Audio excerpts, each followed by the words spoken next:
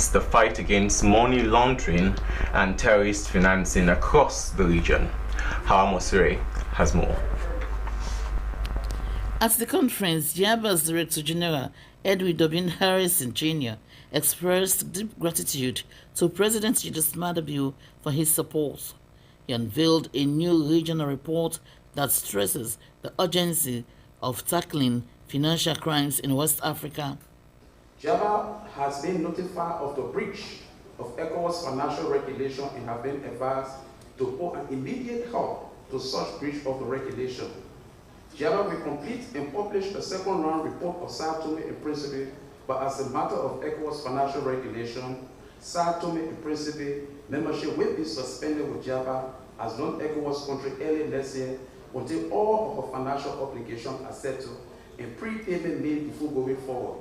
Mr. Harris said the meeting is a call to action, praising Yaba's training programs that have already aided 6 member states in their fight against money laundering and terrorist financing. The president of the Financial Action Task Force, Eliza de Anga Madrazo, commended Yaba's work and reiterated FARC's commitment to strengthening partnerships in the region. Confident that Java will continue to deliver on this mandate, and we're here to help you and to ask you, ministers, who are the decision makers, to continue building a strong system to detect, to deter, and to disrupt money laundering, terrorist financing, and proliferation financing. This is at the end to protect our citizens from harm. The work that we have ahead is daunting. A conservative estimate says that there's $2 trillion of money that is being laundered annually. FARC's president Madrazo noted that the fight against financial crimes is global, urging ministers to act on the report's recommendations. She highlighted FARC's focus on capacity building and collaboration to drive meaningful change. Sierra Leone's Minister of Finance, Sheikh Ahmed Fantamadi Bangura, highlighted President Bio's political support for the Financial Intelligence Unit and the country's legislative advances against financial crimes. Express deep appreciation of Your Excellency, for the strong political commitment and will and support to the FIA board. Your presence here this morning, sir, seriously exemplifies that in a very strong way. The board provides very invaluable support, provided very invaluable support and oversight of the conduct of the second National AML, anti-money laundering, counter-financing of terrorism, and counter-financing of proliferation risk assessment that was done on Sierra Leone. Mr. Bangura stressed the importance of collective dialogue and interministerial collaboration to create a secure financial ecosystem and curb money laundering and terrorist financing. In his keynote address, President Julius Maada welcomed the delegates and reaffirmed Sierra Leone's dedication to combating financial crimes. Our commitment as a nation. Over the past 6 years, I have demonstrated an unwavering commitment to the fight against money laundering and countering the financing of terrorism, both domestically and on the international stage. This commitment is reflected in Sierra Leone's alignment with global standards set by respected organizations like the United Nations and the Financial Action Task Force, ensuring that our policies adhere to the highest regulatory requirements. The President outlined the nation's progress from aligning laws with international standards to investments in training, technology, and intelligence sharing.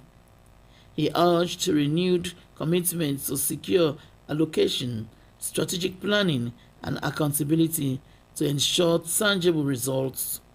The 29th Kiaban's Ministerial Committee meeting sets the stage for stronger regional collaboration, aiming to translate technical recommendations into effective national strategies to combat money laundering and terrorist financing across West Africa.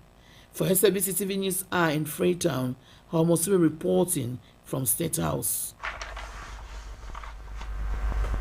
Yet in another development story, now Sierra Leone is achieving an industrial milestone as President Julius Maada Bio has inaugurated the country's first iron rod manufacturing factory owned by Odav Multi Industries Limited.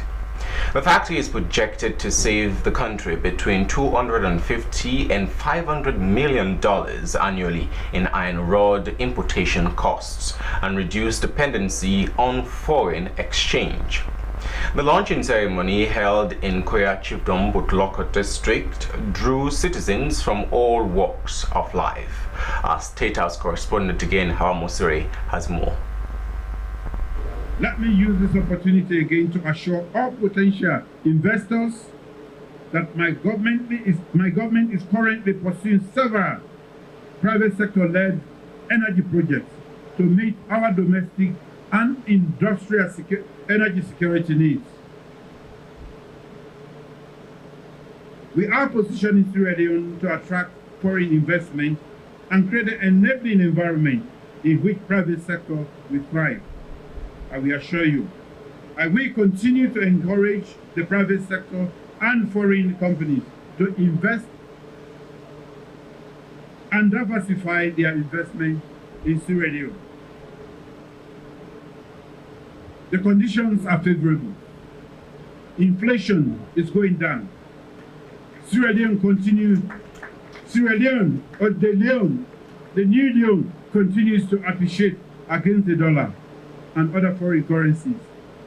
My government will continue to work hard to make these conditions even better. I want to assure the management of our government's unwavering commitment to support and enhance the operational stability and sustainability over the long haul. Whilst affirming our commitment, I strongly admonish you to manufacture products that meet the required international standards. And already from the Chief of the Standard Bureau, the iron rods that you are producing have met international standards. Thank you for starting from that point, and we hope that you will maintain the standards. I encourage you to be transparent in all your dealings so as to make your product very competitive in the market. I look forward to that day when Sierra Leone will start exporting steel and metallic products to other countries. For now, Odav has set the stage and we commend you. As I commissioned the operation of the first ultra-modern steel plant in Sierra Leone today, I implore all Sierra Leoneans, particularly people of Koya, Chiefdom, to own and provide the necessary support for the success of this company. These developments are not about any single individual or political party. So please do not allow unpatriotic citizens who may want to lead you in taking decisions that are inimical to the interest of the state. Peace and stability are paramount for sustainable progress, and our collective efforts will ensure that these ventures flourish to the benefit of generations yet unborn. Let us therefore continue to stand tall, maintain good relationship with our investors.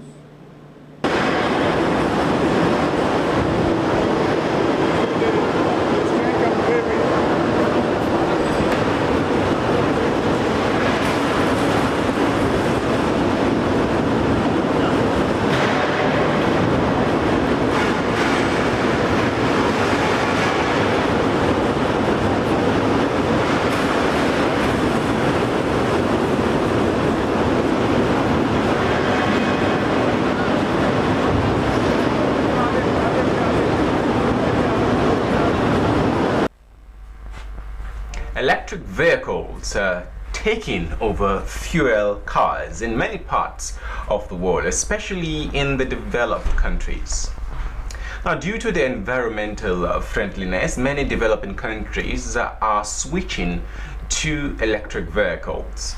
In Sierra Leone, Neve Salone partnership with the Environment Protection Agency has launched the first ever set of electric tricycle, marking a major step towards electric mobility in the country. Now, Soe Kamara witnessed the launching at Chuyi Building Compound and compiled this report.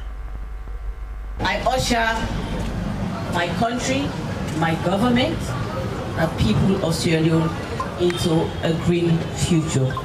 She is the Deputy Minister of Environment and Climate Change, Yema Mimi Soba Stevens. Her launching was followed by the launch of the charging station by the Executive Director of the Environment Protection Agency, Dr. Abubakar Masakoy, before the final launch of the kekes by the Sierra Leone Police.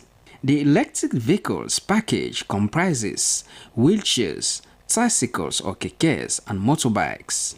100 kekes and 60 motorbikes are already in the country, and plans were on the way to bring in sports utility vehicles or SUVs in December, according to Neve Salone's co-founder and chief operations officer, Emmanuela Sande. She said it is also their intention to establish an electric vehicle factory in Sierra Leone. Unlike the other kekes and motorbikes, these ones are entirely powered by solar panels. For the kekes, the solar panel is mounted right atop of the machine, whereas the motorbikes contains a black box underneath the machine that powers its movements. Recharging of the machine can take as long as 1 hour. We do not just charge as you saw the facilities today.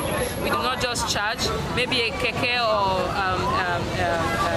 Okada man don't have that time to wait for an hour to charge their vehicle.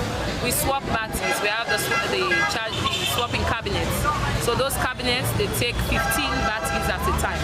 They are always there in the correct temperature as it should be. And our station, they are powered by solar. Our main source of electricity is solar plants. Emmanuel Forsyth and Hawaman Sare are some of the riders who have been trained on the use of the machines. They said this brand of kekes are easy to use, eco-friendly and less expensive as they do not consume petrol.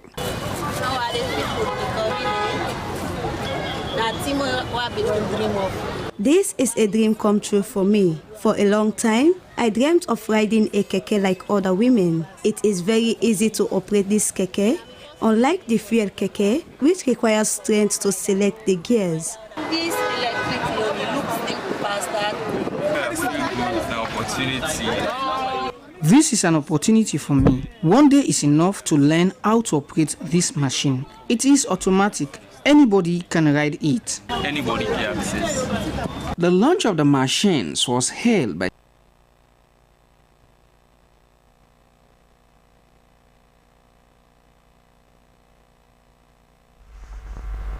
Apologies for that break. We'll be bringing you the full content of that story in our subsequent podcast. Meanwhile, let's move on to another story. Our Minister of Gender and Children's Affairs has called on Parliament to support and enact the Child Rights Bill of 2024.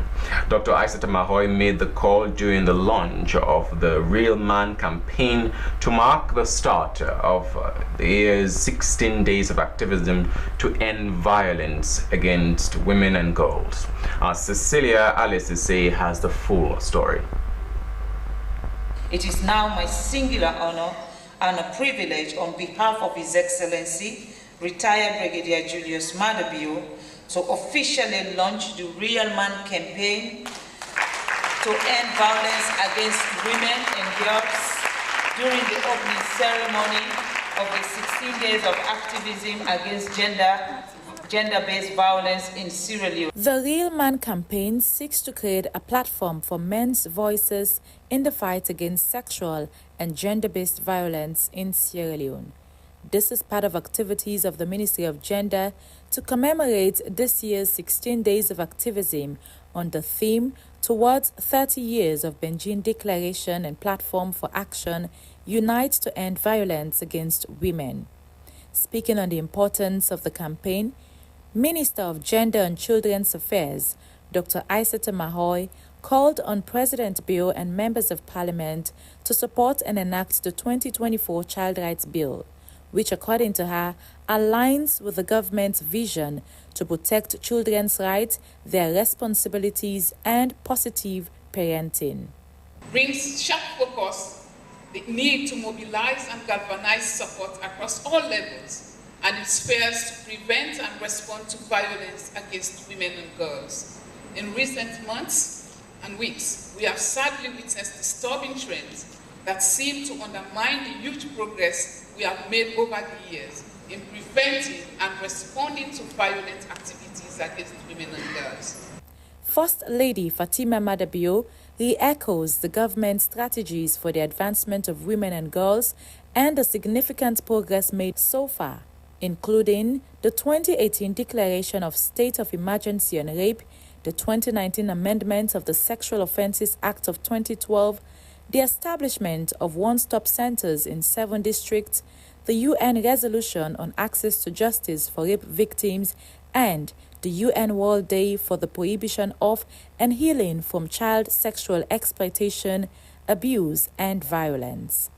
At the international stage, Sierra Leone had championed the adoption of 2 United Nations resolutions: Access to Justice for Rape Victims and the UN World Day November 18 for the prevention of and healing from child sexual exploitation, abuse, and violence. The Abolition of Child Marriage Act of 2024, a fundamental outcome of the Hands of Our Girls campaign. Sierra Leone has joined the regional body for African First Ladies, OFLAD, to launch the We Are Equal campaign aimed at eliminating all forms of discrimination, violence, exclusions, and other vices against our women and girls in perpetuity. The 16 Days of Activism is a global campaign observed yearly from the 25th November to the 10th December to raise awareness and mobilize action to end all forms of violence against women and girls. Several partner organizations of the ministry are set to host activities in line with efforts to combat violence against women and girls. SLBC News, Cecilia Alice Cisse. The Sierra Leone Association of Social Workers has elected its first executive and board of trustees to steer its activities from the period 2024 to 2027. They pledged to adhere to the SLASW Constitution and promote professionalism towards greater standards within the field of social work. Jonathan Turner has more. Dr. Sylvester Amara Lamin emerged as the newly elected president, Sierra Leone Association of Social Workers, Vice President Umu Lamrana Kesho Jalo, Secretary General Michael Michel Conte Esquire, Financial Secretary Melvina Memunatu Williams, Organizing Secretary Ibrahim Hassan Kouma, and Public Relations Officer Sir Sandy Esquire. Part of their mandate was to ensure national representation and oversight of the association's objectives. They reiterated commitment to adhere to the organization's constitution in promoting professional standards within the field of social work. Absolutely, that is because the constitution is our Bible or our Quran.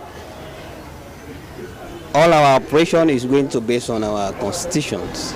So there is no need for us to violate the dictates of the constitution. We are going to uphold the constitution and all of our operations to ensure that we're able to achieve the bigger goal of Social Work Association of Sierra Leone. The new executive called for the need for more collaboration and unity among social workers and urged them to remain active and engage in driving the association's mission. They also used the platform to call on their members to participate in the advancement of social education, advocacy, and policy development to address pressing societal challenges. The AGM and the National Delegates Conference has set the stage for Sierra Leone Association of Social Workers to champion the professionalization of social work and enhance its impact on social development across Sierra Leone. The event, to have a body to run the entity, mark a milestone in upholding the professionalization of social work in Sierra Leone. For SLBC News, Jonathan Turner reporting. And now, our community-based organization, Integrated Foundation Organization, has met with its members to discuss on effective financial management of ongoing activities. They have been embarking on welfare loan scheme targeting both young and old people, and as well as undertaking community development programs. Now, Esther Nene Kamara witnessed the event and compiled this report. 1, 2, 3. Lock la way. The focus of the gathering was on human empowerment. Most of the members of the community-based organization in Kisi Dockyard community in the east end of Freetown have been receiving financial support from their organization. The very reason they meet to strategize on how they could effectively mobilize resources and manage their finance. So the unveiling of this banner was said to be a symbol of their commitment to empower their members and support community development. Today, with financial loans, credit and promotion, especially small-scale businesses have helped sustainable development of individuals. So what about sustainability? You don't just progress today, tomorrow you fall. One of the members of the organization, Fatou Bokari, said the entity has been very helpful to their children's welfare and even their businesses. And we know what they do for we. Integrated Foundation Organization has done a lot for us, the female members. With the money they provide for us, we don't need to stress over repaying microcredit loans. This move by Shed community-based organization could send a signal to other local bodies that with effective financial management, many things could be achieved without international donor support. For Slbc News Hour in Freetown, Esther Nene Kamara reporting. And now, to mitigate traffic congestion in Freetown, the World Bank Integrated and Resilience Urban Mobility Project introduced the installation of traffic lights across Freetown. This pilot project, implemented by the Sierra Leone Road Safety Authority, SLRSA, was to test the viability of traffic lights in managing congestion and improving road safety at busy intersections. A test phase of the traffic lights installed in few locations has commenced, but this test phase has been received with mixed feelings from the public. Our reporter Suzanette Bassi took up the story. Some months ago, the traffic lights in Freetown were installed and began operating as part of the pilot project that was launched in October 2023. This initiative was introduced as a test match in key areas including Lomley, Aberdeen Road, Moritown Junction, Lodge, and Ferry Junction. The installation aimed to address issues of traffic congestion, especially during peak and rush hours. The test phase of the traffic lights operations have commenced, but its current operations have been received with mixed feelings from the public. Commercial riders Amadou Kabu and Yaya Sila commended the project, but disclosed that the current operations of the traffic lights have worsened traffic congestion, especially in the morning hours. Anytime more than put the traffic light all day together, the traffic is Boku. When all of them are on at the same time, it poses serious traffic on this lonely axis.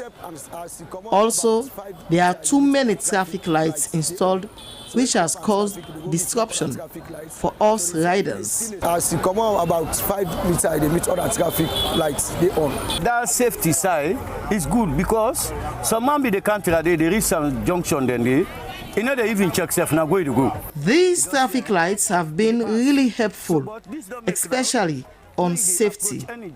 Drivers are now driving with caution, especially when they approach junctions. But when you are open, if you swatch the light, at least that will caution you for check.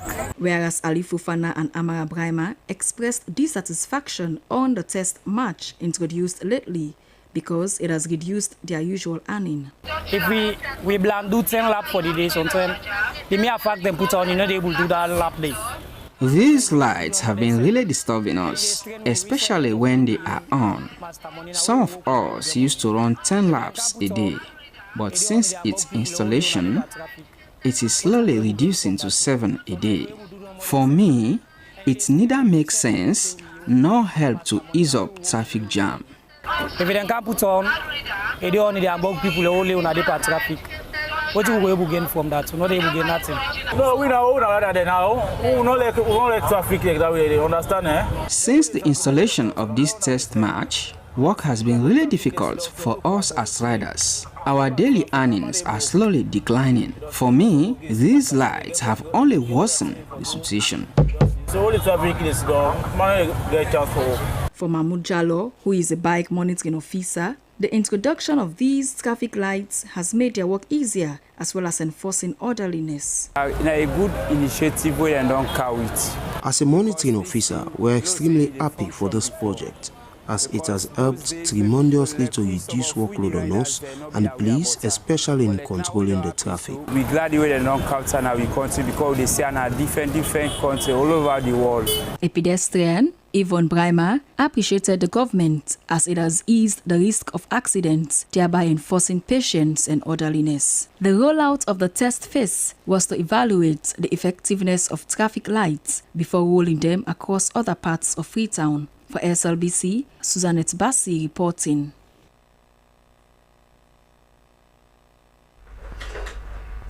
And now, as part of the mechanism to make justice accessible and affordable for all, the Legal Aid Board of Sierra Leone has conducted a training session for Men on a Mission organization. Men on a Mission organization is among many organizations that have been embarking on mediation in communities, thereby complementing the effort of the court to bridge peace in those communities. Now, Emmanuel Samura has more to that story. Peace mediation, family dispute mediation and resolution, gender, among others, were the topics Men on the Mission organization received tutelage for. But gender issues overshadow the other topics, as the Executive Director of Legal Aid Board, Fatmata Clark-Carlton, answers, belief is among major reasons tearing families and communities apart. We want to learn that we're all born equal, not with any other supernatural powers. The man has the role, the woman has the role, the woman wants the home, the man is supposed to be a breadwinner. In some of the homes, in fact, the woman is the breadwinner. But you have men still maybe not trying to live at the same level, at par. And these are the developmental issues which the UN is interested in, which governments are interested in. Because Men on a Mission works to complement the efforts of the Court and Legal Aid Board at community level, the First Council for Legal Aid Board, I Bangura, emphasized impartiality in their mediation exercise and reminded them that their services in the communities should be free of charge. Your mandate is to go out there and mediate, provide legal aid service, pro bono service to your communities. You should be role models. Having listened to the lectures from the different speakers, the founder and global mission pioneer, Men on a Mission, Pastor Joseph Kanu, could not hold it but disclosed that the training was indeed an eye-opener for their mission to liberate their fellow men. And I'm telling you, this exposition today is mind-blowing. Oh, yes. And we feel energized. The training given to Men on a Mission by Legal Aid Board was part of mechanisms to empower organizations involved in mediation talks in communities to make justice accessible for all. Emmanuel Samoa, SLBC.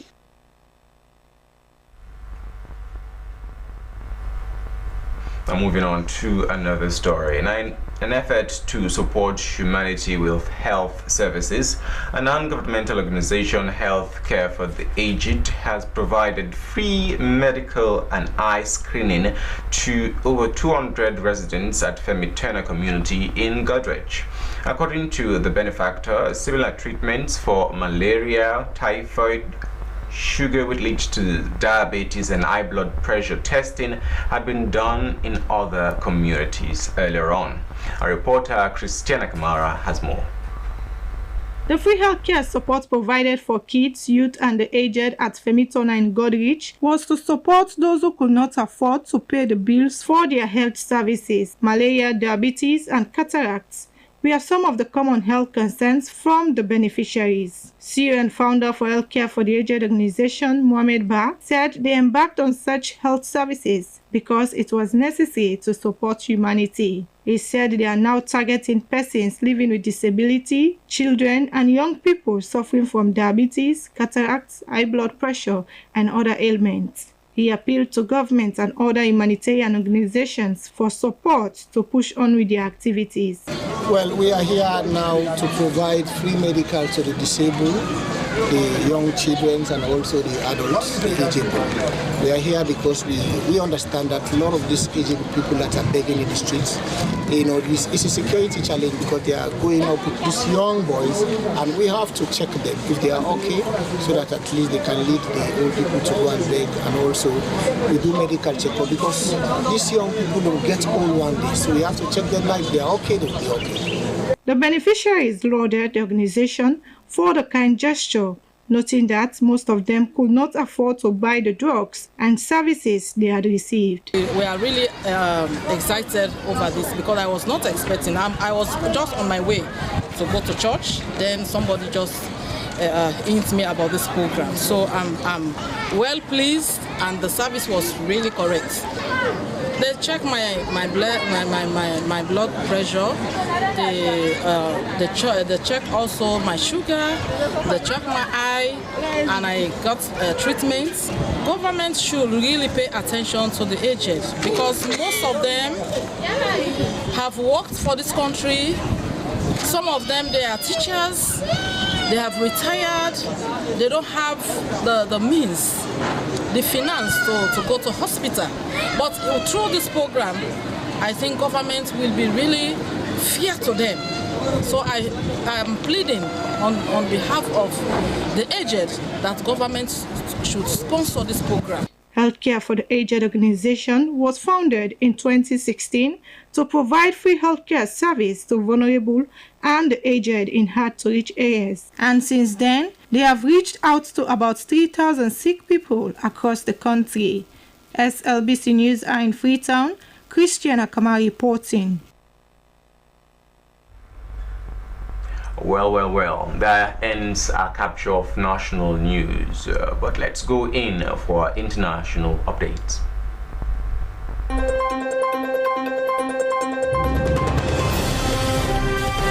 Welcome to the international news segment. I am Stella Bangura. Russia and Ukraine have traded airstrikes after a week of intensifying rhetoric in which Russia tested a new missile on Ukraine. Russia has made close to 1,500 strikes on Ukraine since Sunday evening on about half of the country's regions, causing dozens of injuries, Ukrainian President Volodymyr Zelensky said. Meanwhile, Ukraine's military said it had struck a key oil depot south of Moscow and targets in the Bryansk and Kursk regions. Russia's use of the Oreshnik intermediate-range ballistic missile on the Ukrainian city of Dnipro capped a week of escalation in the war that also saw Ukraine fire US and British missiles into Russia for the first time.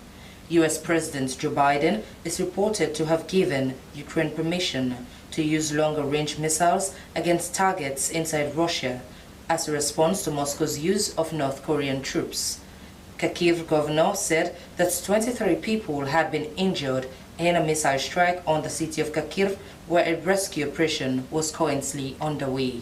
A left-wing former history teacher, Yamando Orsi, has won the presidential election in Uruguay. Orsi beat Alvaro Delgado, the candidate for the governing conservative coalition, by more than 3 percentage points in Sunday's runoff. Delgado conceded defeat and congratulated Orsi and his Broad Front coalition, which will now return to power after 5 years of conservative rule. The Broad Front governed Uruguay for 15 years from 2005 to 2020, before being beaten by outgoing President Luis Lacalle, who under Uruguay's constitution was barred from standing for a second consecutive term in this election. Orsi, 57, is seen as a protege of former President Jose Mujica, who won the hearts of many in Uruguay through his modest lifestyle, prompting many to label him the world's poorest president. Orsi himself comes from a humble background, having grown up in rural Uruguay in a house without electricity. While working as a school history teacher, he became active in local politics, eventually becoming mayor of Canelones, Uruguay's second most populous department. Donald Trump has nominated long-term ally Brooke Rollins for Secretary of Agriculture, completing his cabinet roster. He made the announcement Saturday late afternoon, tapping the head of MAGA-backed think tank, the America First Policy Institute, for the job. As our next Secretary of Agriculture, Brooke will spearhead the efforts to protect American farmers who are truly the backbone of our country, Trump said in a statement. Her nomination marks the end of a whirlwind and sometimes dramatic spree of nominations to lead executive agencies. Rollins has been a top Trump ally for many years as the co-founder and president of the America First Policy Institute, a pro-Trump right-wing think tank. And finally, for the international news summary, former German Chancellor Angela Merkel has told the BBC the gas deals she made with Russia were intended to help German firms and keep the peace with Moscow. She also insisted the war with Ukraine would have started earlier if she hadn't blocked Kyiv's entry into NATO in 2008. Angela Merkel led Germany for 16 years. She was in office during the financial crisis, the 2015 migrant crisis, and significantly, Russia's 2014 invasion of Ukraine. Was she too soft on Moscow, too slow to help Kyiv? If she hadn't blocked Ukraine's NATO membership in 2008, would there be a war there now? Speaking to the BBC in Berlin, Mrs. Merkel is robust in her defense of her time in office. She says she believes the war in Ukraine would have started sooner and would likely have been worse if Kyiv had begun the path to NATO membership in 2008. Well, that's the end of the international news summary. I am Stella Bangura. Keep watching.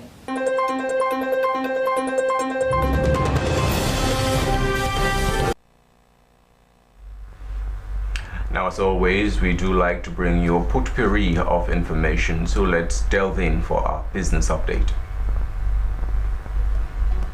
It's a very pleasant welcome to Business Update on News. In this edition, World Bank and UNDP supports Ministry of Youth Affairs with 200 keke, fishing boats and loans for women-led businesses. A local business entity, PRT Logistics, Agro-Business Sierra Leone Limited, has received 100 keke under the Ministry of Youth Affairs Livelihood Empowerment Program, which is aimed at improving the means of employment for young people. The first phase of the Youth Livelihood Program, with funds from World Bank and UNDP, was aimed at strengthening the entrepreneurship and boosting the country's GDP. Yvette Goldsmith has more. This Keke loan scheme will provide financial support to young people who are looking to start or expand their businesses in the transportation sector. With funds from UNDP and UNFPA, 40 youth-led organizations received grants of 1,690,000 loans, while farm placements for graduate youths in agriculture received 4,600,000 loans, including a grant of 3,456,000 loans for business and village saving loans. President Madabio earlier cited that these initiatives will improve the lives of vulnerable youths to become productive individuals and expose them to economic opportunities, coupled with various livelihood programs. UNFPA country representative Nadia Rashid said they are committed to the vision of providing additional funding and noting that the farming initiative will advance equal business rights for persons with disabilities and 40 female-led youth organizations to improve their lives, communities, and the business environment. UNDP resident representative Fred Ampere disclosed that Sierra Leone has been selected to be part of the multi-million-dollar investment. He called on the awarding local business entities to provide proper management and payment plans for the 200 kk and also 50 boats so as to be able to support other youths. It was noted by the PRT Logistics Agro-Business Sierra Leone Limited CEO Umar Fuad Bawo that the keke payment plan is 65,000 new loans within 1 year. So, and this is one of the technical aspects we serve as a service provider, and we work closely in guideline with waiting the youth ministry of youth say we could do where we are waiting to make you or waiting to take you for say you qualify for becoming beneficiary. The soft loan payments from UNFPA will add value towards youth's employment support scheme and serve as a medium of exchange that symbolizes perceived value for national income and benefit. For Business News, Yvette Cole-Smith reporting. Thank you, Yvette, for business updates, and that's all on Business News tonight. Thank you for watching and goodbye.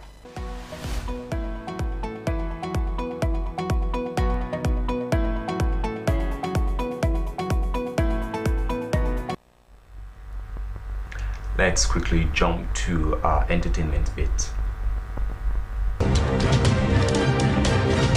Hello and welcome to Entertainment News with me, Sulaiman Babature. In this edition of Entertainment News, European Union hosts Film Festival. Of course, we know during festivals, people bring their product to show to their audience or customers. But this time, it's about movies. During the 3 days European Union Film Festival hosted in Freetown, we see different nationalities bringing their movies. Of course, cinema was at its best. And now, the audience were thrilled with exceptional movies from Sierra Leone, Nigeria, Kenya, Cameroon, Morocco, and France, having female producers, directors, and casts, amplifying women's voices. The festival showcased the beauty of cinema. Of course, we all know when characters are at play, man, you see people weeping, serious tears dropping, pumping up. Well, the festival was indeed incredible. Let's join Princess.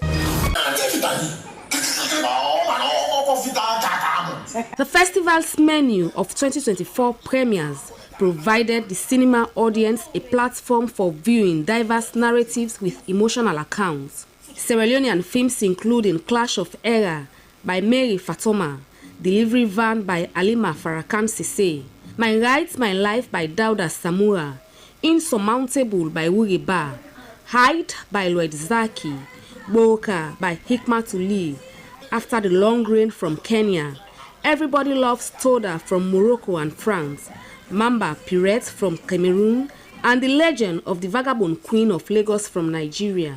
The movies showcased cultural identity, the struggles of women in patriarchal settings, their resilience, and endeavors of women across regions worthy of celebrations.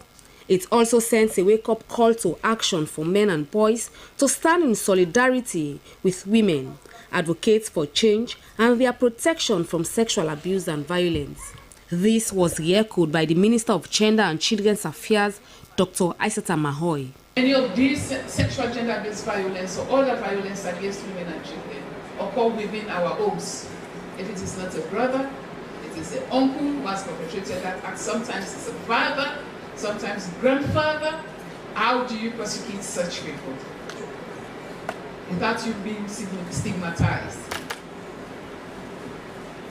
And the compounded challenges that we have is we don't have a holistic approach to protection.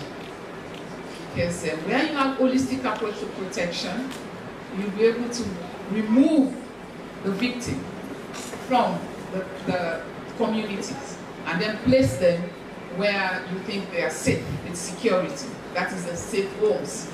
The importance of using cinema as a tool to raise a voice on societal issues, especially to address violence against women, was espoused by Emilio Rossetti.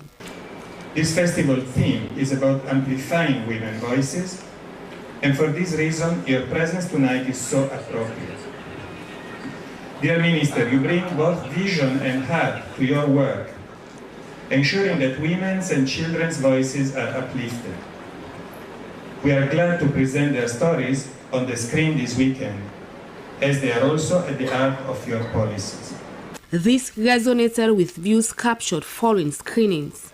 A review on delivery van and send a message as the movie does. This film was educating our young girls in our society that we should be very careful how we engage with the opposite sex. Like as a young girl,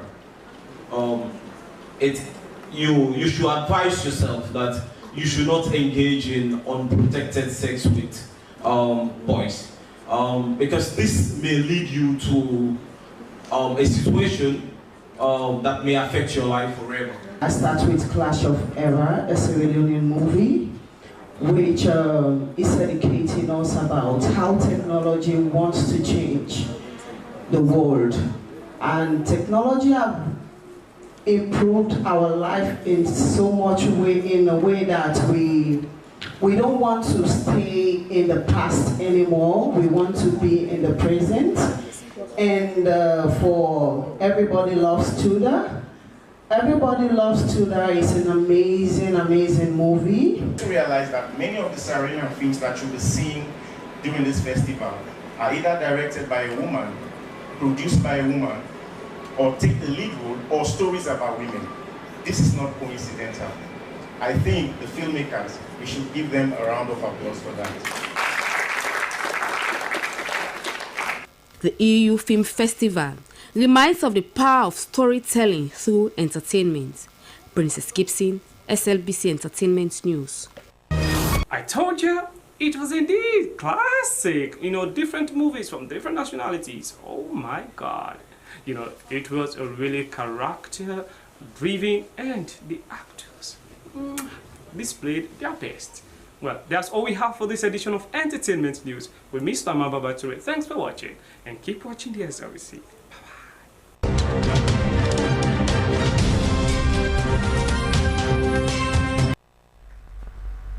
And now for our sport-loving fans, we dare not leave you out. Let's go in for our sporting information.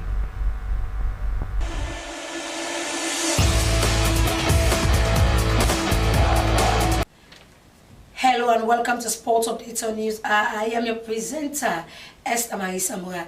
In this edition of the Sport News, the National Animal and Wildlife Cycling Race has ended in Freetown, with Mohamed Bangura from Kono winning the championship. Host of dignitaries, including Mayor of Freetown, Yvonne Akisoya, and Executive Director of the National Sports Authority, Emmanuel Safa Abdullahi, witnessed the event. Here is the report. In a magnificent display of vibrancy and commitment to environmental conservation, the bustling streets of Freetown buzzed with excitement as cyclists crossed the finish line in the National Animal and Wildlife Month cycling race this past weekend.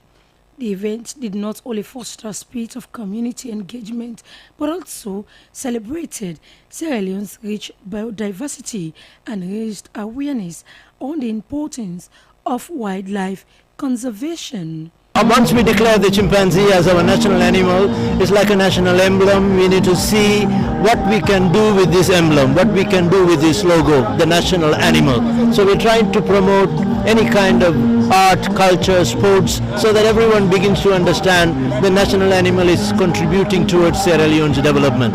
So this is supporting the cycling event. It's a very neglected sport. I think we are going to use the chimpanzee platform to boost this particular cycling event. Among the impressive roster of cyclists, Mohamed Bangura from Kono and other cyclists from other parts of the country stood out, showcasing their talent and determination in a tightly contested race. The atmosphere was electric, fueled by cheers from onlookers who lined the streets with wildlife conservation advocates, highlighting the significance of preserving habitats for species like the chimpanzee.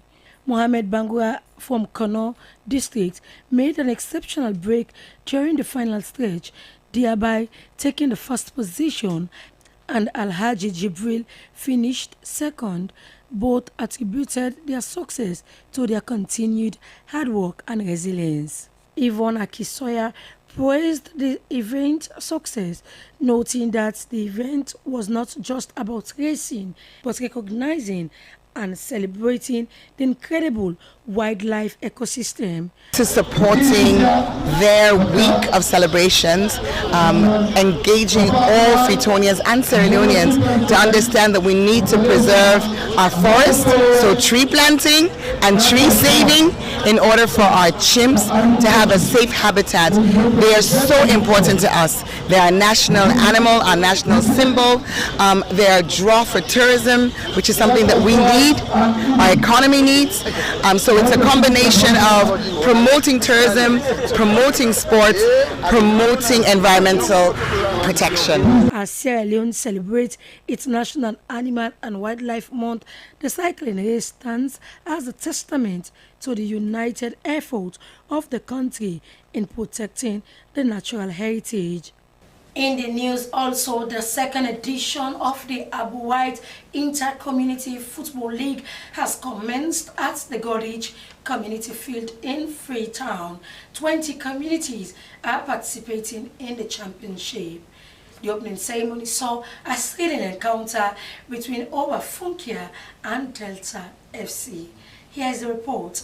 In a remarkable effort to promote unity and peace within the Gorridge community, sports enthusiast and philanthropist Abubakar Bari, popularly known as Abu White, has taken the lead in organizing a football competition that aims to bridge cultural divides and strengthen community ties. 20 communities are competing in this year's Inter-Community Championship at Gorridge. Obafunkia and Delta Community Football Clubs settled for a 2-2 draw in the opening ceremony as both teams showcased their skills and determination on the pitch, providing fans with plenty of action and memorable moments. Obafunkia started strong, taking the lead early in the match, but Delta Football Club responded with equal vigor, leveling the score. The back and forth continued as both teams exchanged goals, demonstrating their competitive spirit. The match highlighted the talent present in both clubs and set a promising tone for the competition ahead. Abu White, known for his passion for sport and community engagement, believes that football has the unique ability to bring people together, regardless of their difference. His vision for the competition is to create an inclusive environment within the Gorridge community. Well, that's it for Sports Update News. I have been your presenter, Esther Marisa Marcin. Goodbye, keep watching TSLBC.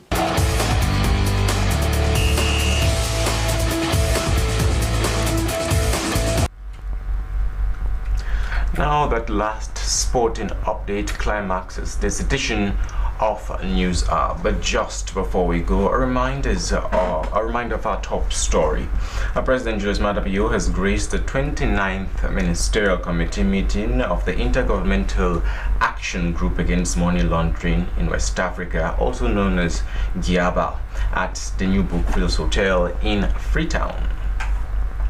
GIABA is a specialized ECOWAS institution that leads the fight against money laundering and terrorist financing across the region. Slbc examined the recently installed traffic lights in some parts of Freetown. The lights were said to mitigate traffic congestion in the capital. A test phase of the traffic lights installed in a few locations has commenced, but this test phase has been received with mixed feelings from the public.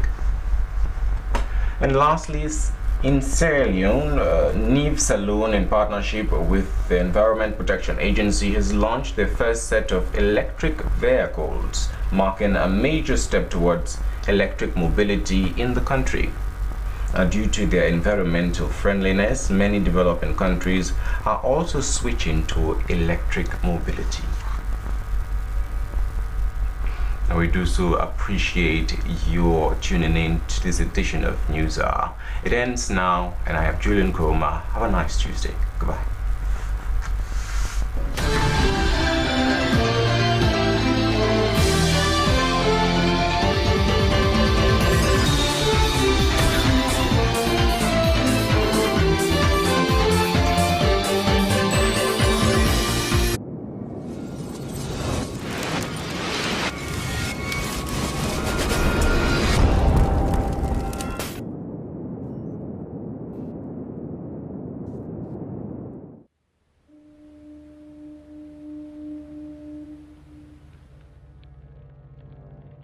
A place cannot produce poems.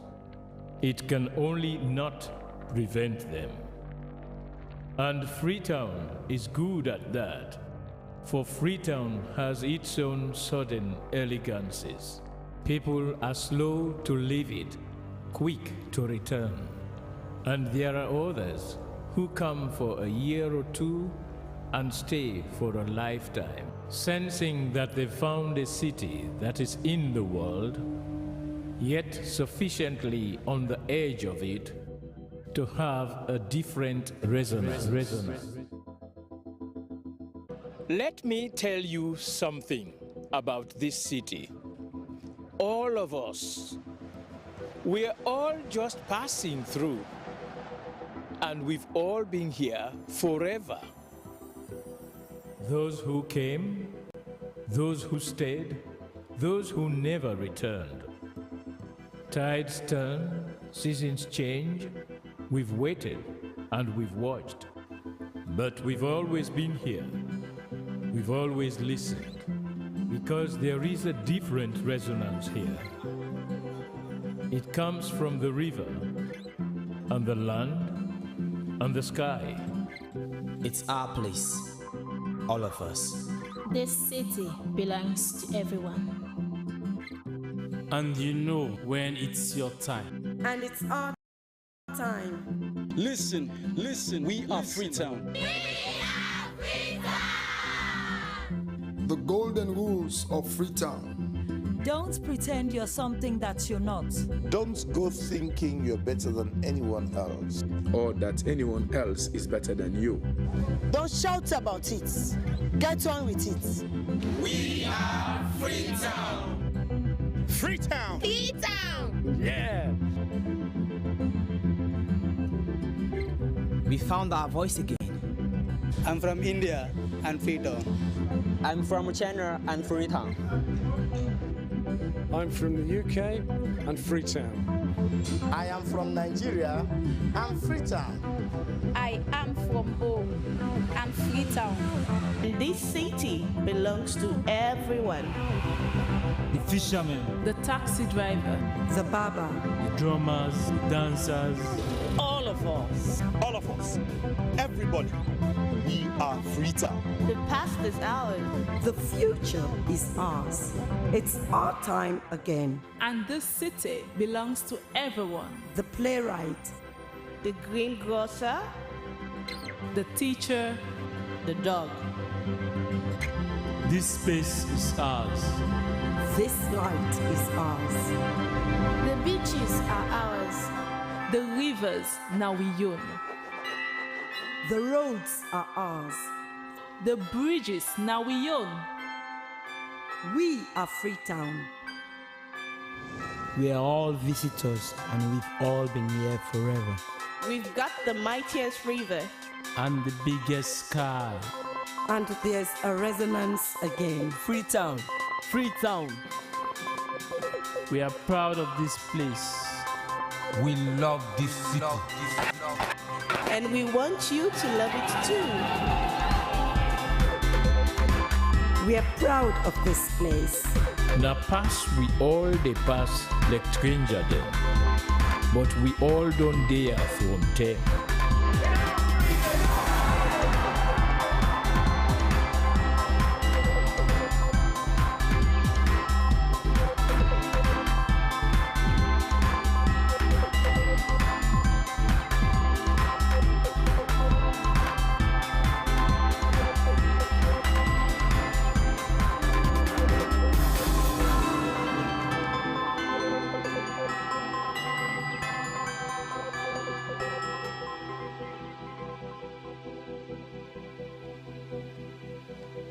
Come here, and you'll feel it, that end of the line sense of freedom. Say yes to Freetown. Say yes to freedom.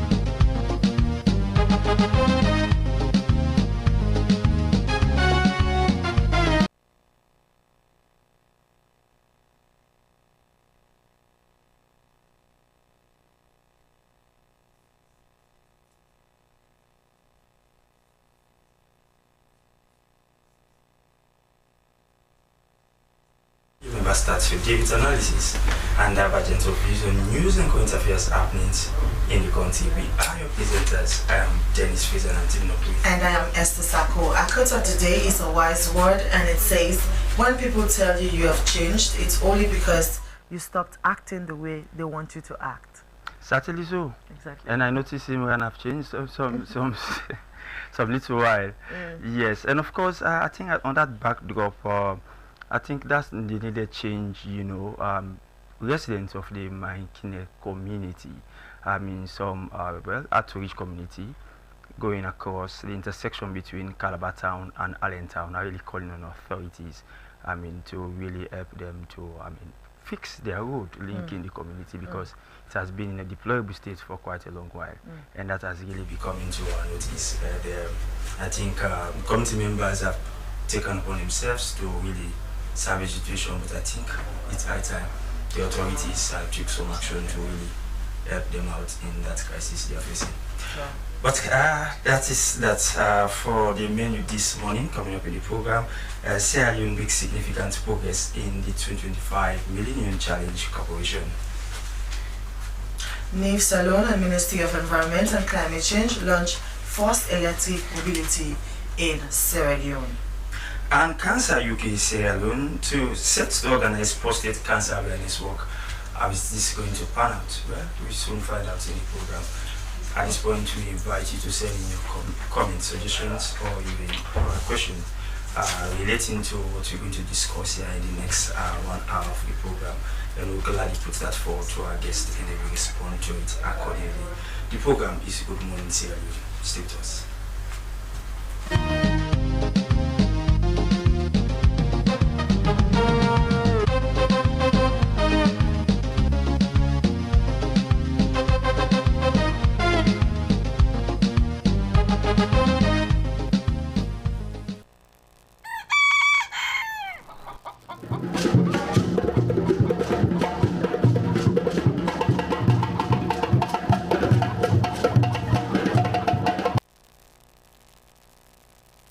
Welcome back. The program is Good Morning Sierra Leone, reaching you live from the Sierra Leone Broadcasting Corporation television on channel 31. It's now time for us to usher in our guest, and as we do that, Sierra Leone has achieved progress in the recent Million Challenge Corporation scorecard for 2025, with the country passing the gender scorecard. For 6 consecutive years, Sierra Leone has maintained notable progress on the MCC scorecard, demonstrating government's continued commitment to improve democratic governance, transparency, and the rule of law. Well, what does this achievement mean for the government and the people of Sierra Leone? In the studio to tell us more is Imran Silla, a member of the Strategic Communication Unit. Good morning, Imran, and welcome to the program. Thanks for having me. Good morning. First off, the MCC scorecard has been a significant milestone for Sierra Leone, and 2 consecutive years now we've really been doing tremendously well in the MCC scorecard. What are some of the efforts put in by governments to really harness this accolade as we speak? Well, I mean, thank you again.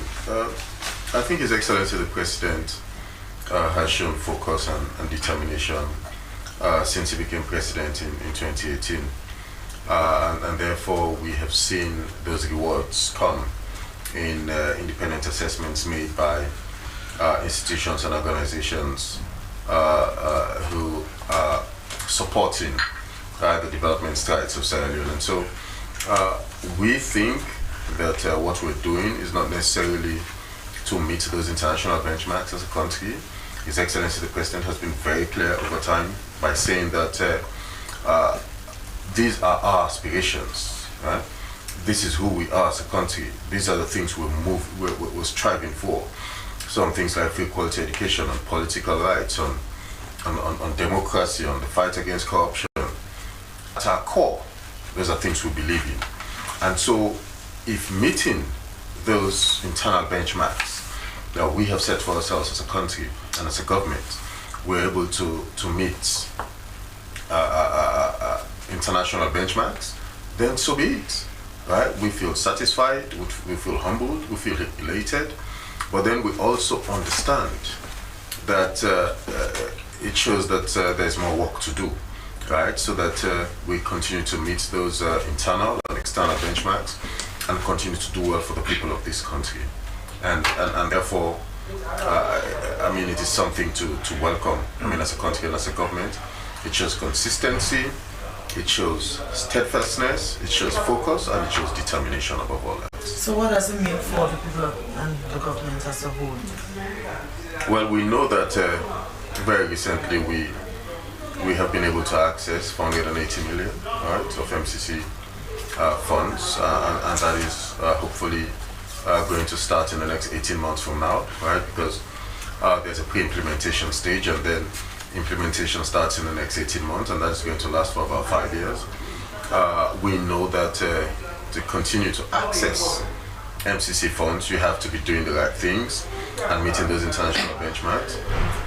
And so this quite clearly indicates that we take our job seriously, we have a focus, we plan to continue to be in the MCC compact, right, by doing the right things. And that is something I think that would benefit the people of this country eventually. On the areas where we have not necessarily done well on the MCC scorecard, we understand that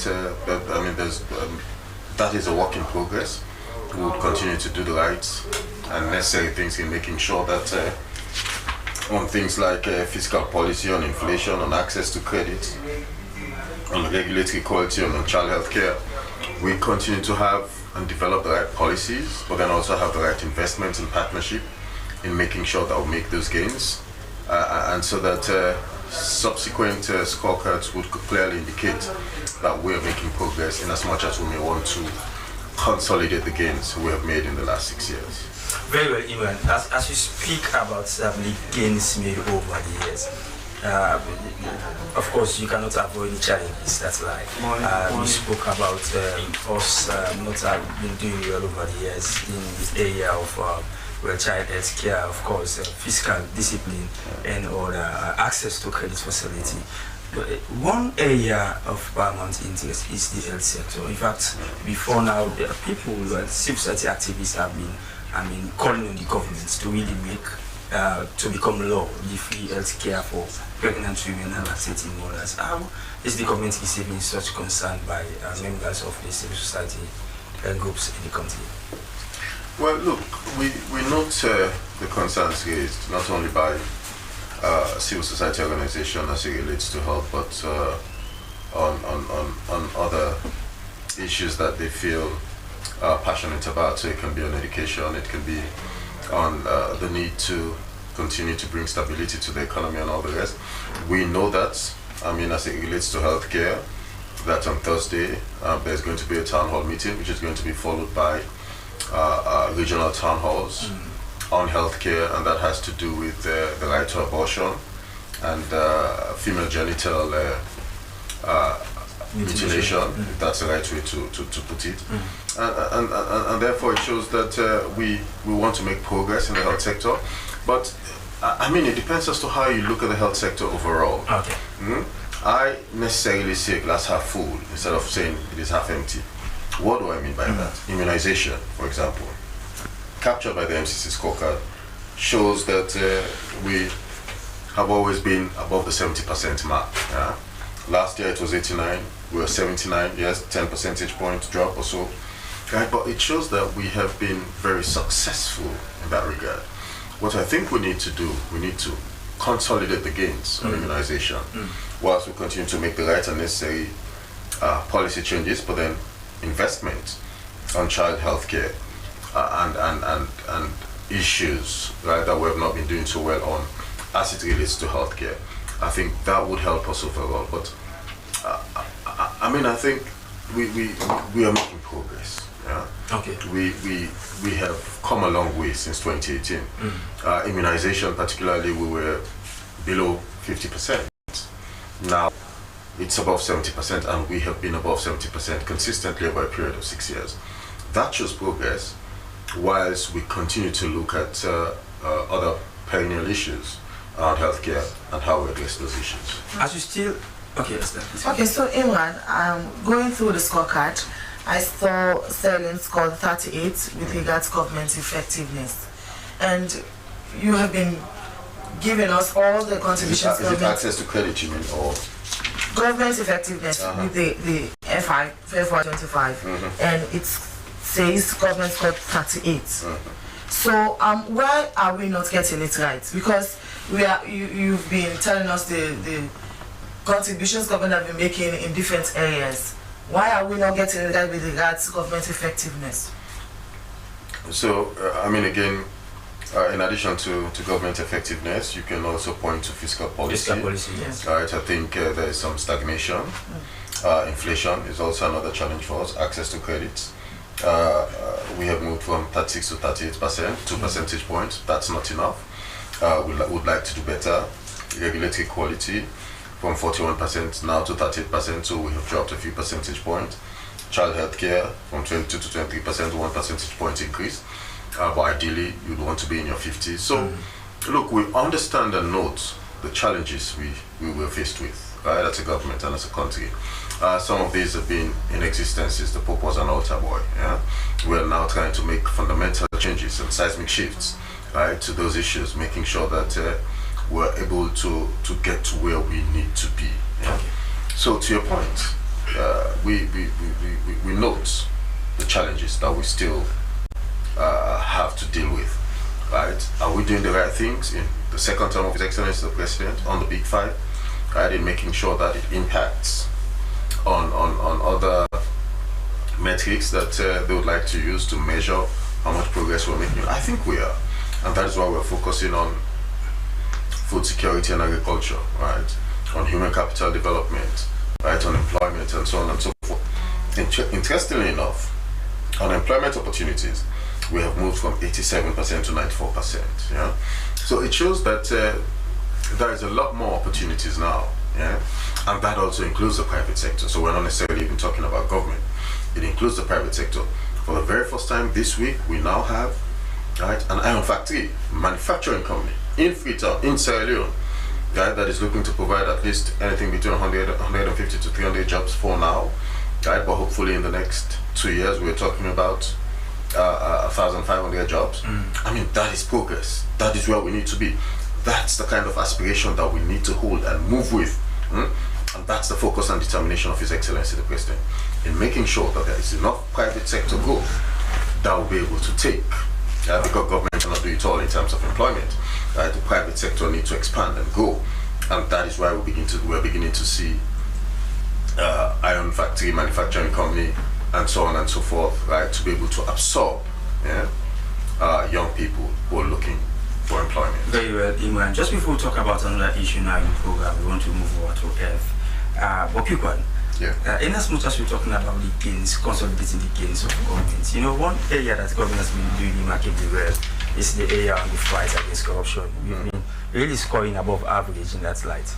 But again, in as much as we're talking about, I mean, government's ineffectiveness in terms of fiscal policies and other financial obligation of the government, we might want to talk about the fact that, you know, some of these indicators, they are really having the handwriting on the wall. Because if we talk about, well, pressure on the wage bill, for example, you know, the creation of more offices, as we see, you know, you have offices, presidential initiative on this, on that, and on, you know, the likes.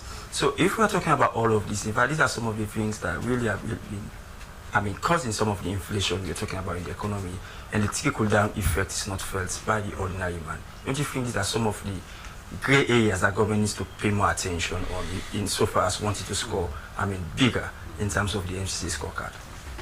I think it's an interesting question, but I don't think I accept the premise that the wage bill has anything to do with some of the challenges we're faced with. Okay. And I'll tell you the reason why. Yeah, and there's two sides to it. Okay. Go back in time. Since this state had its independence, how many offices did we really have in Sierra Leone, including cabinet positions? Not a lot. And you had, back then, I think it was about 8 in total. We have duplicate of offices as we speak. Say again? We have duplicate of offices as we speak. National Protected Area Authority, for example, we have Ministry of Environment, there's another initiative on climate change. That's the point I'm coming to. Yeah, I'll get there eventually. And we had 2 ministers who were without portfolio back then, for a state called Sierra Leone in the 60s and 70s, with a population of probably under 2 million. Things have evolved over time. Late President Ahmed Tijan Kaba had to expand his own government based on the need of that particular time. And you can say the same for Ernest Bai Kromah and the offices he created. Okay. Now, we are doing the things that we feel would impact and develop this country. And so you'll find that, I mean, over this period, His Excellency the President has done the needful, right, in making sure that we have the right capacity, human capacity, to be able to move this country forward. And, but that aside, wage bill has also gone up because of the number of recruitments that we have. So we want to talk about teachers. We're talking about 10, 12, 13,000 teachers being recruited on the wage bill. We're talking about nurses in excess of 6,000. Right? You're talking about civil servants, right? We're talking about 3,000, 4,000 easily. You talk about the police, you talk about the army, and so on and so forth. Right? You also want to now add increase in salaries for police officers, for lecturers, for teachers. All of that is on the wage bill. Now, the question has to be, if we, government that absorbs thousands of people, right, and give them a source of livelihood so that they're able to earn a living at the end of the month, if they were not recruited, how many more unemployed people would we have had in this society right now? That's a question I think we need to ask and be able to do. So I don't necessarily think that it's because of the offices being created. I don't necessarily think that there is that many duplications to cause the kind of wage bill that we have. But it's based on, and if you look at the budget again for 2025, we're talking about more recruitment in the health sector, teachers, nurses, and so on and so forth. That is naturally going to add on the wage bill. As we sit here, there are recruitments ongoing in various ministry departments and agencies, and that includes the Ministry of Labour, the Ministry of Environment, and so on and so forth, to meet the aspirations of Sierra Leone, right, in the 21st century. That is also going to go on the wage bill. Are they necessary? Yes. Are they going to help, right, to move this country forward in terms of our development aspirations? I think so. Okay. Right, and so I think we're doing the right things, right, but then we also understand the concerns being raised, right, and how to address those. Okay, contributing with us on the program is Inwan Silla from the Strategic Communications Unit. Well, we'll move on to another issue. In the major step towards effective access to transportation and electric mobility in Sierra Leone, NIF Salon, in partnership with the Ministry of Environment and Climate Change, has launched the pilot phase of the electric vehicle in the country. The vehicles comprise tricycles or kekes and motorbikes. Electric vehicles are taking over fuel cars in many parts of the world, especially in the developed world. Due to the environmental friendliness, many developing countries are also switching to them. Sheikh Ahmed Tunis is the Director, Research Policy and Innovation Directorate, Environment Protection Agency, and the head of the Electric Mobility Project. Good morning and welcome to the program. Good morning. Okay, so let's start the conversation and the effect this set of vehicles, the electric mobility, will have on the country. How do I start this? So, electric vehicles generally use energy from other sources than from fossil fuel. The problem we are having today mostly is because when we use fossil fuel, it pollutes the air, and when people inhale, they smoke. For lack of better word, from the vehicle tailgate, the black things that come out there, when people inhale it, you get sick. They cause breathlessness, delirium, and other sicknesses. Like the carbon monoxide?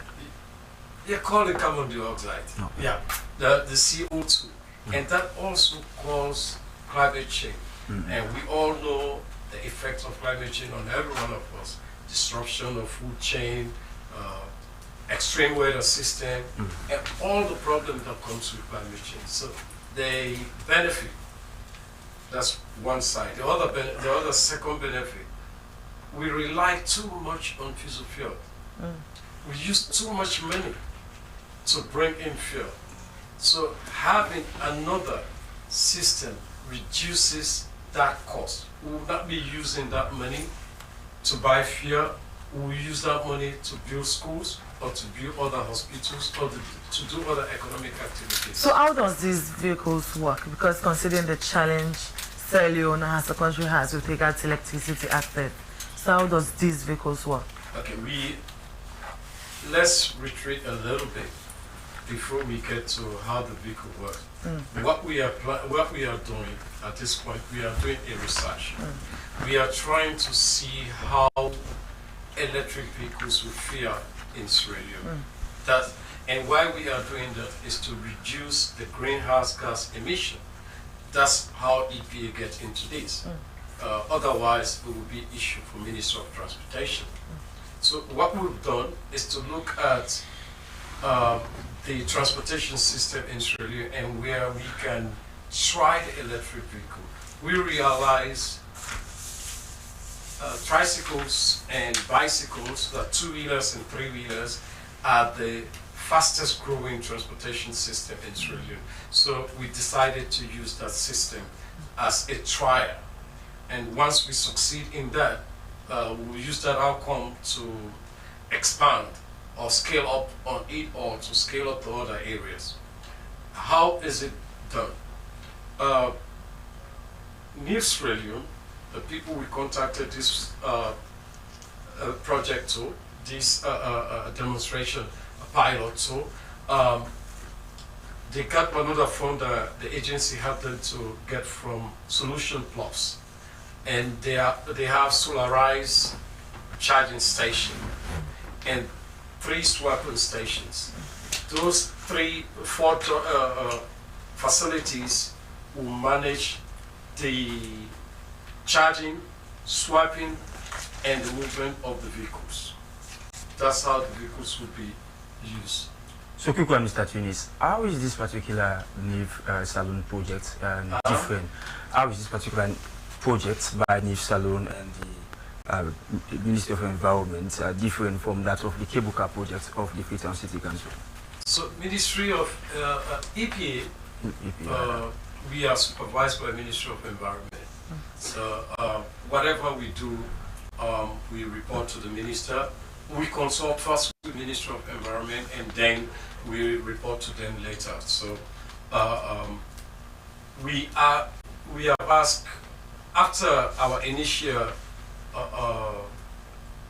groundbreaking thinking of how we can intervene to reduce greenhouse gas in Sierra Leone, when we decided on this, we approached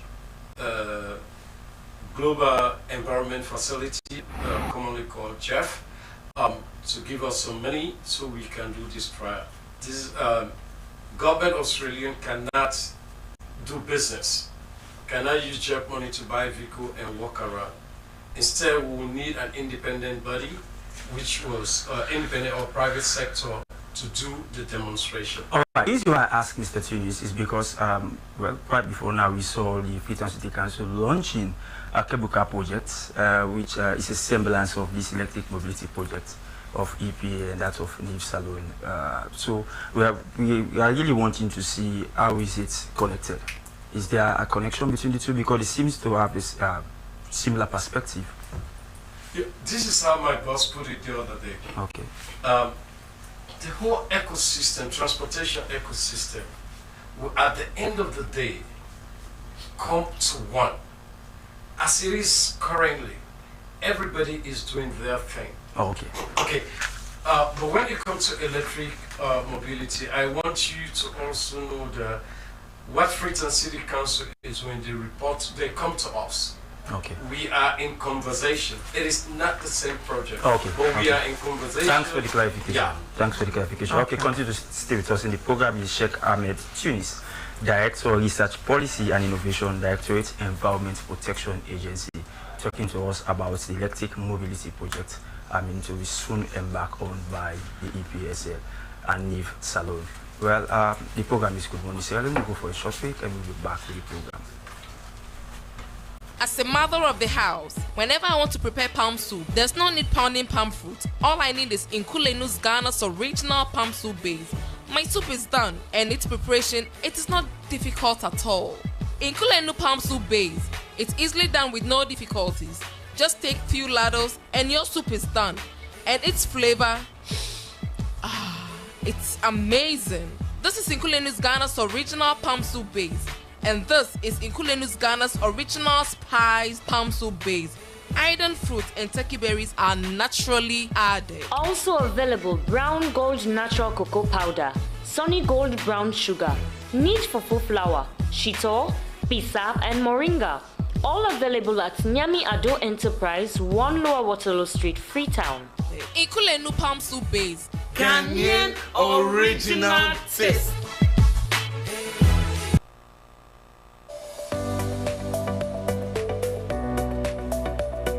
European Union don't they work with Salon for long term now. So today, we then send Freetown for fair not waiting Salon people and know about European Union. A union where they try for enhance the development of this nation. I don't know.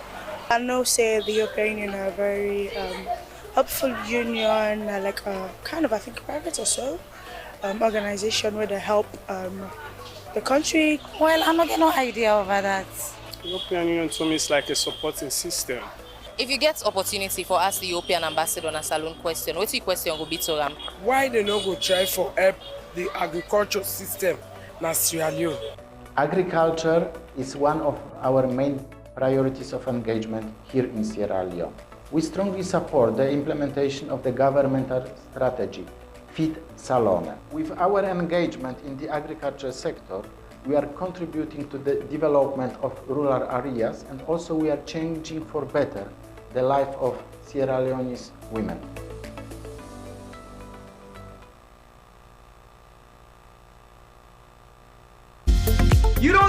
You don't ready for deposits and win big with EcoBank? The Kapujensky promo don't come for you. Usai with a reward you for every deposit, every new account, and every transaction. For the part of this, save up to 6,000 new leons for the part of the twice in a month draw. Or for the grand prize, save up to 10,000 new leons. You can also perform at least 4 transactions na any of the digital platforms like the mobile app, USSD, or EcoBank Online for qualify for the draw. Transact at any express points and watch your chance for win go up. So no waste time. Start today. Deposit, save, and become the next Jensky man with EcoBank Kapujensky. Usai the more you deposit, the more you win big. EcoBank Kapujensky. Now money we they give EcoBank. A better way, a better Africa.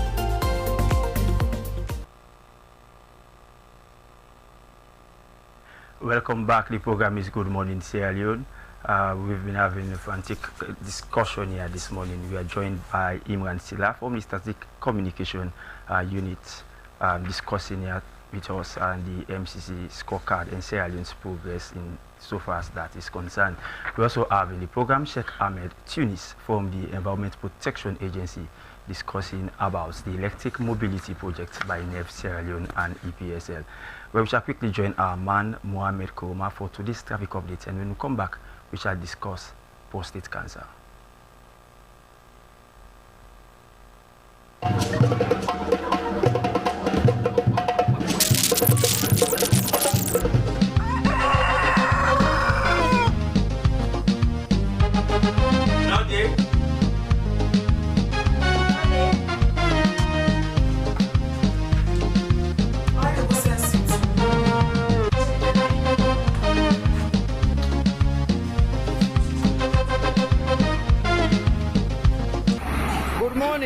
Welcome to Sierra Leone Broadcasting Corporation. Of course, I am at Upgon in the eastern part of Freetown. This is a very crucial destination that connects all the roads to and from town. Unfortunately, there has been a challenging situation as a result of traffic. It was caused by a huge truck which had a breakdown. But fortunately, that has been amended. Yet still, there is still traffic at this particular spot. In fact, it has been for almost 30 minutes to 1 hour. Bike riders are here to salvage the situation. But it is still challenging because this particular road is being used by both workers, students, and other business people. So this actually has the tendency to alter productivity both in schools and also in workplaces as a result of the procrastination. That is why people in authority need to take such situations very seriously. If productivity is to exist in workplaces, in schools, traffic situation should be speedily addressed. Because of course, it's a daunting task for one to go through traffic, then also go to workplaces or schools. At the end of the day, it is going to affect the normal operations of an individual, institution, and also especially those who ply this particular route. But Upgun roundabout seems to be different from the other routes.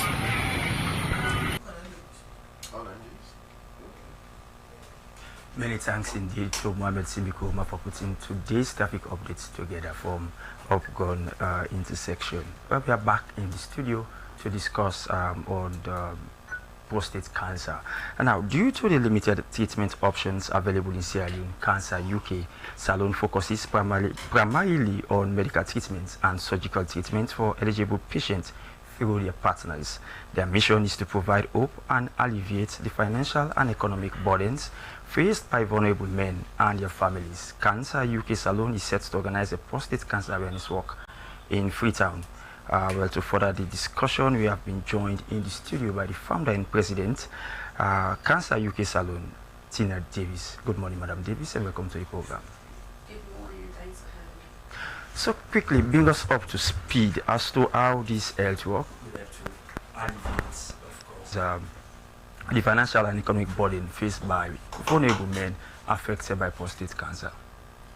First of all, the work is not going to alleviate that, but it's to raise awareness. Because this is the very first prostate cancer campaign in Sierra Leone, and for people to know prostate cancer is real. We know we've had conversations about breast cancer, cervical cancer, where they had HPV vaccination, but this is something for the men to know that prostate cancer is real, and the conversation needs to start.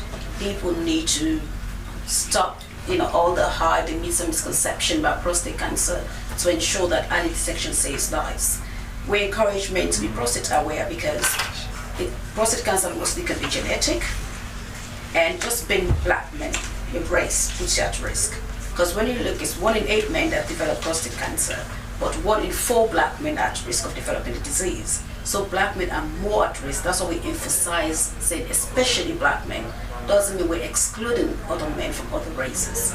So this work is an awareness. We launched prostate cancer last year, prostate cancer essay last year, but this time it's a call to action because the disease is there. If you look at the pathological reports, which are incidental findings, you see so many prostate cancer be diagnosed. To TB Kamara's clinic, you get about 8 new cases per week of prostate cancer.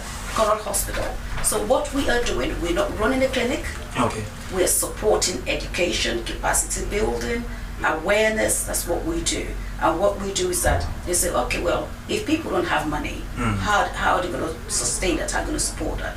We raise awareness for the public, for all the men to know, women to support the men. That's why we say work out for women then, because prostate cancer business, not woman business. But then we ensure that for those who are underprivileged and vulnerable who cannot afford it, how the charity is raising funds to support these men.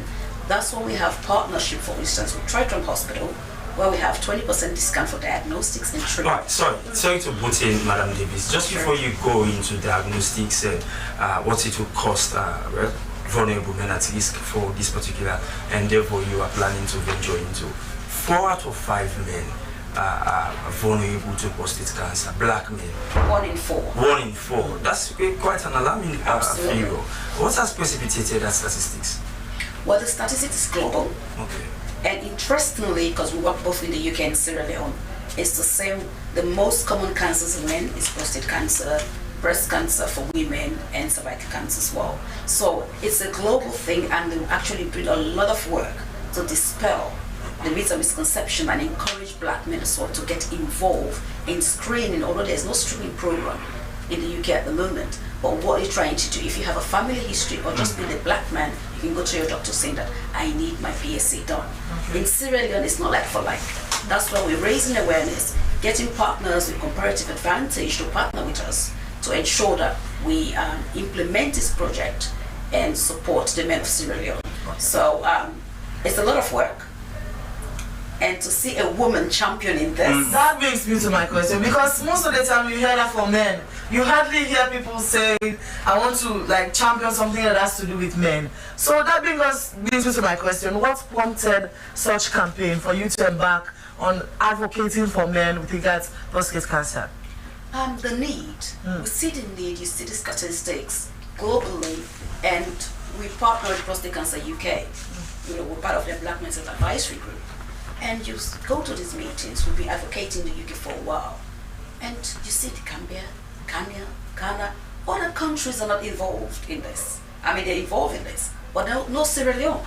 And I'm thinking, I need to put Sierra Leone on that map to ensure that, you know, we talk about it. It's got the same thing that affects men, black men in the West Indies, in UK, or in Africa, affects the men of Sierra Leone. And especially with the health system.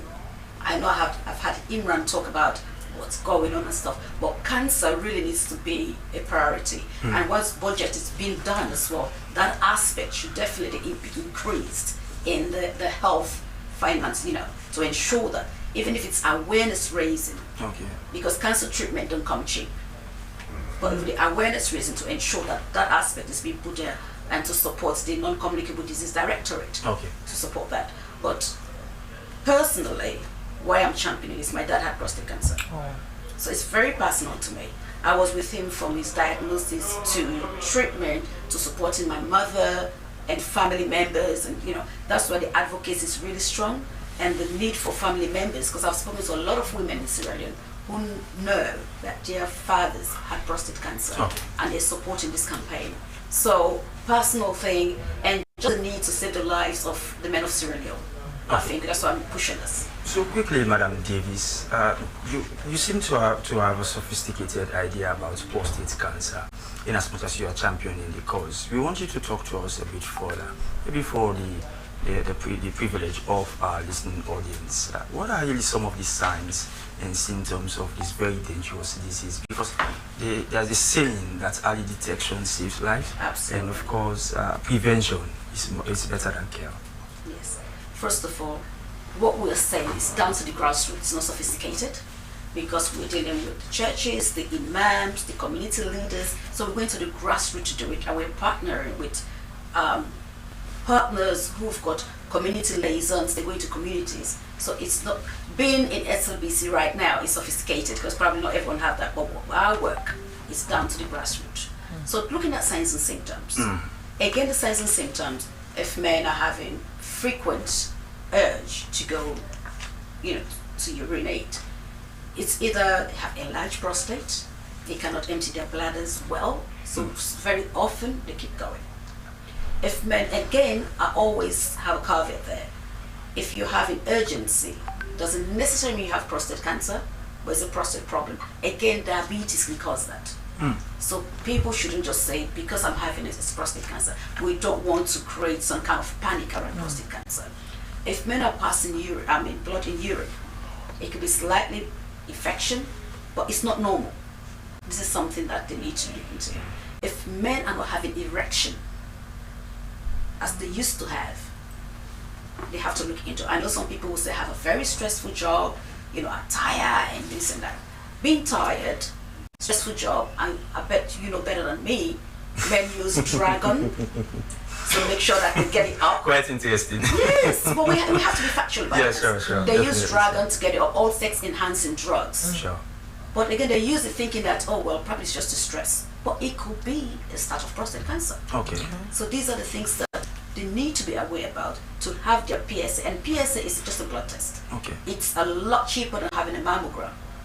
When we talk about breast cancer, mammogram, a lot cheaper. It's just a blood test, and you see what your PSA is. And again, the PSA, why black men are more at risk of developing prostate cancer is that the PSA for black men is naturally higher than usual. So these are all the things that men need to be aware, the public need to be aware, even healthcare workers, because urology, it's a very specialized area. not every doctor knows this. So the awareness we are raising, the education, we raise awareness to the public, education for healthcare workers, advocacy, and how we can bring resources. That's why we ask partners as well. Because people think, oh, supporting, we need to have money.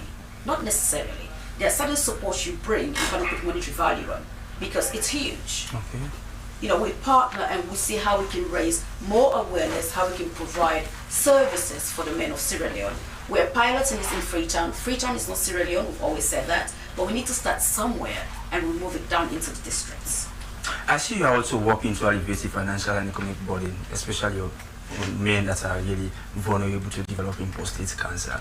How have you been partnering to as well ensure that you provide the needed care to some of these men? So that's why we say it's a holistic approach, it's psychosocial needs of patients and people come in contact with their families.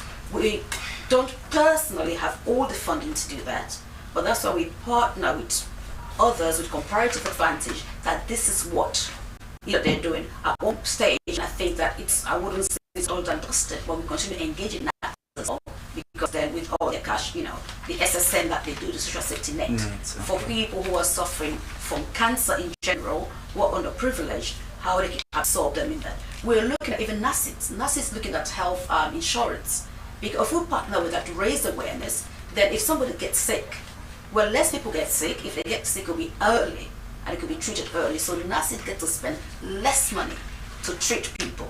So all of these, institutions, we really look forward to having very strong partnership with them to ensure that this early detection, they spend less money for treatment.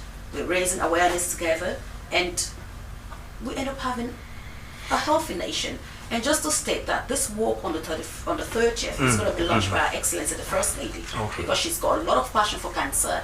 At the First Lady's initiative against cancer in Nigeria, she made a very strong statement about the support with cancer. So she's championing this as well. So in collaboration with the Office of the First Lady, that's how we're going to be launching this prostate cancer campaign. And most of men's organizations, churches, and partners that are into healthcare or social care are going to be part of this campaign. Okay, continues to with us on the program. She's Tina Davis, the founder and president for Cancer UK Salon. She has been taking us through the signs and symptoms of prostate cancer, and they will be embarking on a campaign and a health walk known as Let We Work Out for Women Them. So we bring in Imran Silla as he's still in the studio. So Imran, looking at the MCC scorecard, Sierra scored high in gender.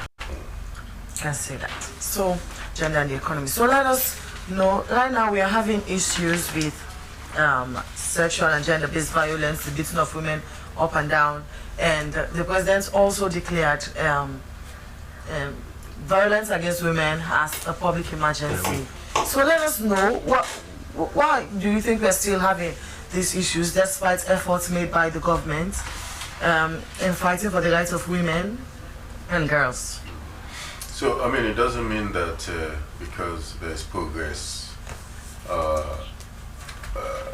that means that the issues don't exist anymore. Yeah. What you're referring to on the MCC scorecard is gender in the economy. So it means there is a deliberate effort by government in making sure that a lot more women feel part of the economy. And so that might mean very many things. It means intervention in social finance, financing sources and all the rest of it, media, and their efforts on small and medium scale businesses. We know that that largely targeted women in comparison to men, which I think is a good thing. And so government will continue to do those deliberate, what I'll call discriminatory efforts, in making sure that, so for example, on free quality education, in making sure that girls, in terms of the pass rates, are equal, if not above, men, to take those public exams. And we're beginning to see those data, effectively suggesting that a lot more girls, are taking public exams and are actually passing those public exams as against boys. So it's because of the policies that His Excellency the President continues to implement right, across those various ministries, departments, and agencies. That is why we see the kind of success we're getting on gender in the economy, on control of corruption, on political rights, on freedom of information, civil liberties, education expenditure, immunization rates, health expenditure, employment opportunities, and so on and so forth. But then I think overall, I think we have moved by 5 percentage points as against last year. Okay. Last year, immediately after the elections, we were just 50% borderline, right? Which was the 5th year in a row that we had passed the MCC scorecard, but now we're doing 55%, which shows we're making progress and we're continuing to do the right thing. So I think by and large, President Bill feels humbled, right, and also feels energized. So Imran, quickly, as you run down through your list, your exhaustive list of interventions by governments, let's narrow down now on agriculture, the Feed Salary Initiative by government, on which I want to premise and make a case for Fatou Conte. She's a farmer in Kenema village, in the outskirts of Makeni. Yes, some 19 miles away from Makeni in Biwa Chiefdom. She's someone who is in subsistence farming and is wishing to go into commercial farming, but she's yearning for access to finance. Yearning, in fact, she made a call, in a news I put together, a news report I put together to be heard by the Slbc, that governments should really look at women in that light to really support them. So part of these efforts, this intervention by government, how will women such as Fatou Conte benefit from such initiative by the government? So, I mean, again, whilst I'm not going to comment on those specific cases because I need to be able to have the right kind of information to be able to advise and suggest a way forward. Broadly, let me just say this. There's a reason why gender in the economy has gone up, right, to 96%. And that is because it's not only about the support being provided on small and medium scale businesses for women, but it also has to do with women empowerment in agriculture also. So I'm aware that a lot of women have benefited from interventions in the agricultural sector, from things like seed supplies and all the rest of it, making sure that they have the right kind of financing to be able to embark on agriculture. And I think more specifically, if people have issues as it relates to their involvement in agriculture and what they would like to do, they can come to the ministry. That is where you have the experts at the ministry who will be able to advise and give a clear direction. Part of what we intend to do as a government, which we have been doing so far, we hope to continue to do, is to make sure that the model we're using is a public-private partnership model, which should bring in the private sector, and that would allow efficiency, effective delivery of service, and making sure that people are able to get the right kind of intervention and support that they need. For food security and agriculture. Thank you very much, Imran Asila. I'm afraid we have to leave it there. There's so much to talk about part of government intervention and, of course, Sierra Leone's performance in terms of MCC scorecard. But quickly, let's move over now to you, Mr. Tunis. We have a text for you here from one avid listener of the program. Is Mr. Williams. He's saying, I'm confused, Mr. Tunis. CO2 is non-toxic, but carbon monoxide, like I said, is dangerous. You seem to have mixed up the two. What will be your comment? Okay. Well, the problem with, I don't know what he's talking about. But I made mention of carbon monoxide coming from the cars and industries. I really don't want to get involved in. No, just clarify for our viewer. Carbon dioxide is what causes climate change, CO2. Okay. It's not. I don't know what he's talking about, but CO2 is what causes.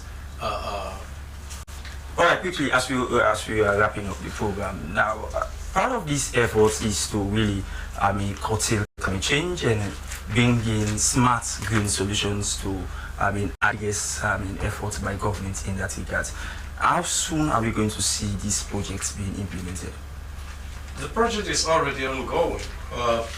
We have different sections of the project. We started with creating a governance system that is bringing all stakeholders together and look at various policies from outside Sierra Leone and the sub-region, and look at various technology, what type of facilities are being used to adopt e-vehicles in other countries. So we have that system in place already.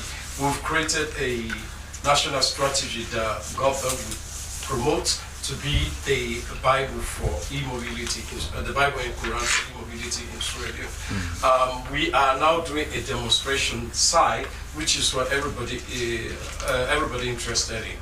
That is only taking 15 kk and three swapping stations with one power generation system. Okay. It is beyond that.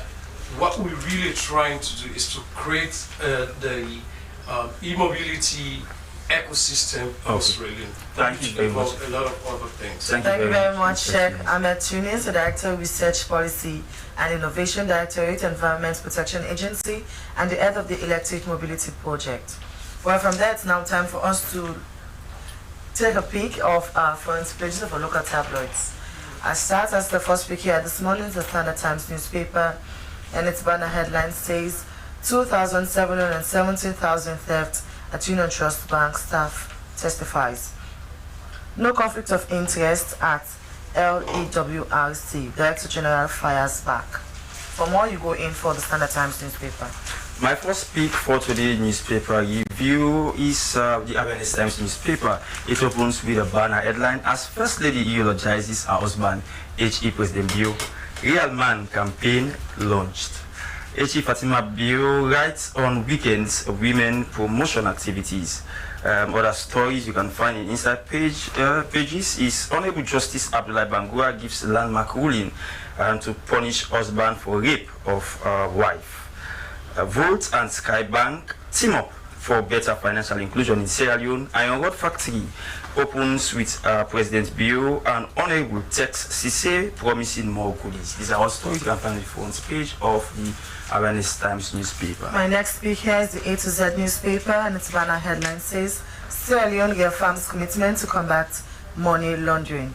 Chinese delegation visits Parliament in furtherance of bilateral relations. Danish experts arrive in Freetown to support ETS's operation.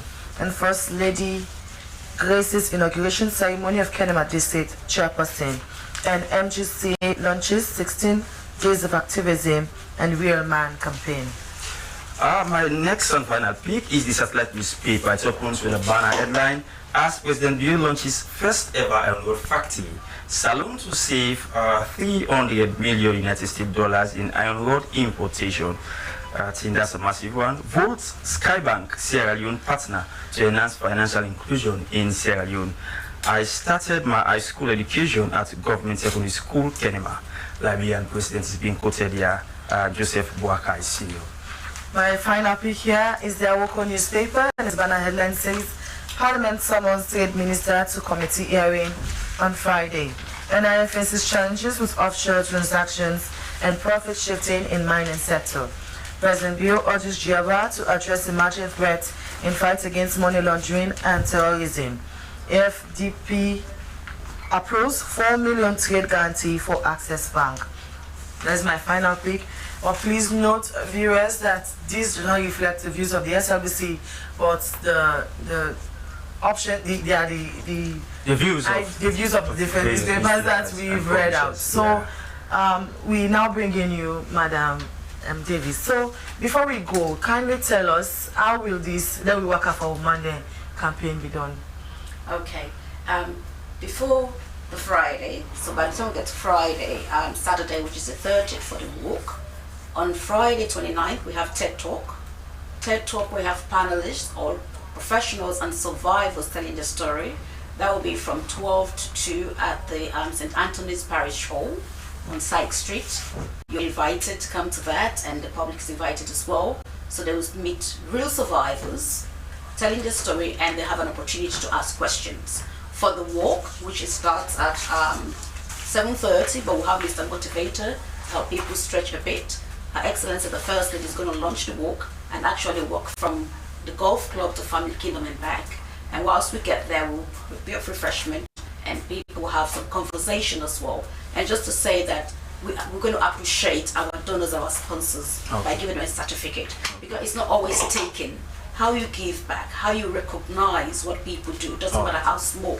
So all of that's going to be embedded on Saturday, and it's a call to action. It's the first ever in Sierra Leone Men's Walk for prostate cancer. So I beg Nakam Nol. Certainly we will try our best to be part of it, Madam Tina Davis. But just before letting you go, I'm troubled even as much as we are constrained for time. But I'm troubled to put this one to men are generally known to be secretive. Want to know is the Cancer UK Salon project open to counseling services? Because talking about issues like this, you talk about erectile dysfunction and things like that. So men are not open to even discuss that with their wife. Talk less to, sharing that with another woman. Yes. So me heading it doesn't mean people have to talk to me. Okay. We work with partners. But the women, communication in a relationship is very important. How you approach. So that's a fantastic one. That's why we're engaging women as well, men, to open up the myths and misconceptions, the taboos, and the secretiveness, because all of that, they're afraid of the stigma. So how we dispel all of this, that's what we're going to be doing.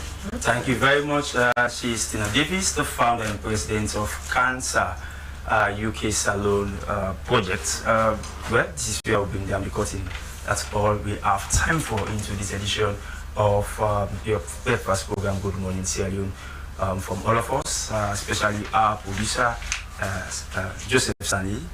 I am Dennis Fraser. And I am Esther Sako. Before we go, a quick recap of our quote of the day, and it's a wise word, and it says, when people tell you you have changed, it's only because you stopped acting the way they want you to act. Good Morning Sierra Leone returns tomorrow at exactly 9 o'clock. Goodbye.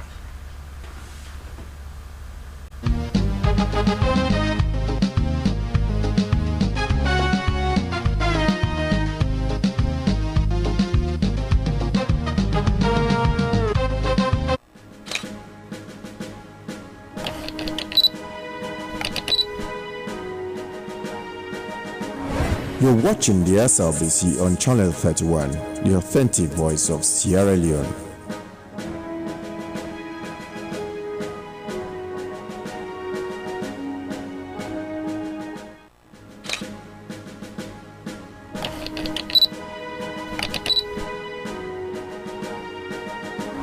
You're watching the SLBC on Channel 31, the authentic voice of Sierra Leone.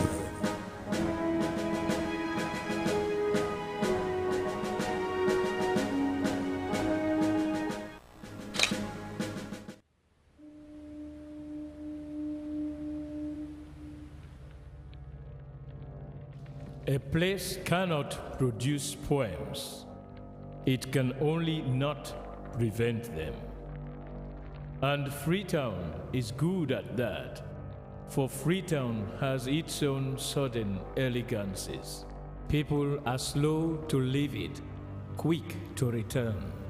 And there are others who come for a year or two and stay for a lifetime, sensing that they've found a city that is in the world, yet sufficiently on the edge of it to have a different resonance. Let me tell you something about this city. All of us, we're all just passing through, and we've all been here forever. Those who came, those who stayed, those who never returned. Tides turn, seasons change. We've waited and we've watched, but we've always been here. We've always listened, because there is a different resonance here. It comes from the river, and the land, and the sky. It's our place, all of us. This city belongs to everyone. And you know when it's your time. And it's our time. Listen, we are Freetown.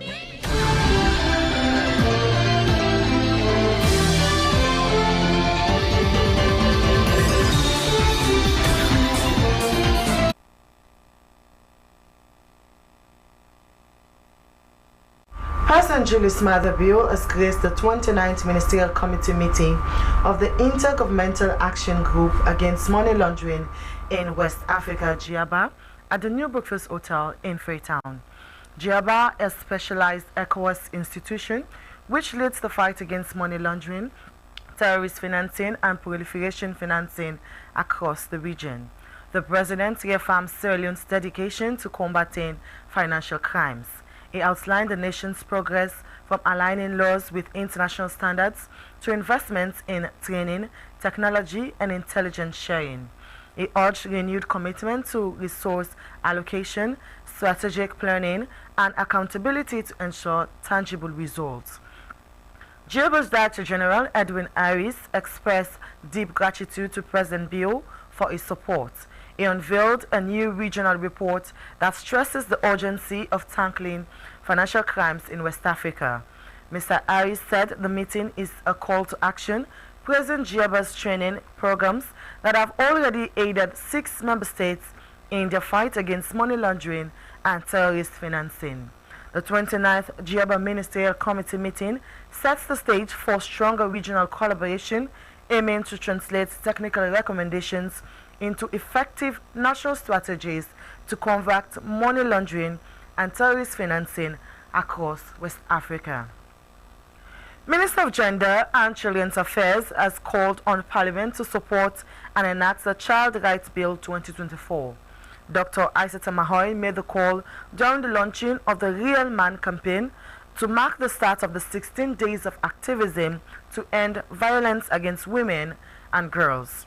The campaign seeks to create a platform for men's voices in the fight against sexual and gender-based violence in Sierra Leone. Minister of Gender and Children's Affairs, Dr. Aissata Mahoy, said the move is aligned with government's vision to protect children's rights, their responsibilities, and positive parenting. First Lady Fatima Maada Bio re-echoes government's commitment, and she said government is committed in the advancement of women and girls' rights, and that progressive laws have been made in that light. In Sierra Leone, Nive Salon, in partnership with the Environment Protection Agency, has launched the first set of electric vehicles, marking a major step towards electric mobility in the country. The electric vehicle package comprises wheelchairs, tricycles or kekes, and motorbikes. According to Nive Salon's co-founder and Chief Operations Officer, Emmanuela Sandi, 100 kekes and 60 motorbikes are already in the country, and plans were on the way to bring in sport utility vehicles, SUVs, in December. They said this brand of kekes are easy to use, eco-friendly, and less expensive. Unlike the other kekes and motorbikes, these ones are entirely powered by solar panels. For the kekes, the solar panel is mounted right atop of the machines, whilst the motorbikes contain a black box underneath the machine that powers its movement. Recharging of the vehicle can take as long as 1 hour. Ministry of Agriculture and the World Bank have paid site visits to Kenema in Kenema, Tompaye in Kaine, and Matrujong in Bonth, where bridges construction is on the way. As part of their 6 years monitoring assessment on the SCADEP implementation project, the visit was aimed to review and assess progress on the project. Project coordinator SCADEP Suleiman Sissé said their visit was to look at some of the investments in the second component of their intervention and respond to challenges affecting productivity in agri-business, citing access to markets.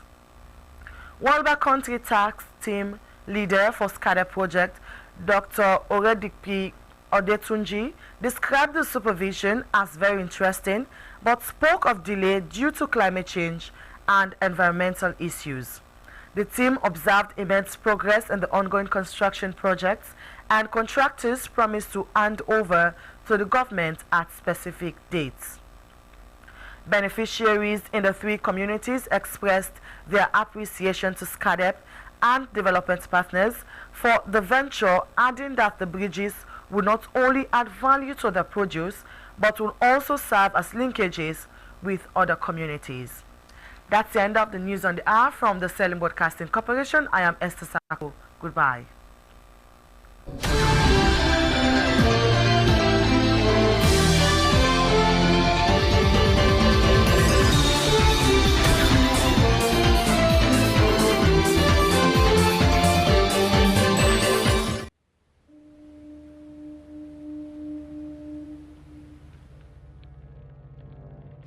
A place cannot produce poems.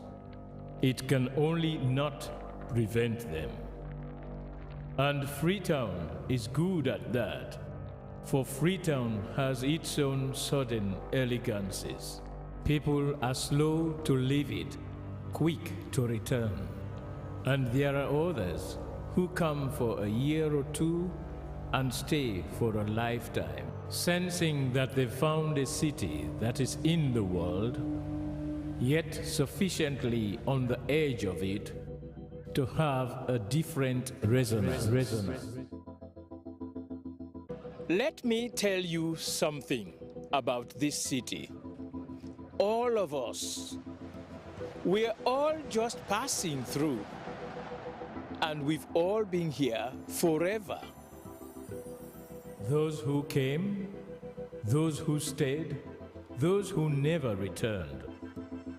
Tides turn, seasons change, we've waited and we've watched.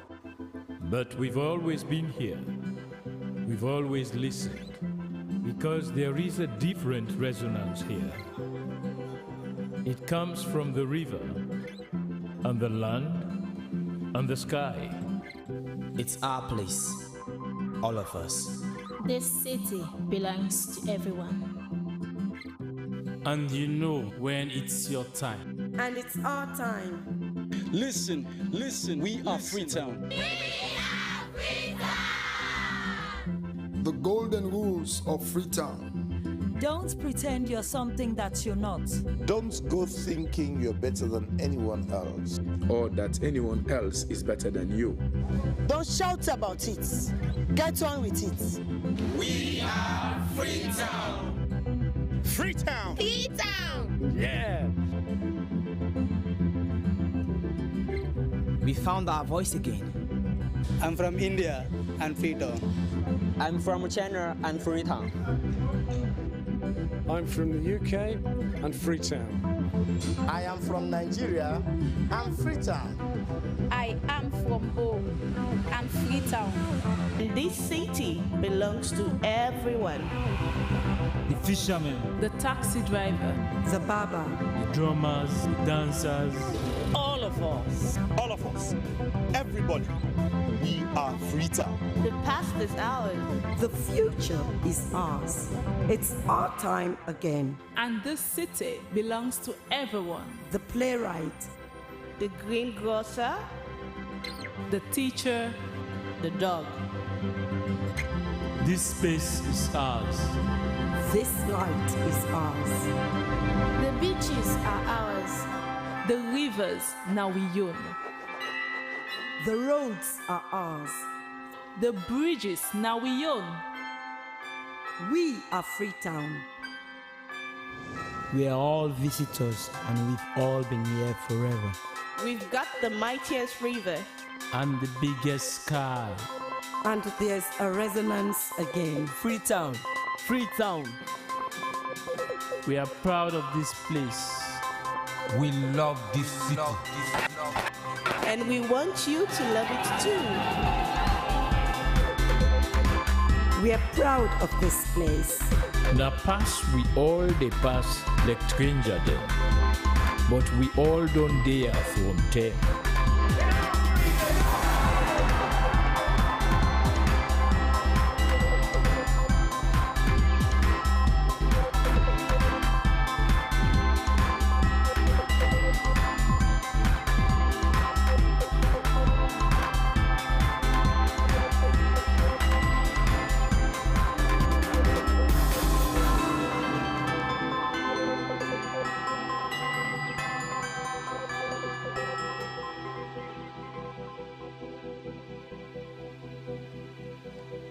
come here and you'll feel it, that end of the line sense of freedom. Say yes to Freetown. Say yes to freedom.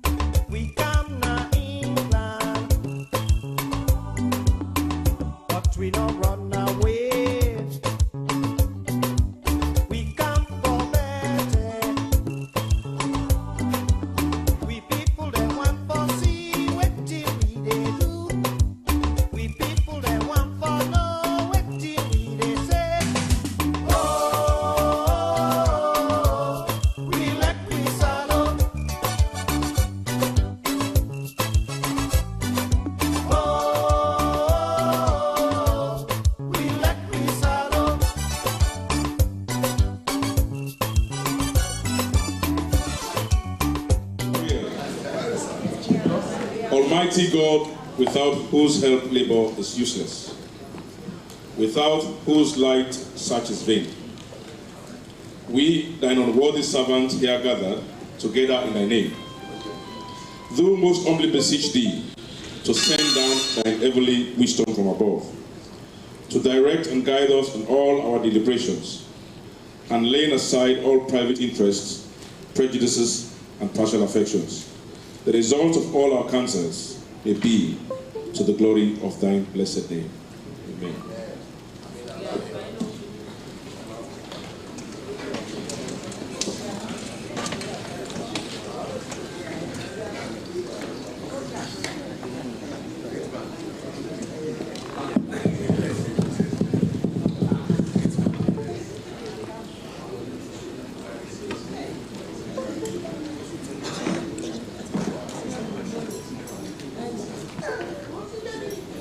Mr. Speaker, time is past 10. I move that we suspend SO52 to the business of the House will commence.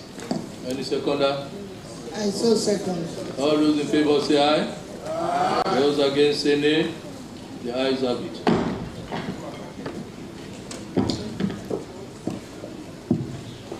Record on vote and proceedings for Monday, 25th November 2024.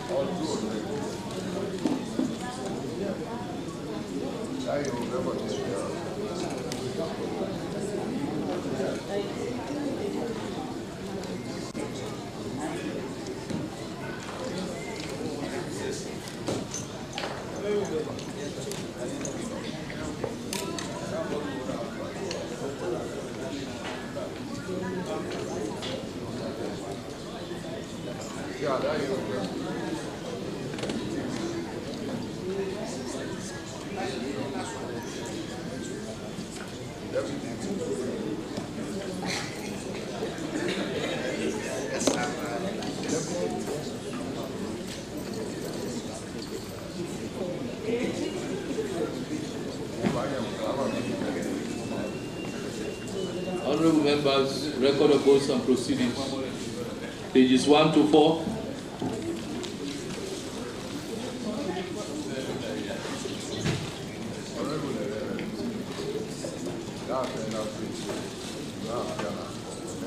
Page 5.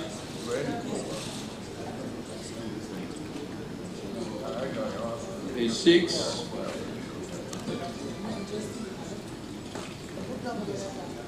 Page 7. Page 8. Page 9.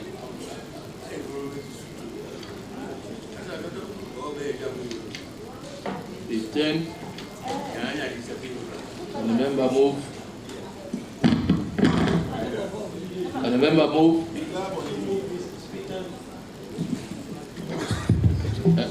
Any seconder? I so second. All those in favor say aye. Aye. Those against say nay. The ayes have it. The record of vote and proceedings for Monday, 25th November 2024 has been adopted. Announcement by Mr. Speaker. Honorable members, I apologize profusely for coming 10 minutes late. You know, I was just on my way coming when I had some visitors from the European Union. So I had to wait for a further 10 minutes. Sorry about that. You know, normally I don't like coming late. Yes, so proceed. Government motion. The Minister of Finance.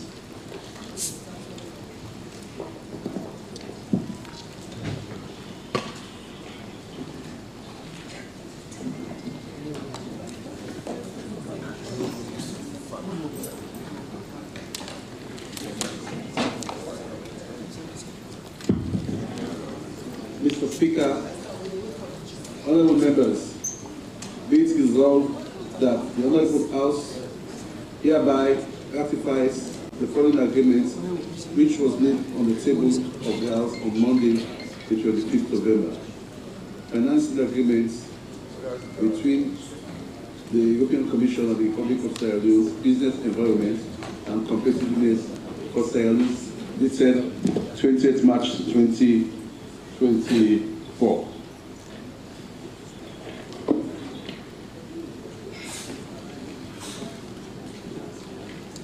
Mr. Speaker, honourable members, financing agreement between the European Commission and the Republic of Sierra Leone on business environment and competitiveness for Saloon. Mr. Speaker, honourable members, this is a project of $12 million which was signed on 20th March 2024. The purpose and description of the project. The Government of Sierra Leone and the European Union commit to engage in a constructive political dialogue at the appropriate level of the implementation of this financing agreement.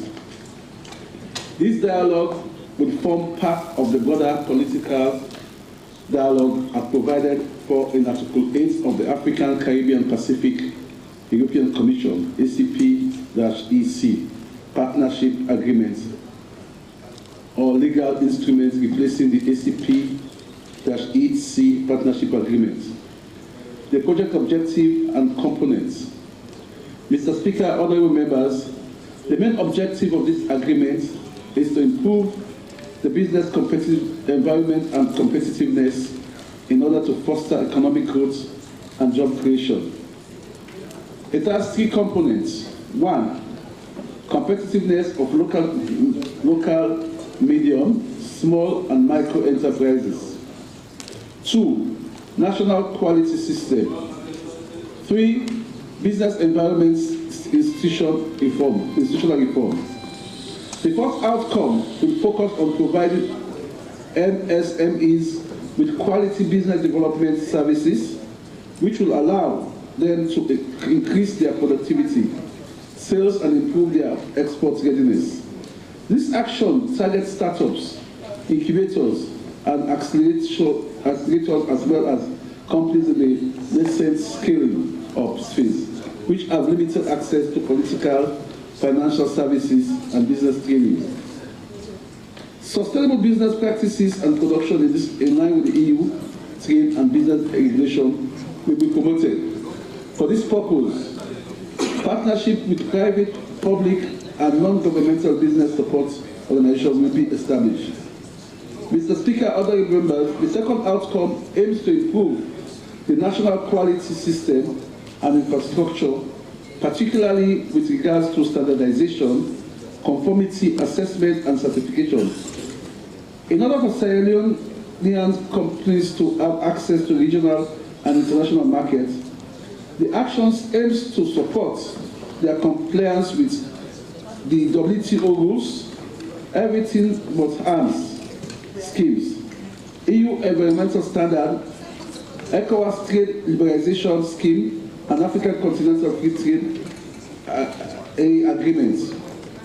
The improvement of these capacities and services of Sierra Leonean standard bureaus, Produce Marketing Board, and other relevant organizations involved in the inspection of exports and imports and compliance with international standards is necessary to overcome non-tariff barriers to trade.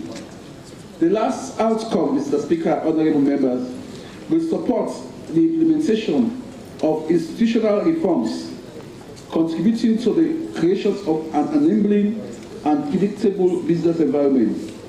A clear commitment and willingness of national authorities will constitute a prerogative to supporting such reforms. They should, among others, promote clear and transparent rules for investors, respect and compliance with international contracts and agreements, reduction of red tapes, predictable tax system, enhanced rule of law, and fighting against corruption. The public-private dialogue, especially between the EU, businesses and the national authorities, will be further enhanced. Close coordination and consultation will be maintained with EU companies in Sierra Leone. The executive agency for this agreement is the Ministry of Trade and Industry.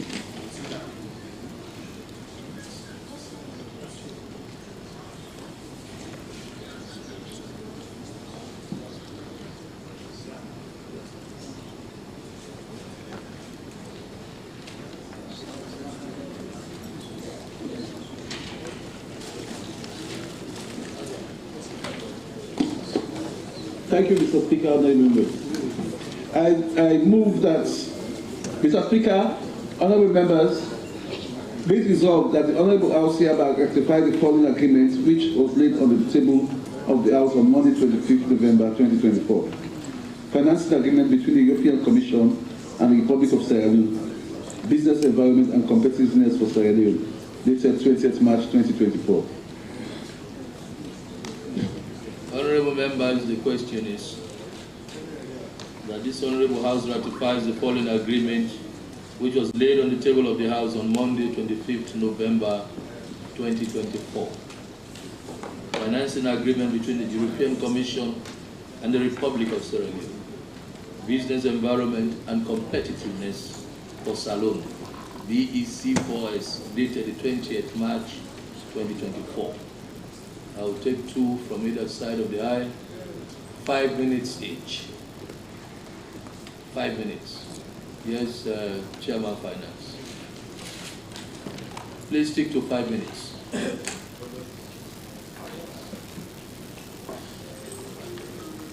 Thank you very much, Mr. Speaker. Mr. Speaker, honorable members, I want again to thank the Minister of Finance for signing this very important document with the European Union. Like the leader of government, Mr. was saying the other day, these are donor institutions and they place their funding to countries based on certain benchmarks. So we are highly appreciative of the way the government is carrying out activities, particularly as the Ministry of Finance, to attract those required donor funds for development. Mr. Minister, I stand to be corrected, but I guess this is another grant to Sierra Leone, 12 million euros. That is a huge sum of money coming to the country. And as the people's representative, I think we should. It's a good gesture, and it was not just given because of we being Sierra Leone. We must have fulfilled certain benchmarks being set by the EU, as we know them, for them to definitely grant this amount of money. So we are so grateful and thankful. Of course, as elucidated by the Minister, this money will create the enabling environment, business environment, investor-friendly environment, and look at those nascent institutions, businesses that will be coming up in productions, in sales, in value addition, so that they can be able to do business. The other one, for example, is standardization, quality. Because like we mentioned the other day, even our fish feed products are supposed to be sold in the international market. We had certain bans before now. I don't know if those have been corrected. So these funds equally will help to create standards and to improve the quality of our products so that they can be sold outside the boundaries of this country. And once that happens, of course, we have the required foreign exchange and the economy definitely will improve and to boom. And eventually, institutional reforms. There are a lot of reforms this money we bring into the public sector, into institutions that will be acceptable to both government and the EU, so that it will foster development and eventually gear towards the well-being of people of this country. So this is an agreement I think we should applaud as the people of the United States guiding towards helping our people, particularly so in the area of agriculture, in the area of production, and the Ministry of Trade will supervise this fund. Definitely, Mr. Minister, there will be individuals and institutions that will be managing these funds. And as the people of the we want to see that these resources are being managed properly for their intended purposes. So that the reasoning, and the purpose for which these monies have been put across is being realized. And I want to urge that the various oversight committees, be it trade, be it agriculture, and of course finance, will do our jobs to ensure that we have value for money, that this 12 million so placed at our disposal when eventually we pass this agreement is being used judiciously. Once again, we want to say thank you to the Ministry of Finance and Government for this agreement. It's a fine one. Thank you so much.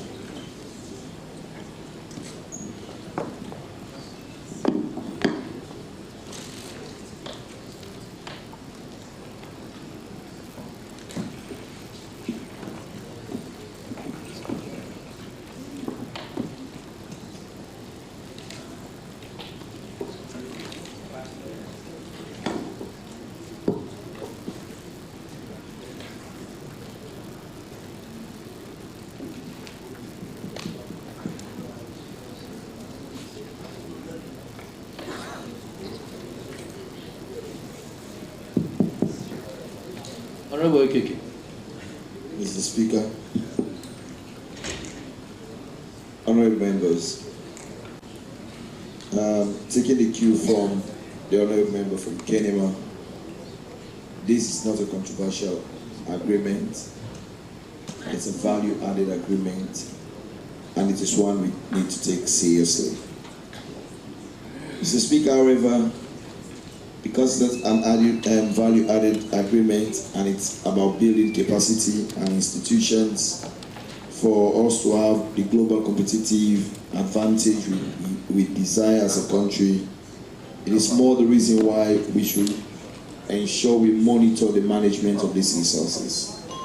We've seen in the past where we have grants for institutional capacity, and after the implementation is completed, the very institutions go back. In fact, they become worse than they were. And that is one of the things that have not helped us as a country at all.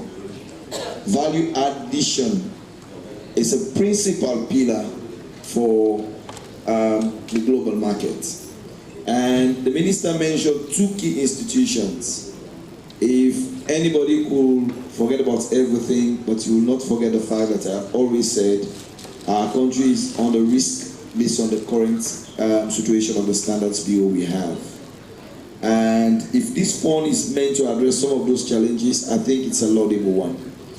If you look at now, agriculture is not just about producing what we eat, but we also engage in agriculture so we'll be able to harness the market out of Sierra Leone.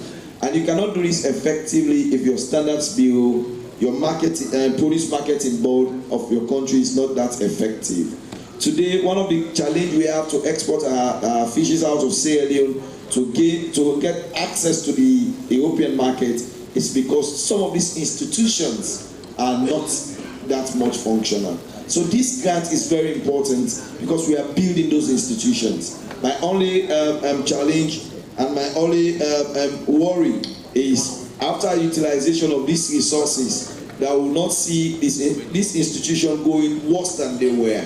We've seen buildings being built for Sierra Leoneans, hospitals, after they've been handed over to us, they are worse than what they will have really addressed. And that is where my worry is. So my word of caution to the Minister of Finance is, as we implement these funds, as a government, we must also be thinking of extra funds, that when these funds roll out, we'll be able to maintain the standards of those institutions who will have been capacitated, or else, if we go back to, we return those institutions back to the penny days, of giving them small allocations where they cannot run the institutions they've built, I'm sorry, we're going to have worse than what we've ever worked for under this project.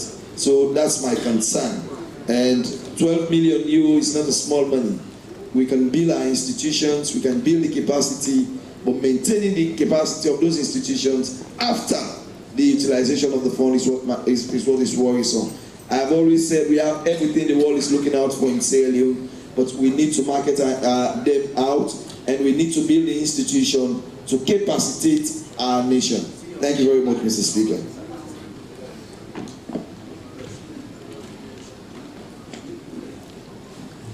Do you want to debate, Chief Whip? Are you debating? Then we'll round up. Lead out your position.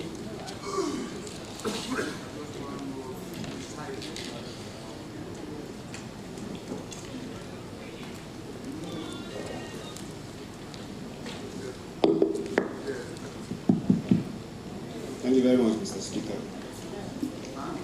Mr. Speaker, honorable members. Of course, if I can take the cue from previous speakers, this financing agreement is a grant, and we need to know as well that this grant from the EU, this is not the first time.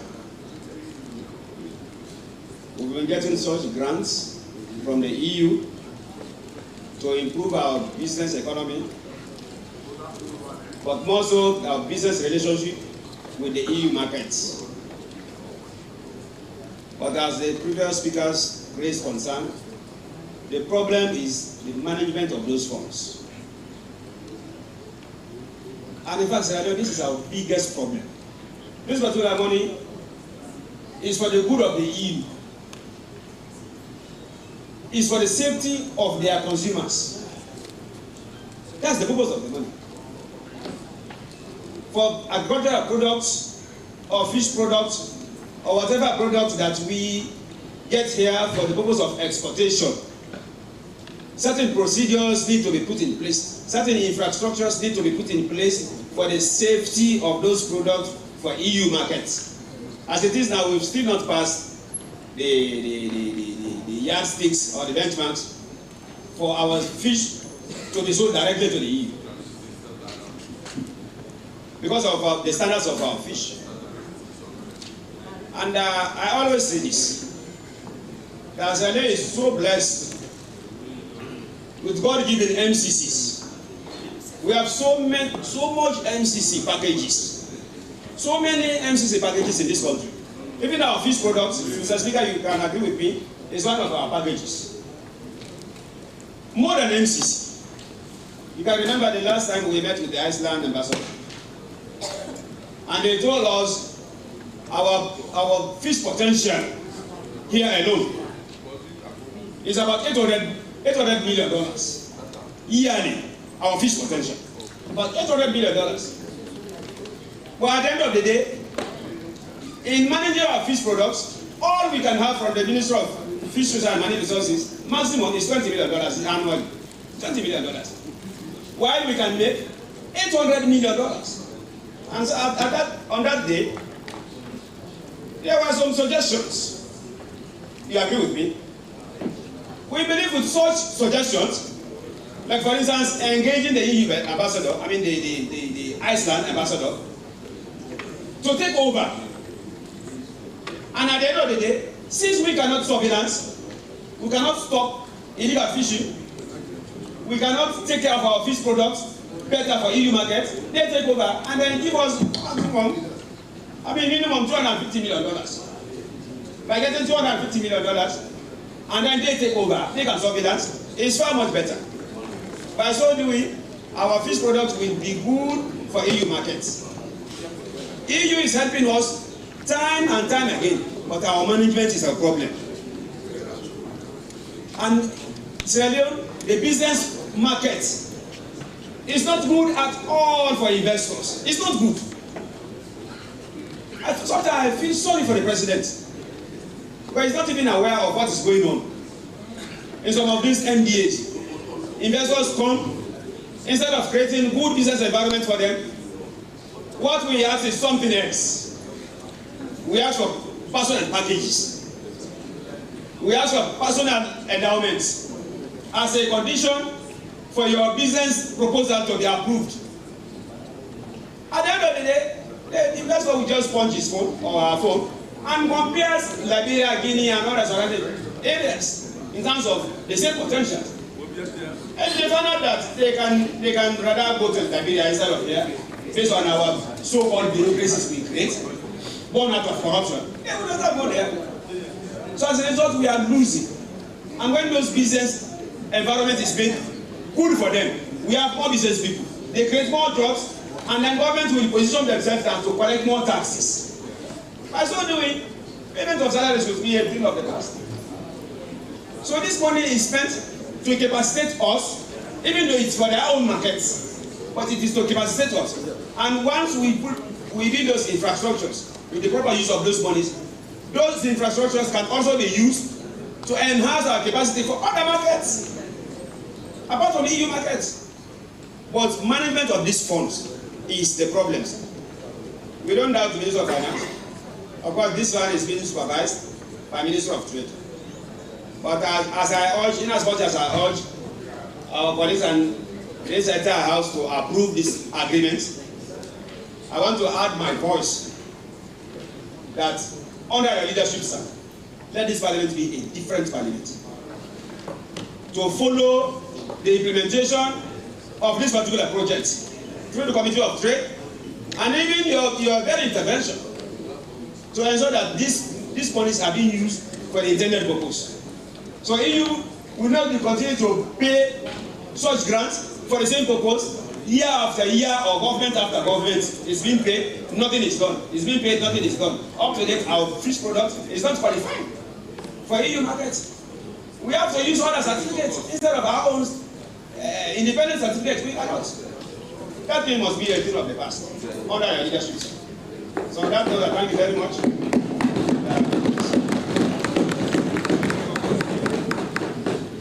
Yes, leader of government business.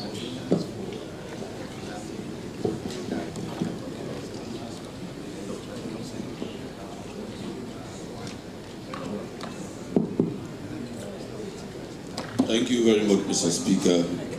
Thank you very much, colleagues who have contributed to the ratification of this document.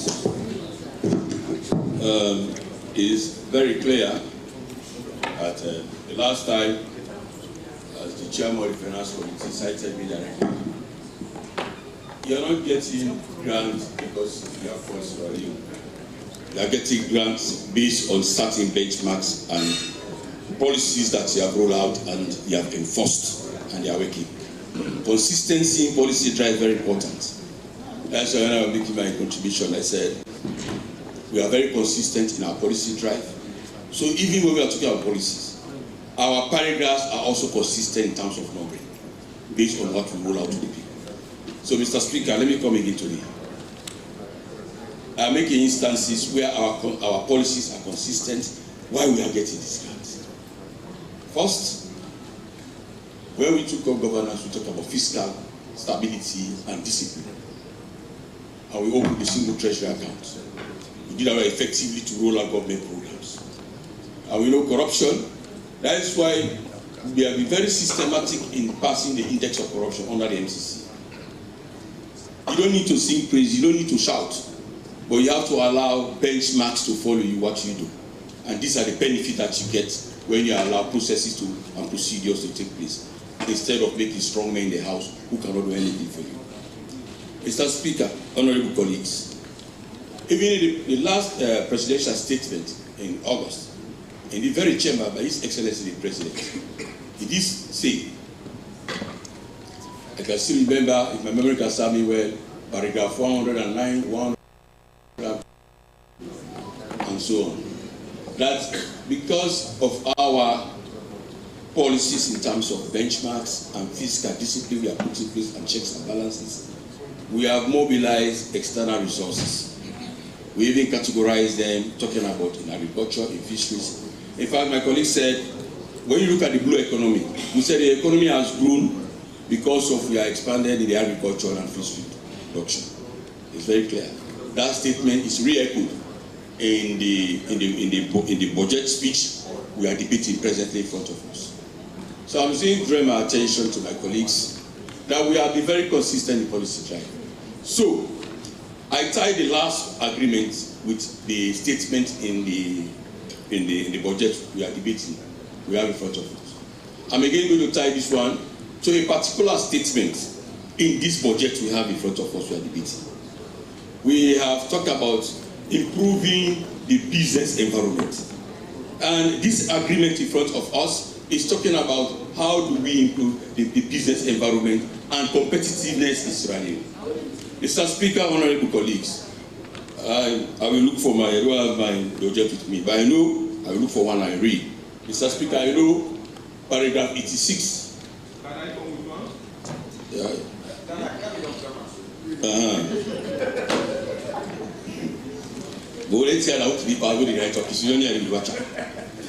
Mr. Speaker, I follow the statement made by my colleagues. As you said, we want this house to be the difference. We are not going to stand tall to support because it's a grant. We said the reason why we are ratifying grants, there are conditions, I will come to that. In this particular grant, there are conditions for termination and suspension. I refer to this to the section, the article very soon. Mr. Speaker, with your leave, let me read this one and tie it to this grant. 86, let me take my second. Thanks. 86.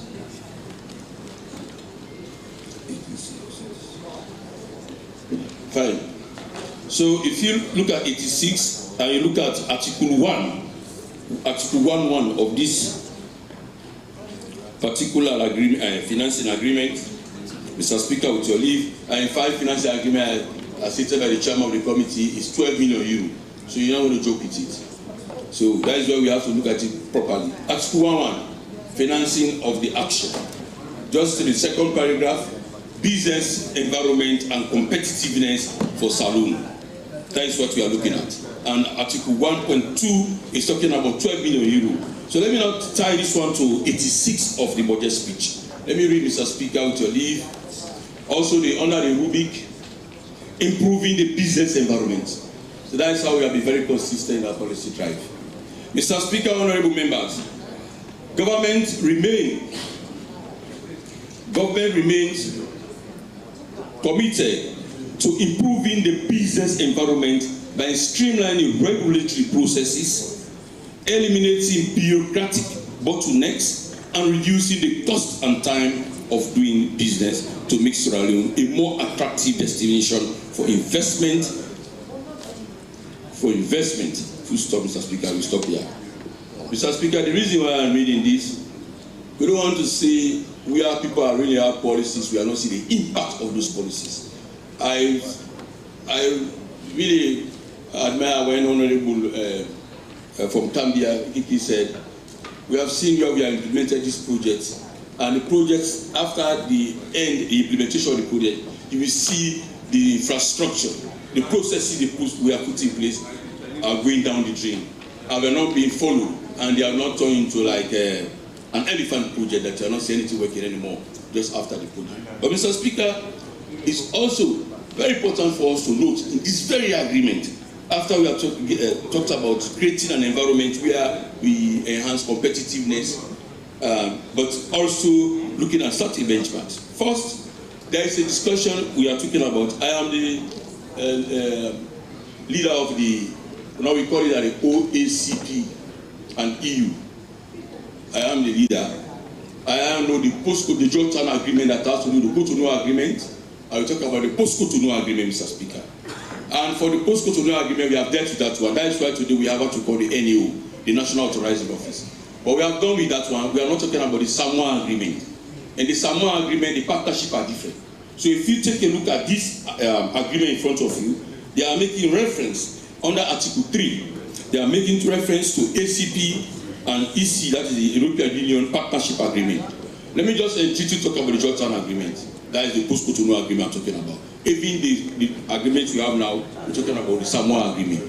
The Samoa agreement, we are still talking about by regional commitment. We are still talking about business arrangement, good governance, climate change, we're talking about security, etc., etc. So under this agreement, there are different things that you have to take on board. As a democratic state, you have to take into consideration the democratic values. And what are these democratic values, Mr. Speaker? In this same article, they say political dialogue. Political dialogue. And we are going to make rooms when they say political dialogue, like you have started in this room. Our colleagues realize that we have to take this one on board, but there are certain things that we need to follow. They have supported us in ratification of this document. Now, the implementation. If you are going to talk about implementation for a competitiveness in business, it just has to draw the political line. It has to be the face of Sierra Leone, as is clearly stated in the agreement that a political dialogue. And having a political dialogue, where you think there is confrontation, how it has to do with implementation of this agreement, but there is politics behind it, you make sure you engage the other side. Because it's democracy. It's democracy. So, Mr. Minister, take note of Article 3.1. It's clearly stated. It said, engage in constructive political dialogue at the appropriate level on the implementation of this financial agreement. Mr. Minister, I want you to take note of that. It's very clear in this agreement. So I want our colleagues, they have said, we need to be apolitical in terms of the implementation of this agreement. And this agreement has to follow the dictates of this now Samoa agreement, which we previously called, that gave us the benefit of benefiting from the EU funding, called the post-Cotonou agreement. Mr. Speaker, honorable members, let me now come to my colleague that talked about corruption. It is clear in this agreement that they are drawn clear lines, Mr. Minister, about fighting corruption. In fact, they have highlighted institutions in the European Union that are in charge of monitoring fraud and also prosecution. And we are talking about the auditor, the court, or the auditor court is also in this agreement. But Mr. Speaker, let me just assure my colleagues on the other side, talking about the fight of against corruption, transparency of this agreement. There must be a total transparency. That is why they are saying the partnership in between the European Union and also the Ministry of Finance. But they have drawn clear line of demarcation in terms of the implementation and in terms of transparency and accountability. Mr. Speaker, let me read Article 3C. Under the same rubric, they said, inform immediately the Commission of any element brought to the partnership attention which arouses suspicions of irregularities, fraud or corruption in relation to the implementation of the financing agreement. D of the same agreement, where relevant, undertake to take every appropriate measures to prevent, detect and punish any practices of active or passive corruption during the implementation of this financial agreement. Mr. Speaker, the reason why I'm reading these provisions are very clear, and they are making pointers that this agreement should be transparent, it should be free from corruption, and they have what we call the EPO and the OLA. These are two institutions responsible. One is monitoring talking about the prosecutorial aspect of the implementation of the agreement. The other one is talking about the anti-fraud office. That is the European Office for Corruption or whatever fraud they have. It is that they call it the OLA. The other one is EPO, the EPPO. They are all stated in this agreement. I will not bore you to read them over and over, but I'm just enforcing that the level of transparency must be looked into, must be enhanced in this agreement. So, Mr. Minister, take note of what I've read and reference made to these two institutions under Article 6 of this agreement. Mr. Speaker, as I said, the OLAP and the EPO, which are in charge of enhancing transparency and accountability in the rolling out of the financing agreement, we are also concerned about data protection. They have not done it transparently that they are saying they can even go as far as checking as long as it has to do with the implementation of this agreement. They are going to even check in terms of auditing. They will check the computer systems in terms of data collection. They also check the books, the infrastructure, etc., etc. So we don't have to ratify, and thereafter we start to treat bottlenecks. We said we want to remove bottlenecks according to Paragraph 26 of the legislation. So they are also making references to Article 6 that we should not make any difficulty for them to access the data if they are in need of it. But accessing data has their own regulations, and there is strict confidentiality in terms of monitoring and accessing this data. How do you do with them? This project will last for 5 years, Mr. Speaker. 5 years, after 5 years, for the implementation, you cannot do disclosure of the data that you have collected. But for the moment, especially for third party, because they are making reference to the audit, that they are saying the European Court of Auditors, they have also stated that one very clearly, and they are making reference to the third party. But make sure, Mr. Minister, in the implementation of this agreement, there is complete confidentiality. And even after the implementation, the 5 years end of programs, you make sure that how do you disclose some of this confidential material that you have gathered. Mr. Speaker, honorable members, we said on several occasions, there are limitations to certain grants. There are limitations. That's why we are ratifying grants, so we can draw the attention to conditions are followed. We draw the attention of the minister and those who are implementing it. Suspension of the grant and termination, Article 9 and Article 10. Article 9 has to do with the suspension of the grant. But Mr. Minister, let me remind you that if there is conflict, they have given you provisions that's what causes the suspension. But they have also stated scenarios that can cause you to come to where you talk about dialogue. You have 180 days to discuss about the issues that affecting the implementation of the financial agreement. But it has to be addressed, and termination has to be by case-to-case basis. Because as we said, that's why you should involve in political dialogue. 180 days, you should have a discussion. If you cannot come to a conclusion on amicable solution, how do you handle this one under Article 9? You will ask for termination. But termination has to be Article 10. 30 days, you are also given 30 days to sit down and talk based on this financial agreement. How do you terminate this agreement? But even in the area of suspension, you have to be very careful. You have to be mindful of the consequences that is going to follow. So that's why they are advising that you take case-by-case basis in terms of termination. We know how people are sluggish. We know how people are selfish when it comes to the implementation of this agreement. I perfectly agree with my colleagues on the other side.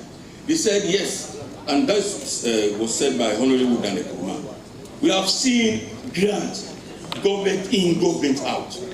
But what has been the usefulness of the grant that we have received from donors? We have mobilized based on fiscal policies and fiscal strategies that we are now getting this full support of donors. But what are we doing?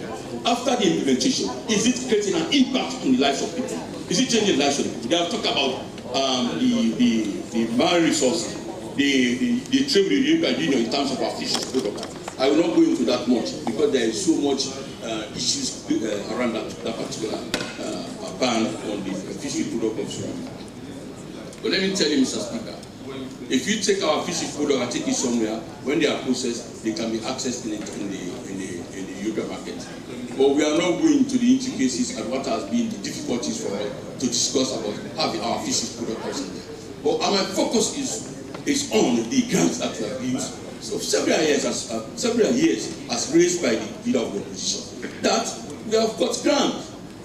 But what has been the impact on the lives of people? Institutional change. And we cannot continue doing this. So we are saying, we are drawing your attention to clear aspects of some of these grants that we have had. So the conditions are that if we are taking them, some have been terminated, unknowing to us. That's why we are saying we know the termination clauses. For this, there are two provisions. First, the suspension Article 9, the termination Article 10. But we are not saying, we are asking, we are praying that this financial agreement can be terminated. But we are talking to you, Mr. Minister, to your good self, because you are an implementing partner, to make sure that this agreement, this particular agreement, this grant, there is effective use of the money, and also the transparency that is enshrined in this agreement, as in Article 3 of the agreement, which is 12 million euro, I will make sure that our people benefit from this agreement. Agricultural expansion, talking about the blue economy. What are we doing to ensure that we achieve some of these things that we have put on paper and the policies that we are around? Mr. Speaker, without much ado, I have just tried to draw the nexus between different statements made by this administration, from the President, from the Minister of Finance, and now we have seen some of this symbolic representation of in writing and support from the donors, that we are better off in terms of fiscal strategies. That is why we are getting some of this grant. And let me remind you, Mr. Speaker and my colleagues, that we are not getting these grants because we are called Sierra Leone. We are getting these grants because we are starting benchmarks. So let us continue, Mr. Minister, to make sure that these benchmarks are followed and people benefit from this grant that we are getting. We can always say we have done better in terms of the economy if we see our people living a better life. We are faced with challenges, so we are saying always, inflation is always our challenge. We are trying to fight inflation, for making our people's life better. Thank you very much for negotiating this agreement. Thank you very much for doing it. God bless you.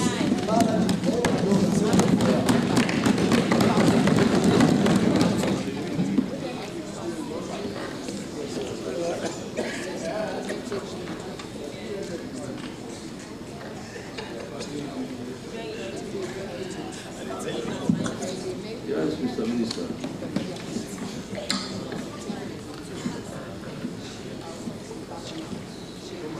Mr. Speaker, honorable members, I want to take the opportunity to thank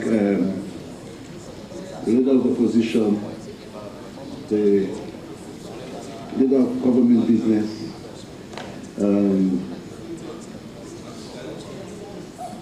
honorable AKK, and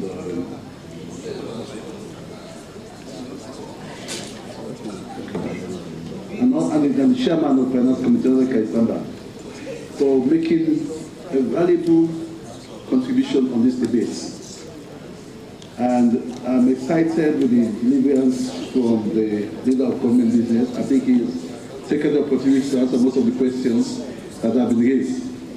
But I just want to assure this House that as part of our drive in terms of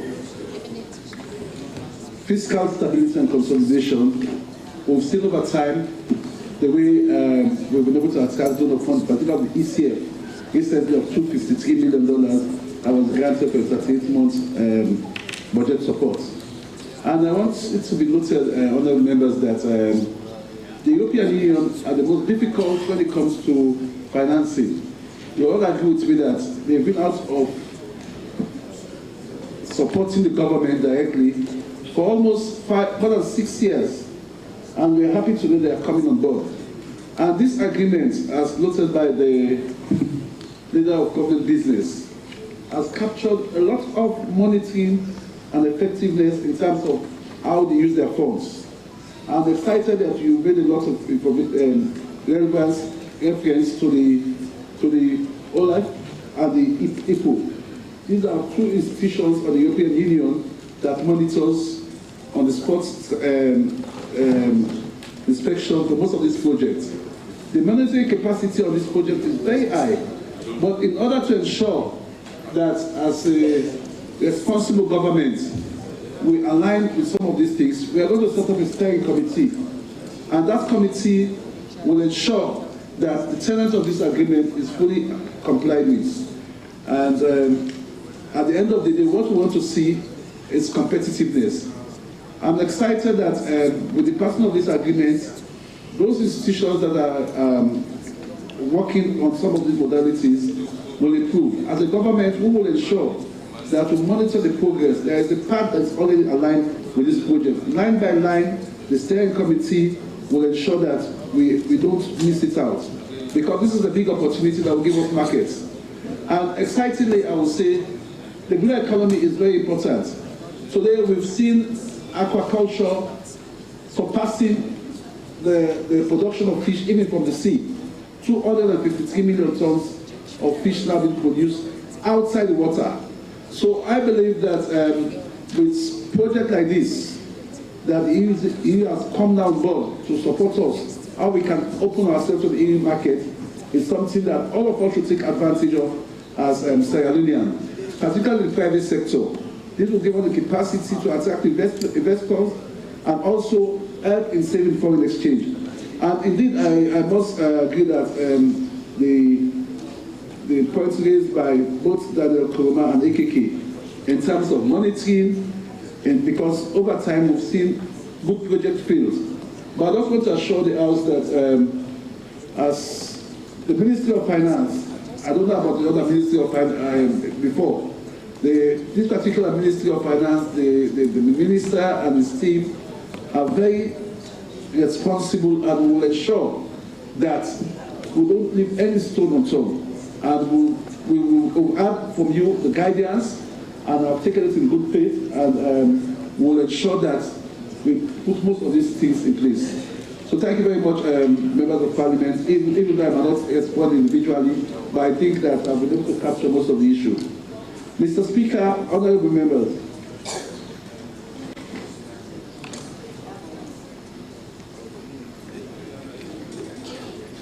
be it resolved that this honourable House hereby Mr. Speaker, point of.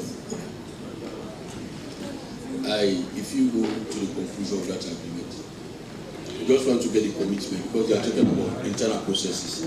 Have you done the internal processes against the 31st of December 2024? I just want also, because we wait to it. Because when after the question has been put by Mr. Speaker, we have to ratify. We need to give you a certificate of ratification. Yeah. So there are other internal processes that you need to do. So we just want to hear if you have done so. So we cannot delay giving out your certificate. I don't want to know. Everything around this agreement has been concluded. As I speak, we have the agreement for European Union. We've got two. With the passing of this agreement today, I can tell you, Mr. Leader of Government Business, once we're able to get the certificate today, latest by Friday, we'll be able to finalize this agreement, and some of these funds will come in.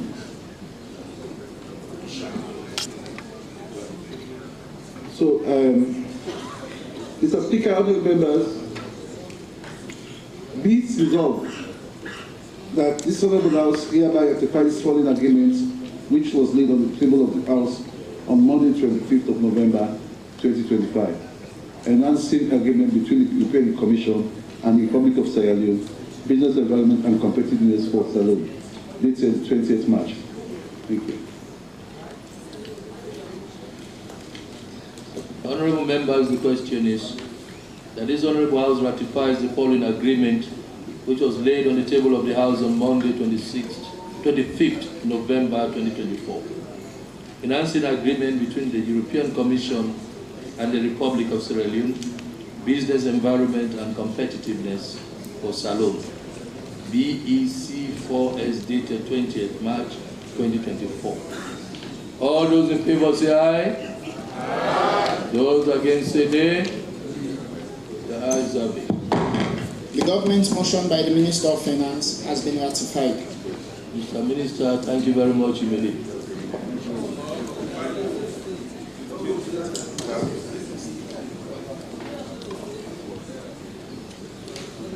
Bill, the Appropriation Act 2025, fourth allotted day, the Minister of Finance.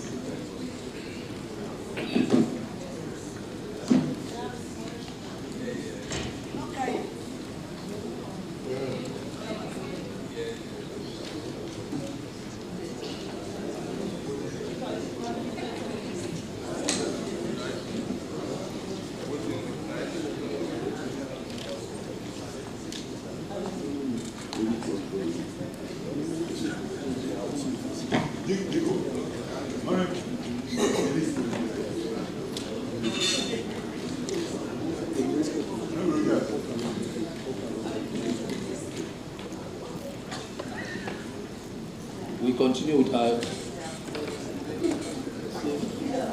Are we still insistent on 10 minutes? Yes.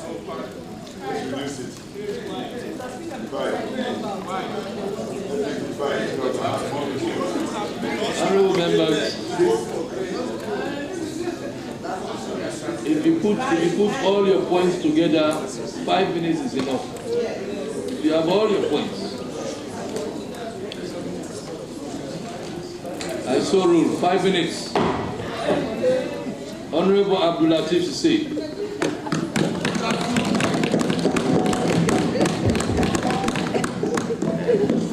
Thank you, Mr. Speaker.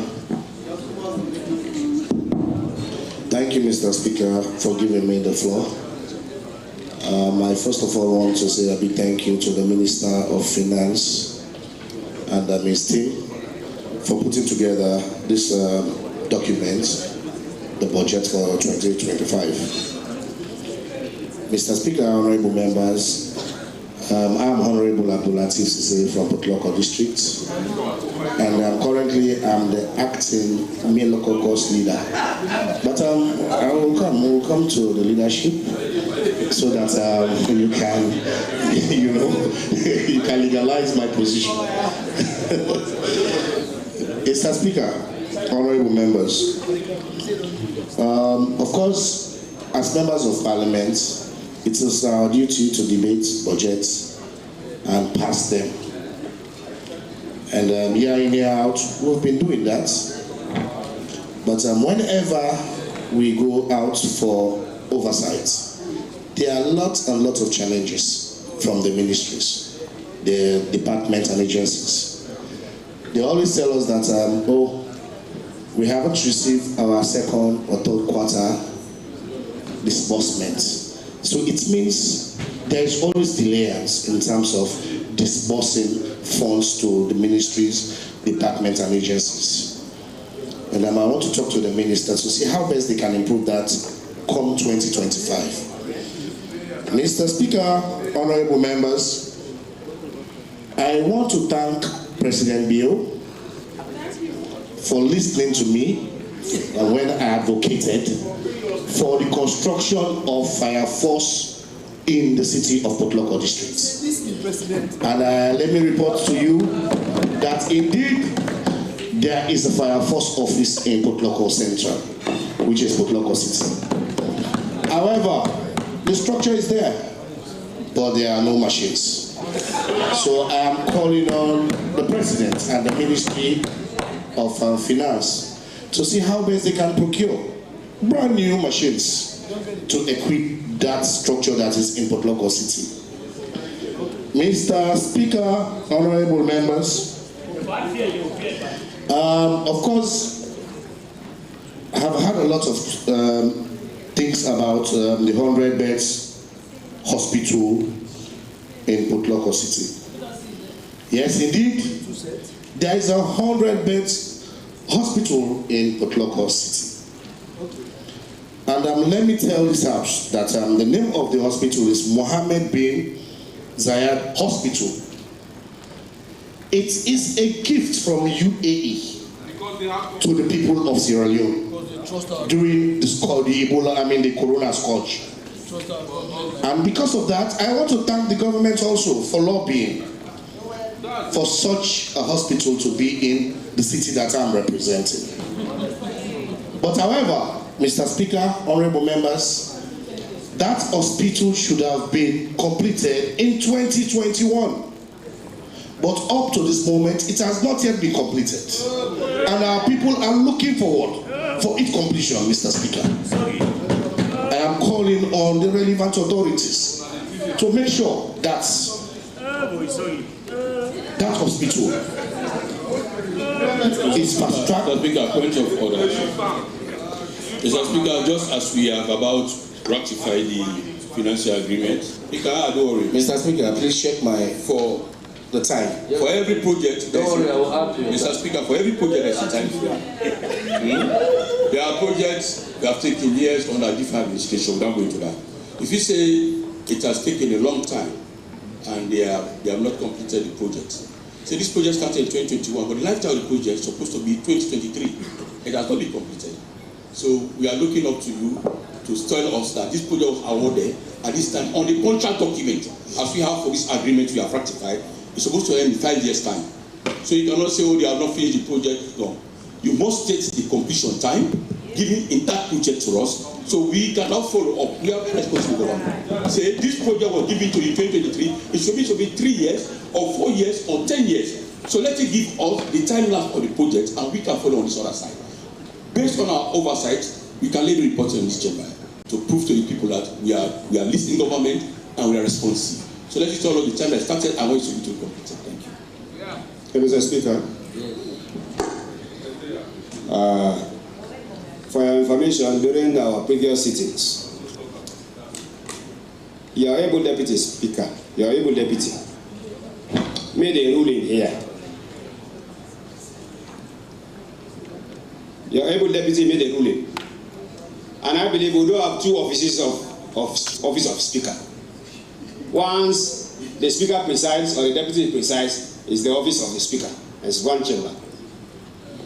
Under 3213, SO 3213, he made his ruling that henceforth debates cannot be provided out of another debate. If you have an answer to any issue raised by any debater, you wait until when your turn comes, you respond to save time. Debate cannot be tolerated out of another debate. It will waste time, and we too have our right to intervene. If you know a point has been raised which needs clarification, your turn will come and then you respond accordingly. Simple. That is the ruling under 3213. And I know it's one office of speaker. It's one seat. Anybody who sits there is one seat. You can say, well, maybe I'm not bound, but it's your office, sir. It's for proper management of time. Otherwise, if debates are allowed out of another debate, then the others will also have the right to respond, and then we go along. We waste 10-15 minutes before we come back to normal. That's not proper management of time, sir. Noted. Mr. Speaker, this is a house of procedures, and it's clear in the Constitution, very better ourselves, by constitutional provisions. I did not just stand up and say, Mr. Speaker, I don't know. I said point of order. And your ruling is fine. We are not saying the speakers are cross purposes. We are saying respect the chair of the speaker. If it pleases you to say, Mr. Leader, sit down, I will do so with your ruling. But if you can give me the permission, I don't think it's a business of to question the decision for me to raise myself. Now, the business of this house is that we are honorable men and women to inform this house appropriately. I did not raise irrelevant issues. We cannot sit here and we try to misinform the public. And as a leader of government business, I have not intimidated my body in any way. I have said because we want to respond and want to follow the proper procedures. There are time frames given to every project. For the still we open, it was ratified in 2020 in the last parliament. This still factory open this weekend.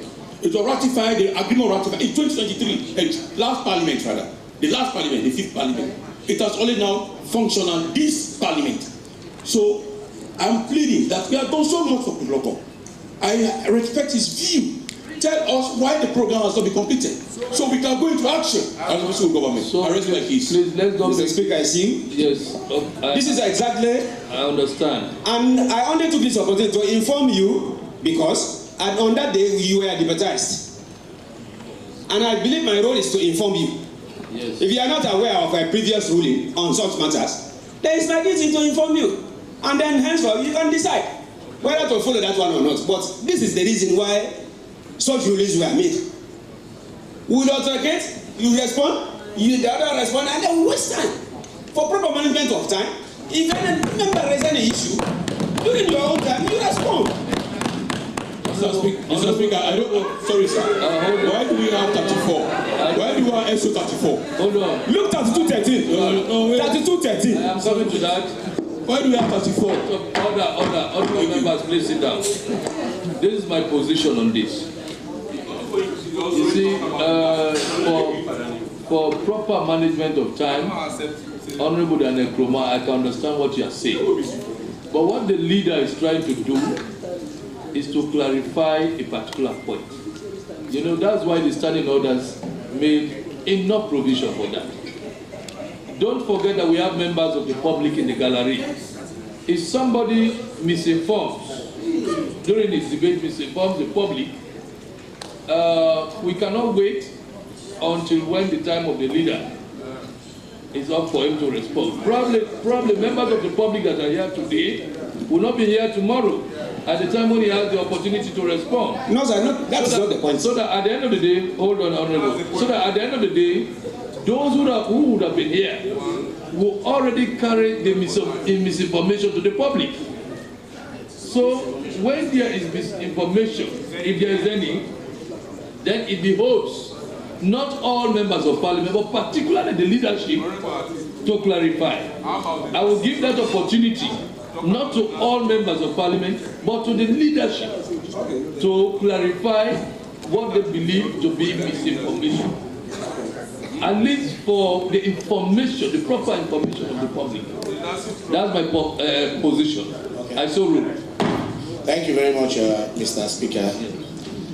Responding to the Leader of Government Business, Mr. Leader, I want to make it very clear. Don't address. No, I'm answering the question that. Mr. Speaker, let me make it very clear here that the project started March 2021 and was supposed to be completed April 2021. It was a 1-month project.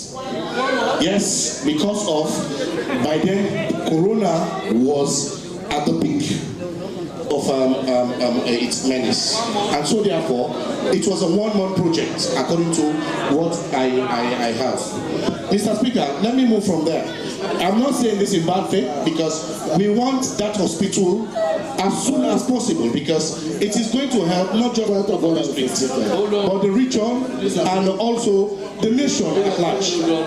It is not something that has to be, you don't think it's political, it's not. We want that hospital to be complete.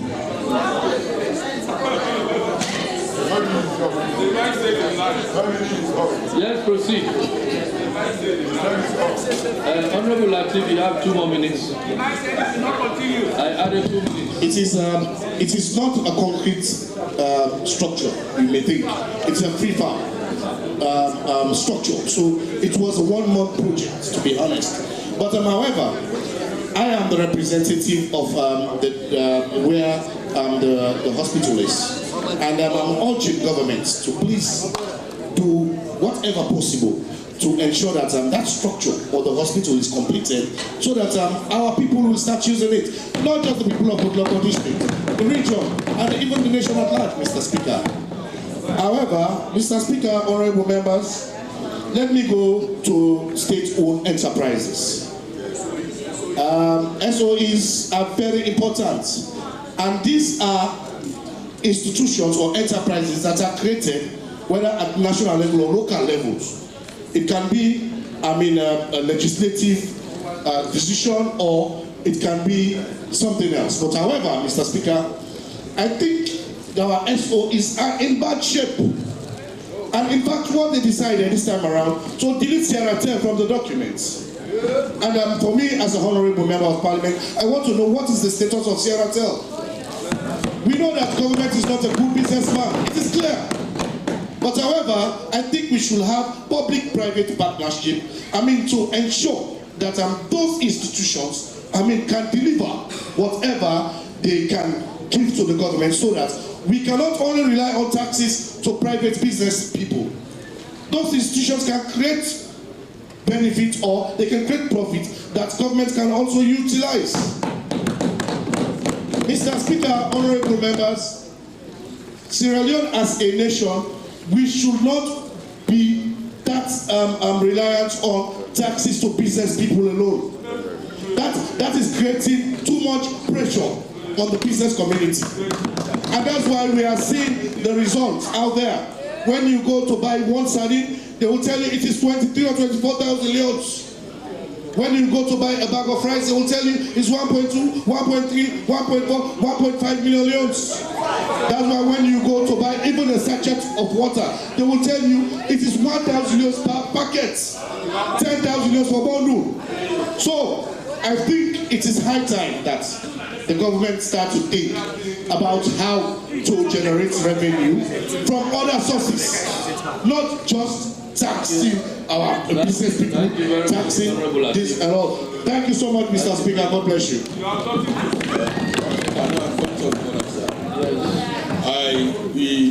I refer to us, we are all honorable men and women.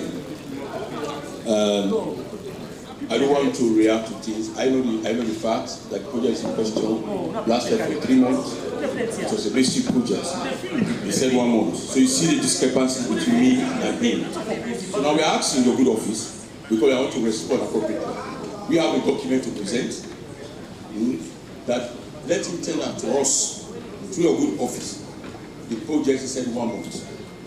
Otherwise, if you cannot tell that one, I ask you, to your good office, to expand that record, that one for the records. He said 1 month. So we are looking for the document. There is no way we are going to implement that project without proper documentation. If I've asked the Minister of Health to furnish us the document, I know it was from one of the Arab countries that we got that project. I asked him to present that document to you so that we can address ourselves. Are you, Honorable Atiba, are you sure of 1 month? Mr. Speaker, the project itself is situated at Mataska village in Potloko City. Was it meant for 1 month? And I was the Member of Parliament 2018 to 2023 for Constituency 075. And I am also a Member of Parliament for Potloko District. And Mr. Speaker, it was 1 month because President Bio went to UAE and he was given that gift by the main carrier of that hospital, to help the corona scourge not to, affect our people that much. It is a free part. It is not. We use containers, the containers and other equipment. Was it meant for 1 month? Yes, sir. 1 month? Yes, 1 month. Can you prove that? Yes, I can. I can do that. So, how long? In fact, it is not a secret. If you go to Google, just Google it and you will see the report on that. Yes, that it is a 1 month project. It's supposed to be a 1 month project, but up to this moment, in fact, Mr. Speaker, it will interest you that there was a delegation from UAE that came in last year to check exactly what is happening with that construction, and they were very disappointed, Mr. Speaker. So, how long do you want me to give you to provide? I can give you the information today. Today, yes, today. Okay, clerk, put at bay that particular information until the proof is given to me. Clerk, is the clerk here? Yeah, put that information at bay until the proof is provided. Okay, we proceed. Honorable Nenelebi.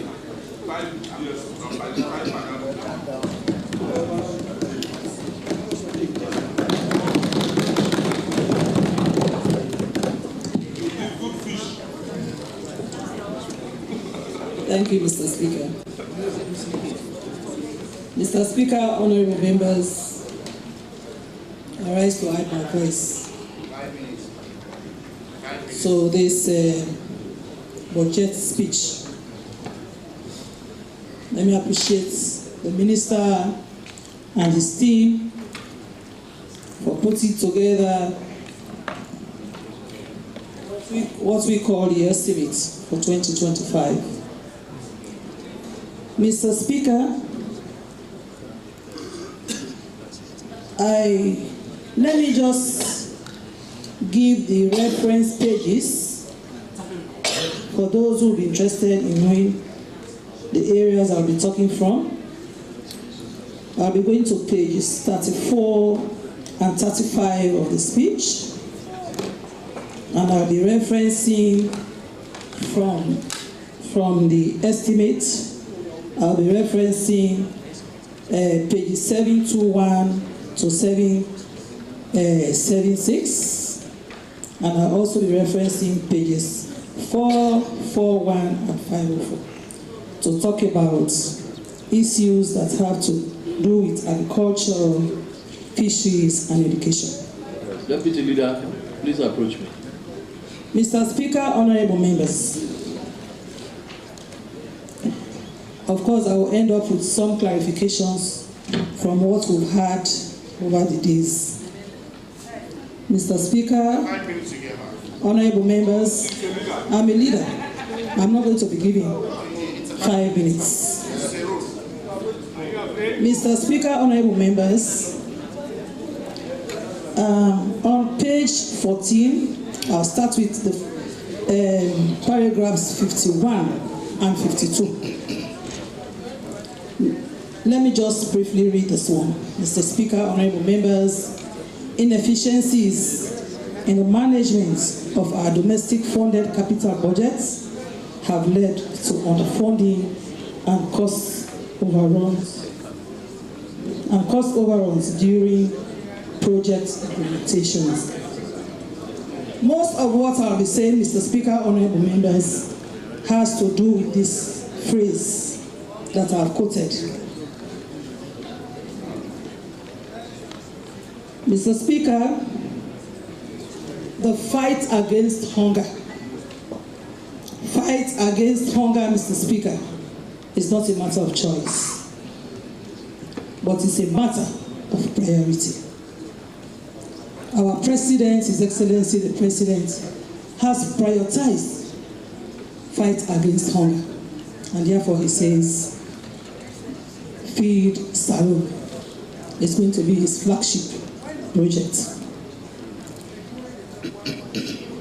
But this one can only be actualized if, as members of this body, always have this very, very salient point in paragraph 51 and 52.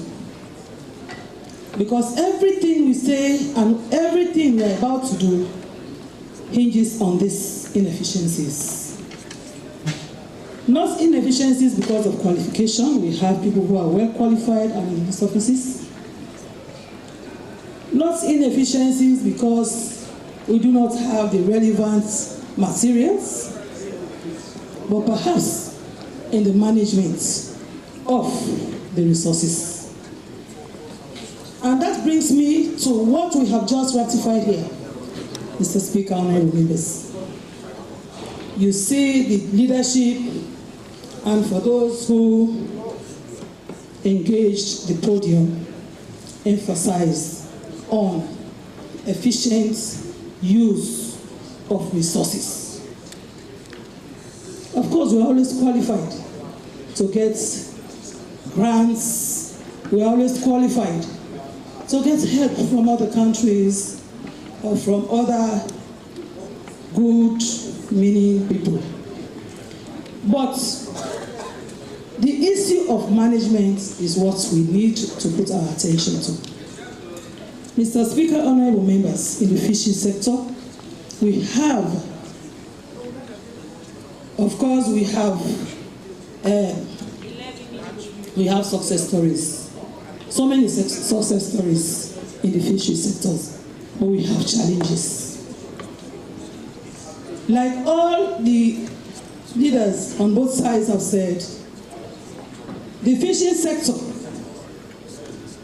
we need to see how we can clear this yellow card issue with the EU. We have said this over and again. We have brought it up to the attention of the minister. I don't know if the members are here. Is anybody here from fisheries to hear me? Yes. Is any representative from the ministry here to hear me, please? With your leave, Mr. Speaker. Go ahead. I go ahead, but I want them to listen. If they are not here, there is a minus on their side, and perhaps the class will take note of that. They are supposed to be here to listen to us through Mr. Speaker. So, Mr. Speaker, we have said this several times. Over and again, we have told them, when we receive these donor funds, when we receive funds that are supposed to be utilized in the fishery sector, let us make sure we do that prudently. We have gone to places. We are yet to utilize some of the facilities that we have. Perhaps we may call the minister to tell us why some of these facilities are underused.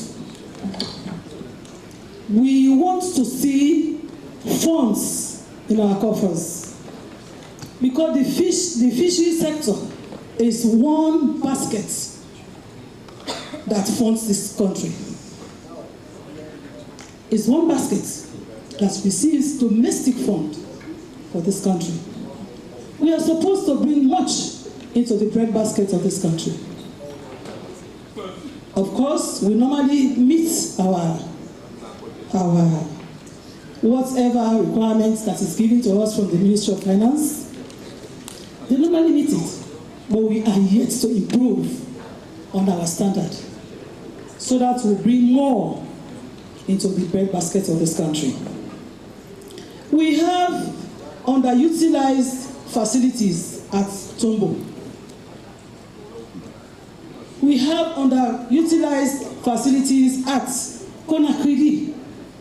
We've gone to these places. We need more at Yeli Boya and not Shege. I've not gone to Shege yet. I'm yet to go there because of the bad road. I've not gone there yet. But we are yet to utilize these areas, even as Solina.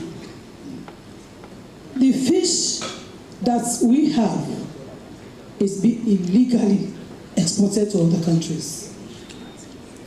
I have said this severally, that we need to improve on the illegal fishing. Mr. Speaker, honorable members, this country is losing so much to other countries, like Senegal. I must say this, and I'm saying this because I want Sierra Leone to grow.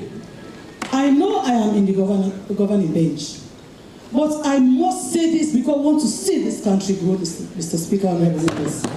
And that is why I am saying this, so that we make sure that we utilize funds properly, particularly in this direction. Mr. Speaker, honorable members, we have encouraged people like Sabaj.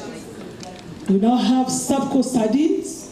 Those are all gains, or they are all success stories. Sabaj or Slbc has made this country proud. They now export sardine to other countries, which is a very good success story. Ever since we have been buying or importing sardines from Morocco to Sierra Leone, but now we are proud to export sardines. These are all success stories that we have made. But like I always say, our surveillance, to surveillance our waters, is something that we need to pay attention to if we actually want some more funds in the coffers of our country. Therefore, Mr. Speaker, I want to call the attention of the minister again. Severally, when we go to these offices, or when we call as a committee, when we call our ministries, they always have their excuses to give. And the main excuse mostly they give is the fund, the delay of funds. Fishing and fisheries activity demand so much activities. They have outlined in the estimate, you see the key deliverables that they have outlined. If we want to achieve what the ministry is looking forward to, based on the deliverables they have mentioned in this estimate, let us make sure we disburse the funds early. Having said that, Mr. Speaker, honorable members, it goes with agriculture. Like I said earlier on, agriculture has to be a priority for all of us. If I have to eat, let me don't rely on somebody to feed me all the time. But let me see how I can feed myself. And that is what His Excellency wants us to do. He wants us to feed ourselves. It doesn't mean that all of us are to be agriculturists, but you can give support to somebody who is interested in agriculture. And agriculture is diversified. It's not only rice. Honorable, we have a long day. Please try to round up now. Thank you, sir. Yeah. I'll try to do that. Yeah. Agriculture is not only rice, the cultivation of rice, but equally is the cultivation of other different varieties of food items. And I'm sure there are success stories in this direction that we now import. The importation of rice has been reduced because of the cultivation we have gone into now, because we've started cultivating the rice and onions, cassava, and so on and so forth. But equally too, we have gone into poultry. We now buy eggs at cheaper rate. At cheaper rate, yes. We do not import like before. These are all success stories. But what we continue to ask the minister, please give the ministry what they have outlined in the plan to make sure that we succeed to feed ourselves. Mr. Speaker, honorable members, in relation to education, Mr. Speaker, education is a very huge commitment that government made the last time, and it demands so much money.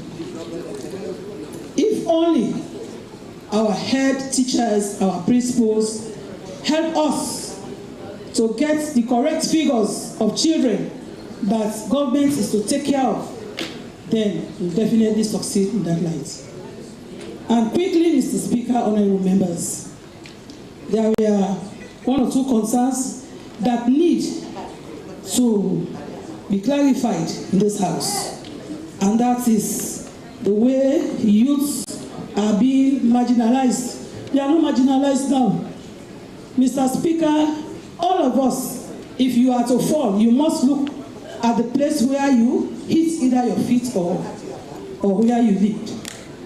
So you leap before you fall. So where we leap is where we should be looking. Years back, in the days of former President Shaka Stevens, we used to have a lot of factories in this country. We have PZ, we have GPO, we had a lot of other investment programs in this country that engaged youth. If you go by Blackwell Road, we used to have industrial community there that engaged a lot of youth. But all these were closed by the former president, you name it, a lot of facilities. Let us not shout. We are all struggling to take care of these kids now. We used to have a lot of facilities for youth. When they left, when children in Form 5 used to sit to the O levels initially, what they used to do was to engage them immediately after exams. But now, we have ghettos that were introduced, you see, and we need these children. Now, recently, we have got His Excellency presenting 200 kekes to use. What do you want us to do? These are all areas that we need to put our attention to see that this country, instead of preaching the wrong message to people, let us preach the correct message. It's unfortunate, Mr. Speaker, honorable members, to see members of this House talking about failure of field salon, talking about failure of free quality education. We are all Sierra Leoneans. As I always say, and I'll continue to say, let us continue to be Sierra Leoneans, please, and let us see how we can come together in spite of the political colors. Let us come together and be Sierra Leone. Let us come together and think, put things in place for our youth. They are our future. Let us make sure we prepare a very good stage for this, our future leaders. Mr. Speaker, because of time, I know you've already started telling me to round up. Let me just round up by saying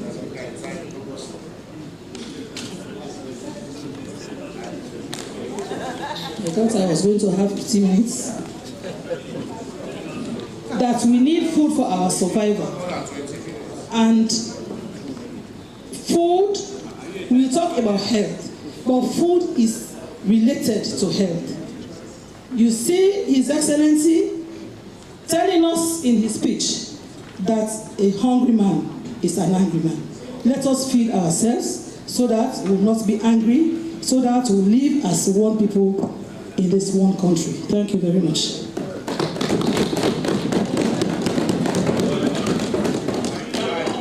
Thank you very much, Honorable Mayor Levy. Honorable Memona Tujalo.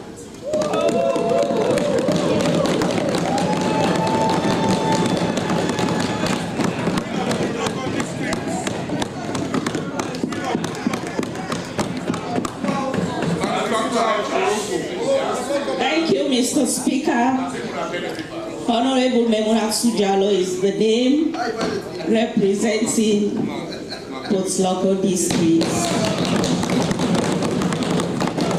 And Masimula, to be precise. Mr. Speaker, Honorable Member, Mr. Speaker, Honorable Member, I want to take this opportunity to thank this House of Parliament for the befitting burial given to my late brother, the Honorable Saidu Baba Kamara. May his soul and the souls of all the faithful departed rest in perfect peace.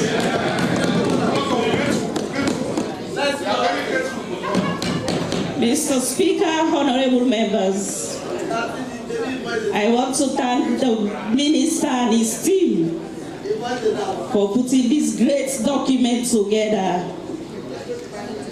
This great document, an important document to the lives of the people of Sierra Leone.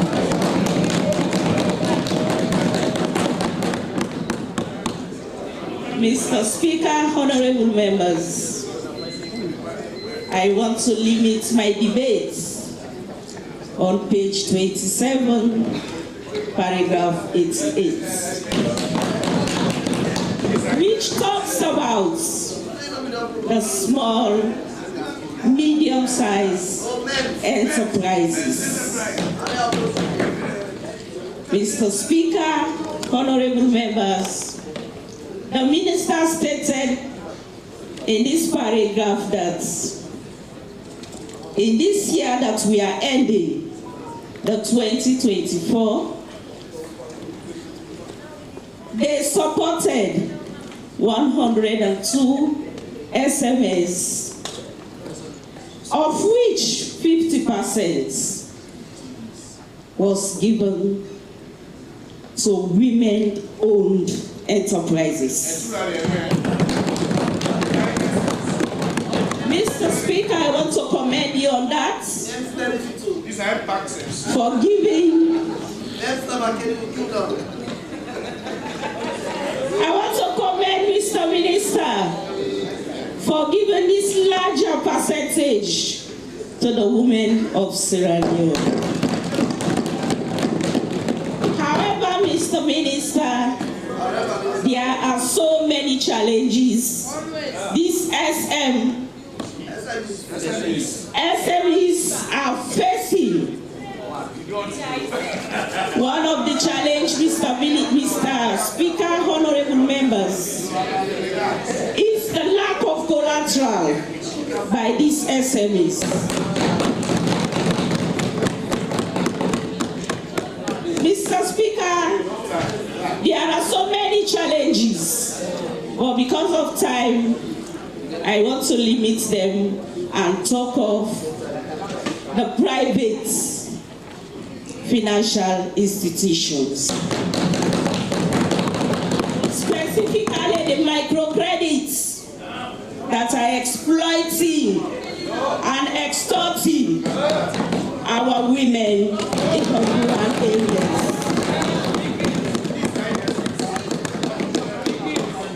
Mr. Speaker, honorable members, because of the high interest rates levied to these women, which they cannot pay, we have so many homes in this country that have been deserted by these women. These women run away, leaving their homes and their children to suffer. And at the end of the day, these children are the ones going to the streets and end up becoming thieves and prostitutes.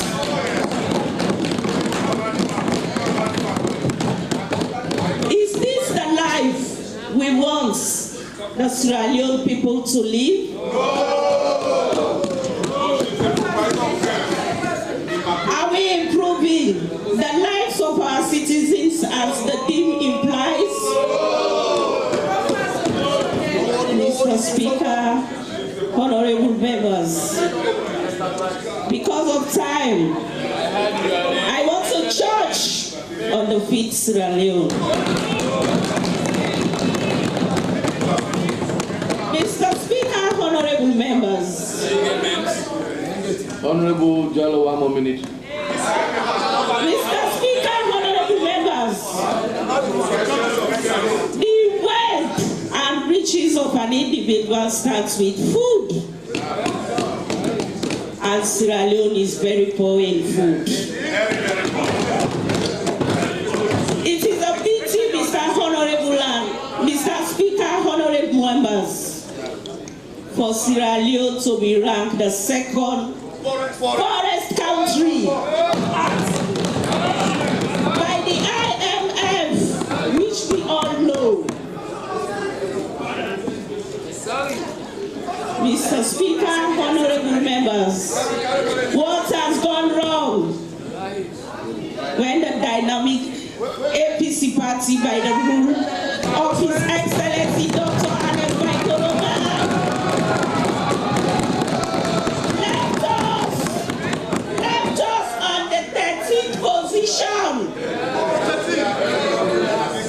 What are we, or what are we going to do to uplift us from this terrible position?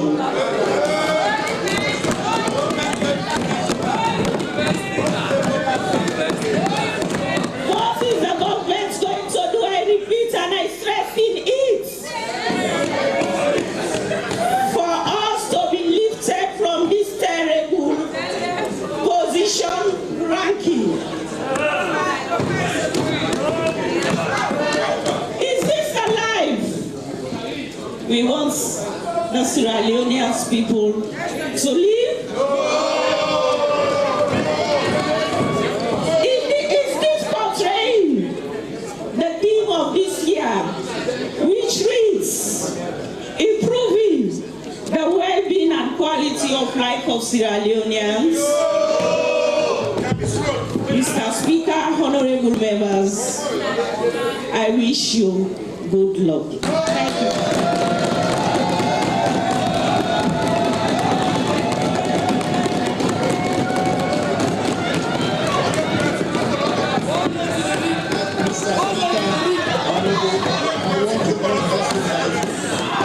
It's now 12.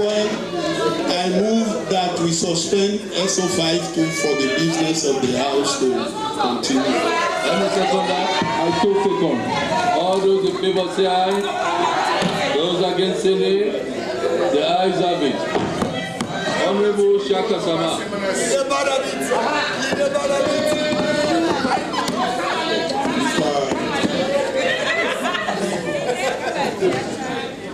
Mr. Speaker, thank you very much for this opportunity.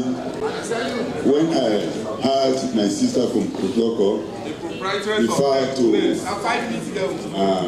APC as dynamic, I laughed. Mr. Speaker, we have to stop playing politics with lives of our people. I've stayed in this parliament long enough to be in a better position to compare APC and SFP. Mr. Speaker, we have to be patriots. We have to be patriotic. We should not pray for our country to fail, not because we want to score political points. Sierra Leone is a long project, so as patriotic Sierra Leoneans, we should not pray for the government to succeed. Our people have always lived in poverty, and I'm sure from the records, this government is doing very well to take our people out of poverty.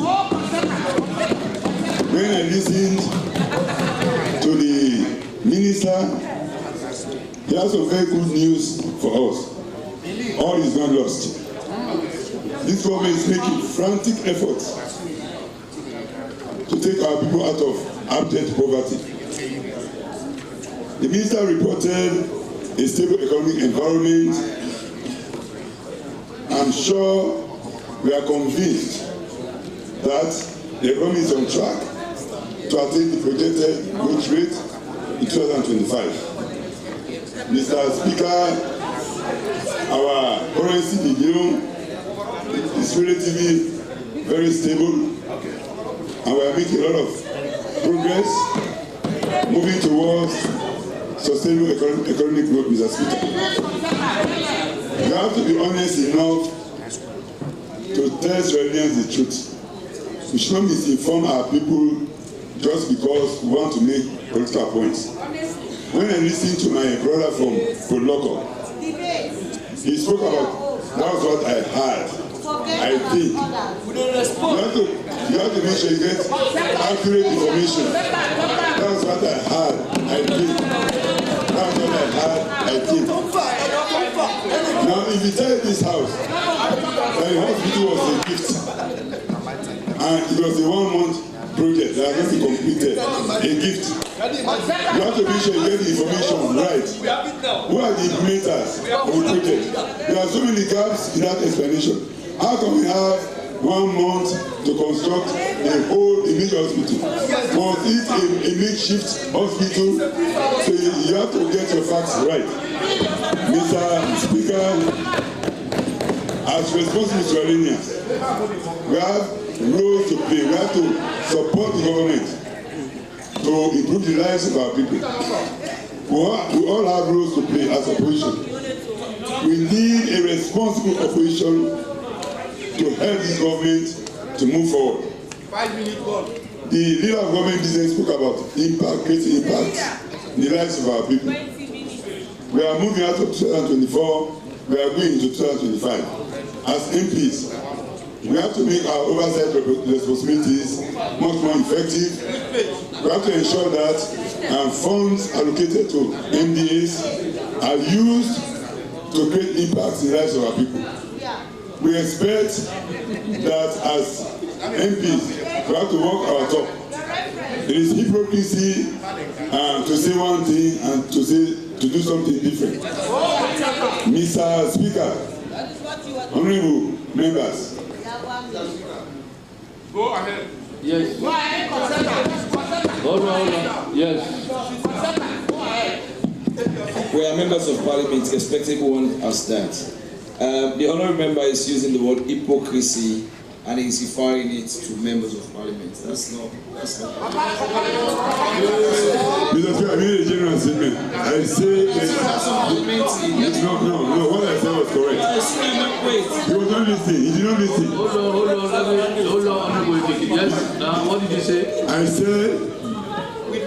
said it is hypocrisy to say one thing and do something different. It's a general statement. It's correct anywhere you go. You were not referring to MPs. No, it's general statement. It's true everywhere in the world. You said he was not referring to I'm going to repeat that, Mr. Speaker. It is hypocrisy just to say one thing and do something different. Mr. Speaker, your ruling is fine. It's hypocrisy. I am just saying, English language and words and phrases being used in short debates must be guided. The reason for it is you could use the same word in a positive way. Somebody will use the same word and it will be very offensive. He said he was not referring to MPs. He said he was not referring to MPs. I bow on it, sir. Proceed. Mr. Speaker, what you need is a clear conscience. Okay? Carry on. What you need is a clear conscience. What I'm saying is true, Mr. Speaker. One thing that this government has done is to initiate the government's flagship program of Sierra Leone, Mr. Speaker. When the minister reported, he said we are making steady progress. There has been a decrease in importation of rice and onions, and we think and we are sure that within 2 years we are going to make a lot of progress in achieving full self-sufficiency. If we want to have sustainable growth and development, we must be able to feed ourselves. Mr. Speaker. We must be able to grow what we eat and to eat what we grow. The president is a patriot, and the evidence was provided by the MPs from Proloco. The president went out seeking for funds and better lives for our people, was given a gift, he took it to Proloco. Since God created the world, Proloco has never had the fire force service. But some of this government are going to the MP from Proloco that they have had the structure. Since the world was created, Proloco has never had the fire force service, has never had one. So rest assured that if you have a building, you are going to have equipment. You are going to have equipment, and it does not just come like that. Even to purchase needs time. Okay? Rest assured. Honorable, one more minute. So, Mr. Speaker, as patriot, Mr. Speaker, we have to walk our talk. To MPs in this house, we have to help the government to deliver. We have a role to play. We have to monitor. We have to monitor government projects. We have to make sure we rise above corruption. Even as MPs, as committee chairmen, we have to be good examples. We have to make sure monies allocated to the MDAs are used for the intended purposes. And I am sure when we criticize people, we have to make sure that we don't do the things we accuse them of doing. So thank you very much, Mr. Speaker. I believe the government is doing very well. We have to support the government to perform better. And there are certain things that are beyond the control of the government, Mr. Speaker. For example, there's a global increase in food price and the price of fuel. There's growing insecurity in the Middle East. There's this war in Ukraine. There's donor fatigue. So we have to make sure we have homegrown solution to ensure that we move out of this situation, Mr. Speaker. Thank you very much.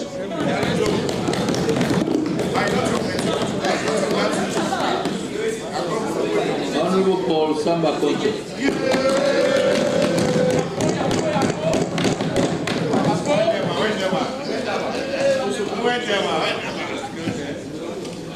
Thank you, Mr. Speaker, for giving me this opportunity to lend my voice.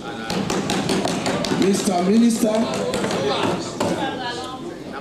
I want to say a big thank you to you and your team for putting this document together. Mr. Speaker, honorable members, sometimes in 2020, the then Minister Jacob Jusu Safa, Minister of Finance, later retired to Chief Minister, and now ordinary Jebu Sela, promised the people of Birua, Kamabai to be precise, and Fadugu, that by the end of 2021, they will give us light. Indeed, they tried their best. All installations have been done, including the meters. But guess what? The power don't turn it back away from we. Up to this point, SO2, we don't have lights. Mr. Minister, Mr. Speaker, honorable members, I'm pleading on behalf of my people. It is our right to have light. All installations, as I've said, have been put in place, but we plead that you give us light by the end of the year. We are begging you people, let me chart the roads. Mr. Speaker, honorable members, the most SLPP supports village in the north is Karina. But trust me, in the rainy season, I have to give them my Jeep, my FJ Cruiser, to transport the people from Karina Junction to Karina. Yesterday, the section chief of Karina called me. Honorable, we've tired. We've supported this government during the elections. But up to this point, they have disappointed us. But I was advising them during the time of campaign. Honorable Paul Samba, if you don't have anything to say, I will have to. We were advising them. Honorable Honorable Samba Conte. Okay. Relevance. Mr. Minister. Relevance. We are debating the budget. Mr. Speaker, honourable members, the budget, it's on roads. It's on roads. The budget is not fair. If the Chief Minister office is allocated 79,435,800 and anti-corruption ACC just 30 million. Just 30 million. SO2 Kekotuma Sandina, I don't enjoy so. Mr. Speaker, honourable members, I'm pleading on behalf of the ACC that you beef up their allocation, their budget in the supplementary, because if we treat them well, they will do their job diligently. We need to encourage them. They are trying to push away corruption out of our country. Mr. Speaker, honourable members, I thank you very much for giving me the floor.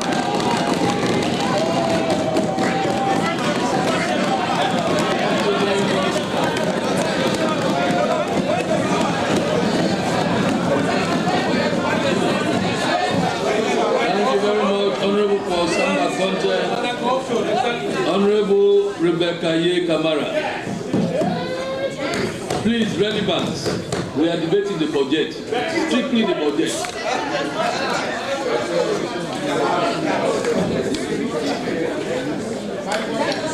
Mr. Speaker, honorable members, thank you very much.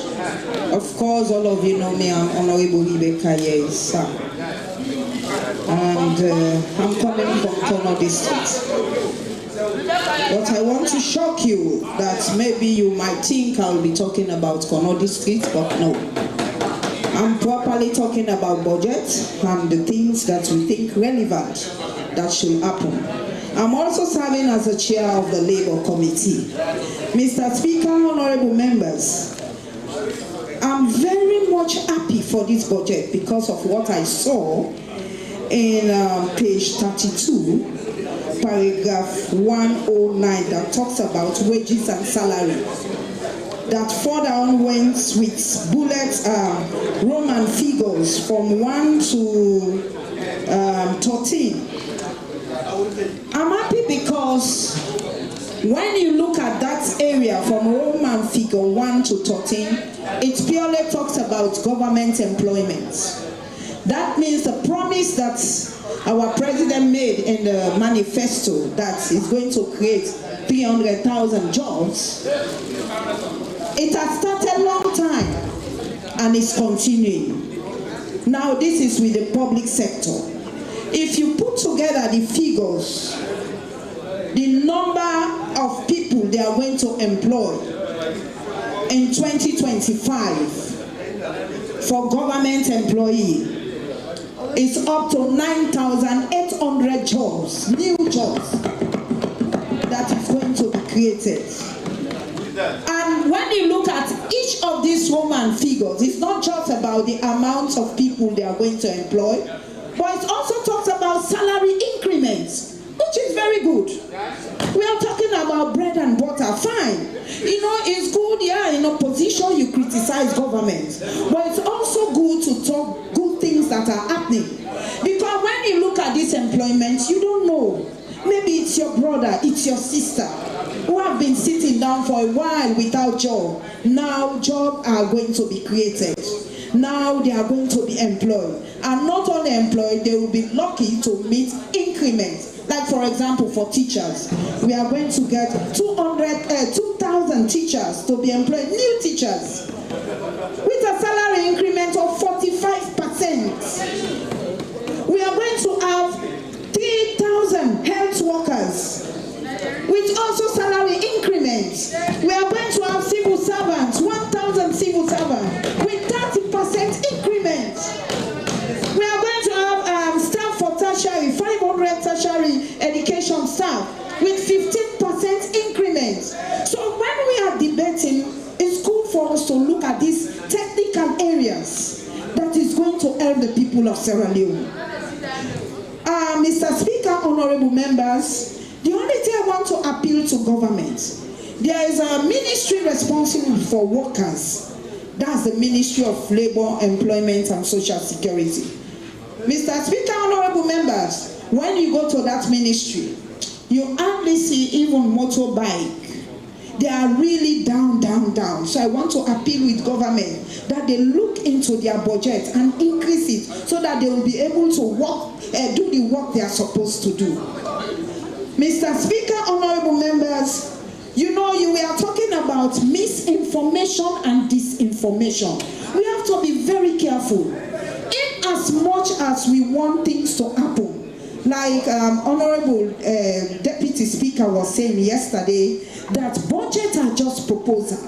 If it is proposal, if you are a Muslim, go to your mosque and pray that God give governments money to approve this, to monetize this proposal. If you are a Christian, pray for the government to monetize this proposal. But without that, these things are just proposal and they will be written. If there is no money, and let me tell you, people don't want to pay tax. People don't want to pay tax, but they want government to do something. And this country is not based on all-source revenue. Our revenues we generate here are not enough to support us. We have to rely on donors. We have to rely on donors. And so many of these proposals here, we have to rely on loans. If these loans are not forthcoming, it's not easy for government to be able to fulfill these things. So all of us have to try, have to pray and ensure that things happen. We don't have the money, we don't have the, maybe we can say we don't have the strength to meet donors, but sometimes our actions drive away the donors. Sometimes our actions make donors to be afraid to put their monies in Sierra Leone.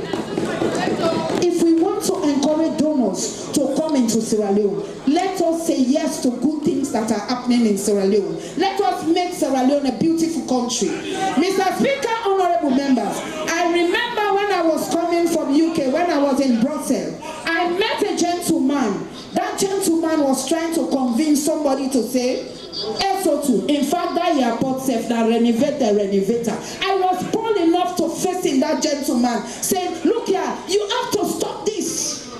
You guys, when you are out here, you try to make your country very, very bad. And you want the country to move forward so that good things can happen.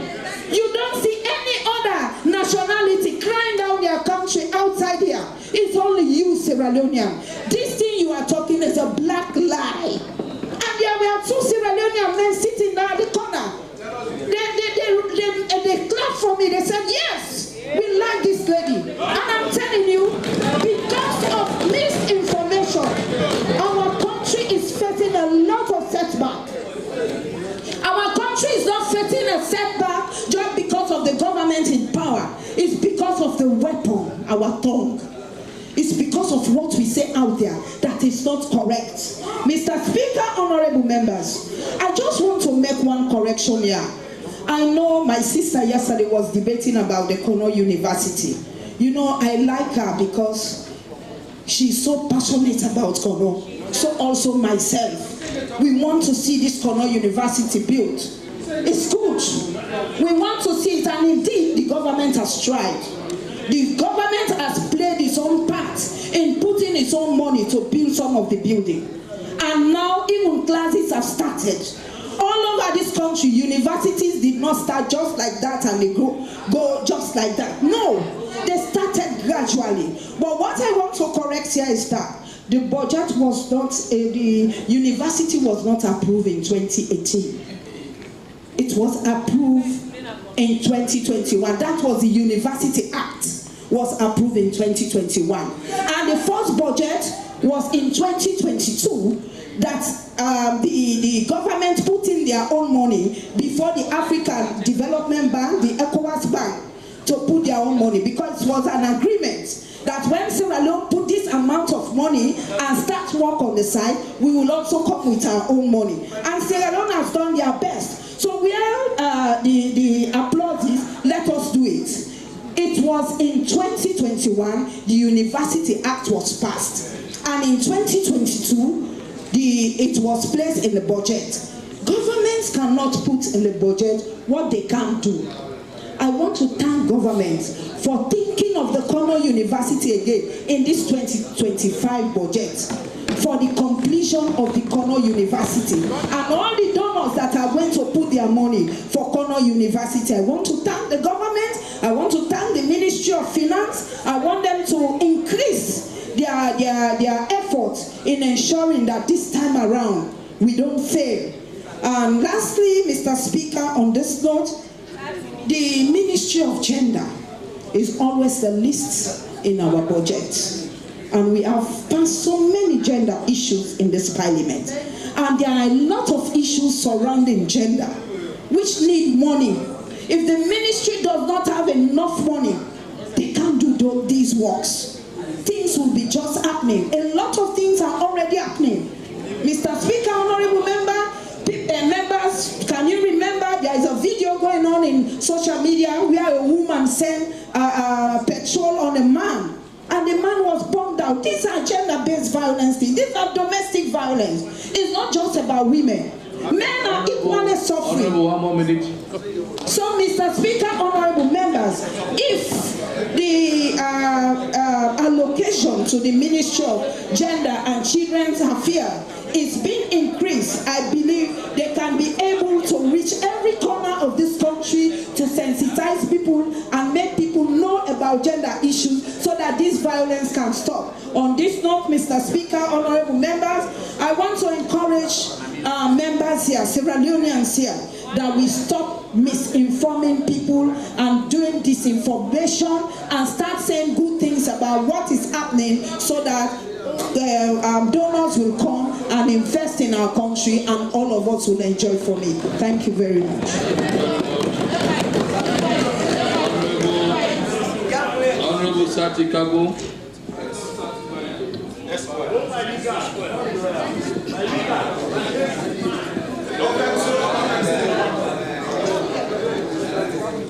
Tell us about the toll gates.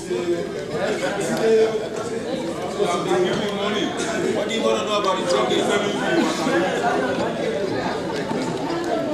Mr. Speaker, honorable members, my names are Honorable John Sati Kabo Square from the Western World District. Mr. Speaker, honorable members, I want to thank all the contributors of this 2025 budget debate, and I also want to thank the Honorable Speaker for giving ruling of national cohesion in moderating this debate. Mr. Speaker, honorable members, I want to thank His Excellency the President for giving consideration of an increment of 25% to pensioners effective April 2025. As an objective and constructive member of Parliament of the opposition party, I asking myself, this 25% is enough to sustain these pensioners? Mr. Speaker, honorable members, the answer is no. When you consider the cost of living and inflation currently, that has nothing to do with the sustenance or livelihood of these pensioners. Even to buy other essential goods, that cannot enough. So, Mr. Speaker, honorable members, we are craving the indulgence of this honorable House to ensure that the government double up its steps in improving the salary of pensioners. Mr. Speaker, honorable members, my emphasis is not on the political class of pensioners. I'm laying emphasis on pensioners before the establishment of NASIT. Mr. Speaker, honorable members, it's so pathetic that pensioners before the establishment of NASIT cannot buy a 25 kilo bag of rice. And as head of families, people who have served this nation diligently, they are suffering now in their retirement. Only very few Sierra Leoneans who are pensioners that are fortunate to have successful children are enjoying their retirement. But the majority, Mr. Speaker, of pensioners are suffering. They are facing serious challenges in their livelihood. Mr. Speaker, we must think that today we are active honorable members of Parliament, but tomorrow we'll be retired members of Parliament. So we don't need to set these people aside. And the most painful thing, Mr. Speaker, I'm experiencing, you cannot see any civil society organization or an advocacy group advocating on behalf of pensioners, Mr. Speaker. So we need not set these people aside.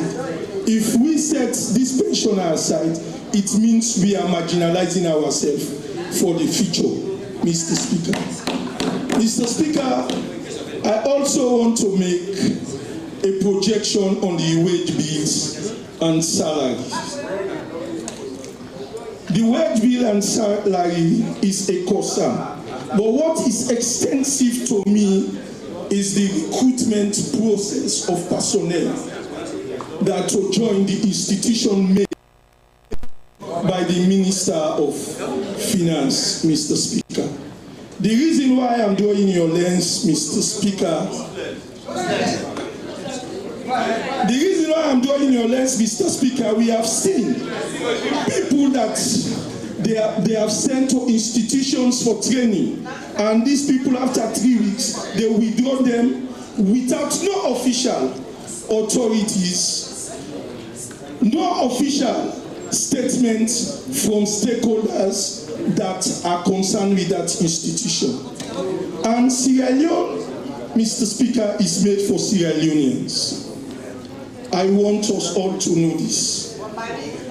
All I want, Mr. Speaker, I'm craving your indulgence for this recruitment process in this wage bill to be decentralized in all the district headquarter towns, Mr. Speaker. And also, I'm advocating for the quota of this recruitment process to be evenly distributed in all the various district headquarter towns. Also, Mr. Speaker, I want you to consider or plead to the government to consider the political class. We are representing the various districts in order to uphold the dignity of our stewardship, because we are representing the various districts in this honorable house. We are requesting for a specific quota, even quota, to all members of Parliament in this honorable house. Mr. Speaker, honorable members, I want to draw your attention to infrastructural development.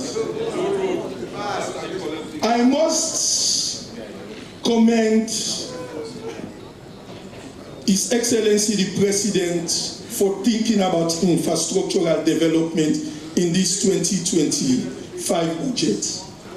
The 2025 budget is better written than the 2024 budget, because the 2024 budget did not make mention about nothing about infrastructural development, Mr. Speaker. Mr. Speaker, honorable members, I'm a developmental-oriented member of Parliament. I'm interested in achieving developments in my constituency. The same thing likewise to other members of Parliament. But Mr. Speaker, honorable members, when you consider the price of cement and iron rods, the projection, the way it's going to be skyrocketed come January 2025, it can be difficult for us to achieve that particular part of the budget, Mr. Speaker. Even government generates the required revenue to build public buildings, Mr. Speaker, but what is our interest, Mr. Speaker? Honorable, 1 more minute. What is our interest is to see the government talking about low-cost housing for the ordinary Sierra Leoneans, Mr. Speaker. Mr. Speaker, we are appealing to the President to provide shelter for the ordinary citizens who are living in big towns and cities that cannot afford to pay expensive rent to even do their work effectively, Mr. Speaker. Mr. Speaker, honorable members, the way civil servants are facing challenges in big towns and cities to pay rent, it's high time the government consider for effective administration, for effective work to be done, to provide local housing in all the districts. Mr. Speaker, honorable member, I want to thank you all.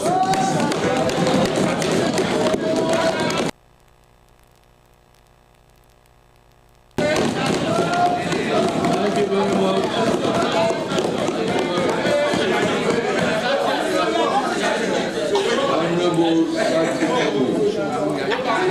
Honorable Rugia to Musafa. Oh, my sister from Congo.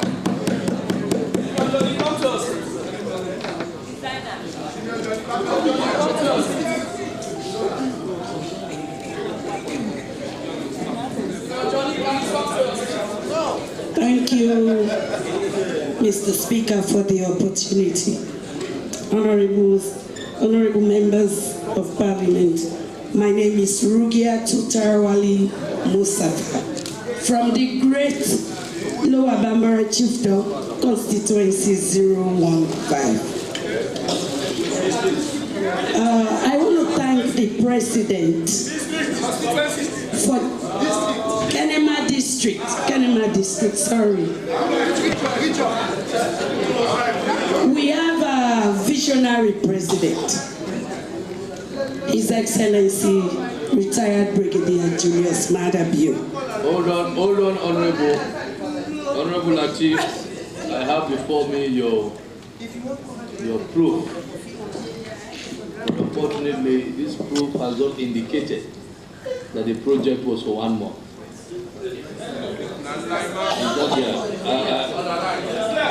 What I'm saying is the hospital is expected to be completed in early April this year. And this one is posted on the 8th of February 2021. So February 8th, 2021, the end of February is the 8th of March is 1 month. Hold on. The 8th of March is 1 month. The 8th of April is another month. So this is not proof that the project was for 1 month. Mr. Speaker, of course, for every project you have contingency time. And because of that, that's why they said early. They expect the project to be completed in early April. Let's all be realistic here. Let's all be realistic. If this could have said early March, then I will have reason to rule in your favor. But it said early April 2021. This year. That's what I'm saying. And it was posted in February 2021. That's what I'm saying. Yes, Speaker. Yes, leader. What are you saying? This is a House of Records. Yes. I know by the literal rule. Yes.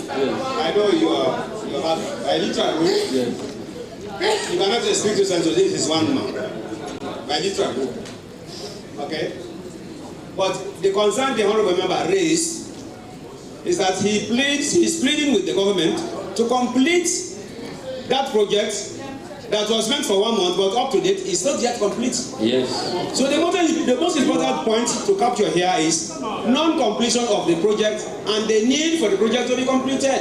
Of course. And for the past, since 2021 to date, it has not been completed when it was expected to be completed in April. Yes. 2021. So, Honorable. The plea is for the project to be completed. Yes, leader of the opposition, I totally agree with you. In fact, as a representative of his people, it behoves him to plead for the completion of the project. But my little catch is that he said that the project was meant for 1 month. And that was the area of contention. That was the area of contention with the leader of government. He said the project was not meant for 1 month. So that is my argument. I agree with you. You see? So this one published in February 8, on February 8, 2021. Yes. To be completed in early April. Early April. So it's already more than 1 month. It's more than 1 month, but it's less than 2 months. Yes. Anyway, I can understand. That's not the issue. I can understand. Let us plead with him. Let us join him. Plead with government. Yes. Because it's less than 2 months. So let me use this opportunity to plead with the government to have that project completed. But in any case, long live Mr. Speaker. That area indicating 1 month should be expunged. I saw. Yes, proceed. Okay, Mr. Speaker, honorable members, I want to add my voice to this debate by looking at infrastructure and agriculture. You know, he who feeds you own you. So, the Feed Salon project is the most viable project that the president has brought so far. If we embark on agriculture, we're going to see improvements. Food security is the backbone of every economy in any country. So, if we embrace the Feed Salon, agriculture, infrastructure, we will start seeing the benefits in less than a year or two. So on infrastructure and agriculture goes together. If we start making our roads, making infrastructure very viable, the agricultural projects will move as fast as we want it. Moving goods and services is very, very important in the economy.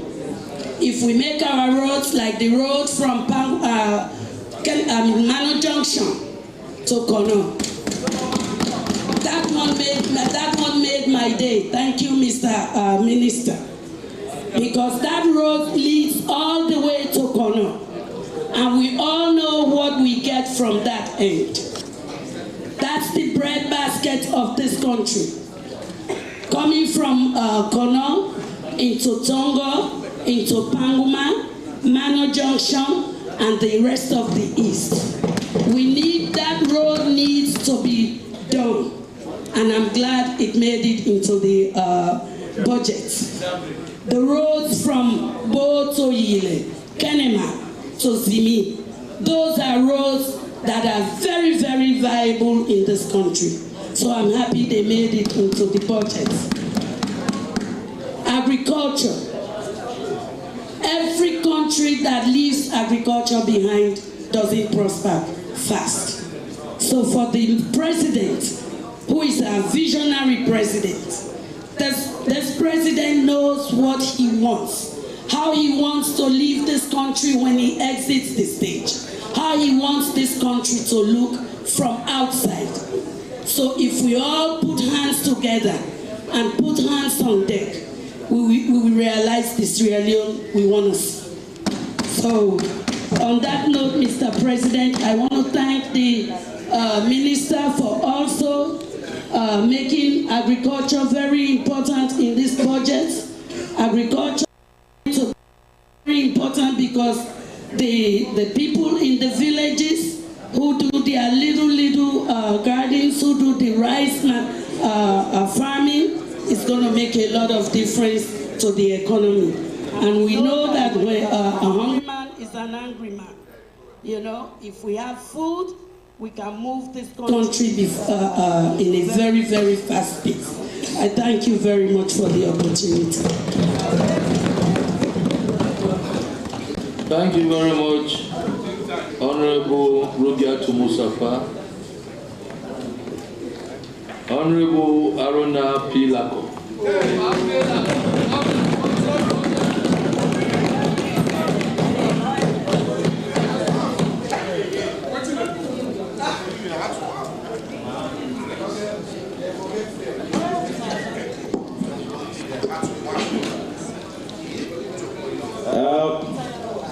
Thank you, Mr. Speaker. My name is Honorable Aruna Pape Solomon Lako from Polifa Rowala Chiefdom, Tokulele District. I want to thank you, Mr. Speaker, the Finance Minister and his team for putting together this very important document. I also want to thank the government for the proposal for the increment of salaries and the recruitment of Sierra Leoneans into the civil service, the police, fire force, health and military. And I hope this recruitment reflects the true Sierra Leoneans and must be in a competitive mode where every Sierra Leonean will gain access to these job opportunities. Mr. Speaker, honorable members, with all the above yet to be fulfilled proposals, when the budget was read here, before the budget was read, I had so many expectations, hopes, and anxiety that my districts will be featured into this year's budget. But unfortunately, again, as my colleague honorable members from Tokulele district have stated, that Tokulele continues to be deprived. Tokulele continues to be neglected. That has been proven again to this year's budget.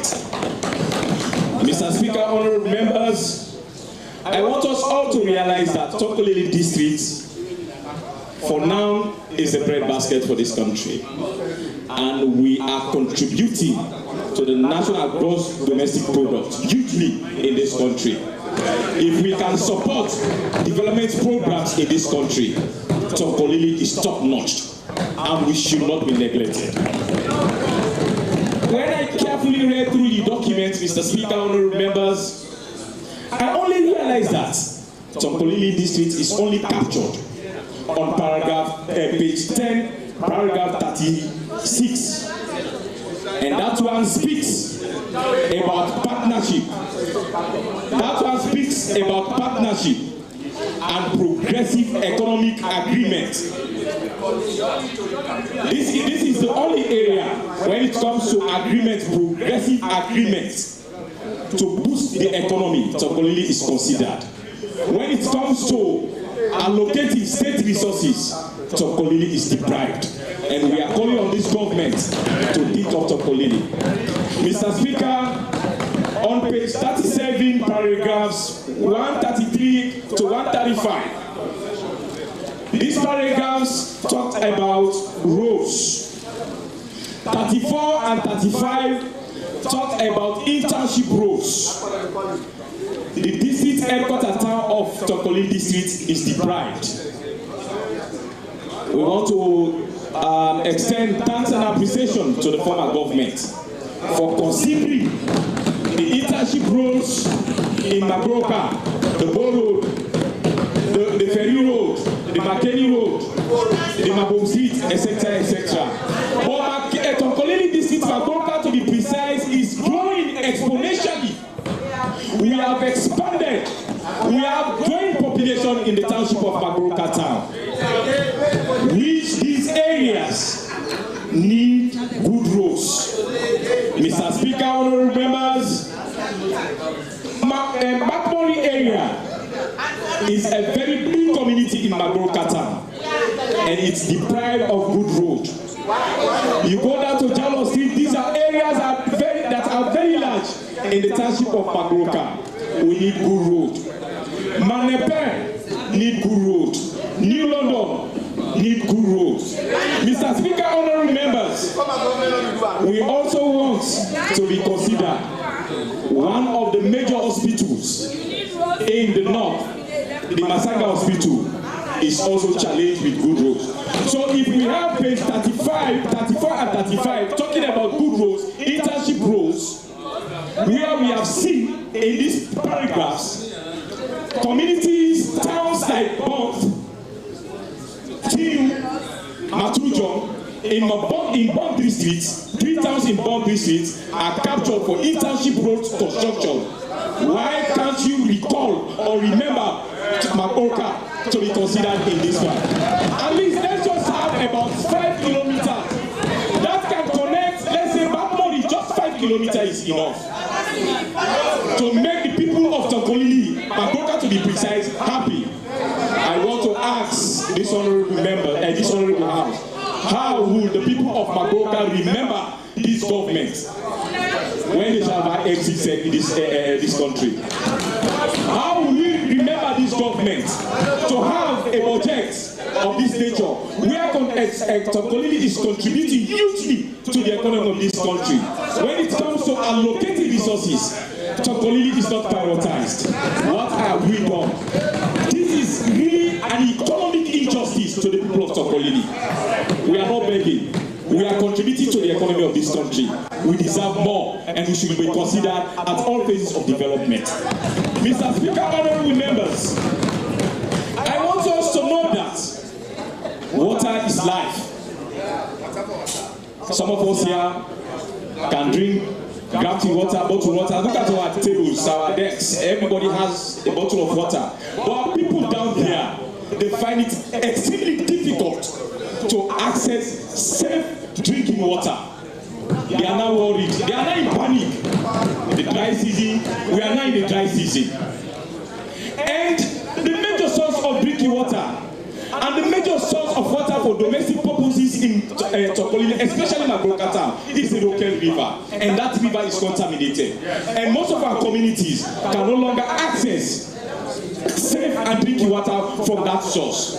So therefore, if we have page 38, paragraph 142, where Salwako have secured about 137.9 billion onions to do wells in the south and other parts of the west. Why can't you remember Tonkolili for just one borehole?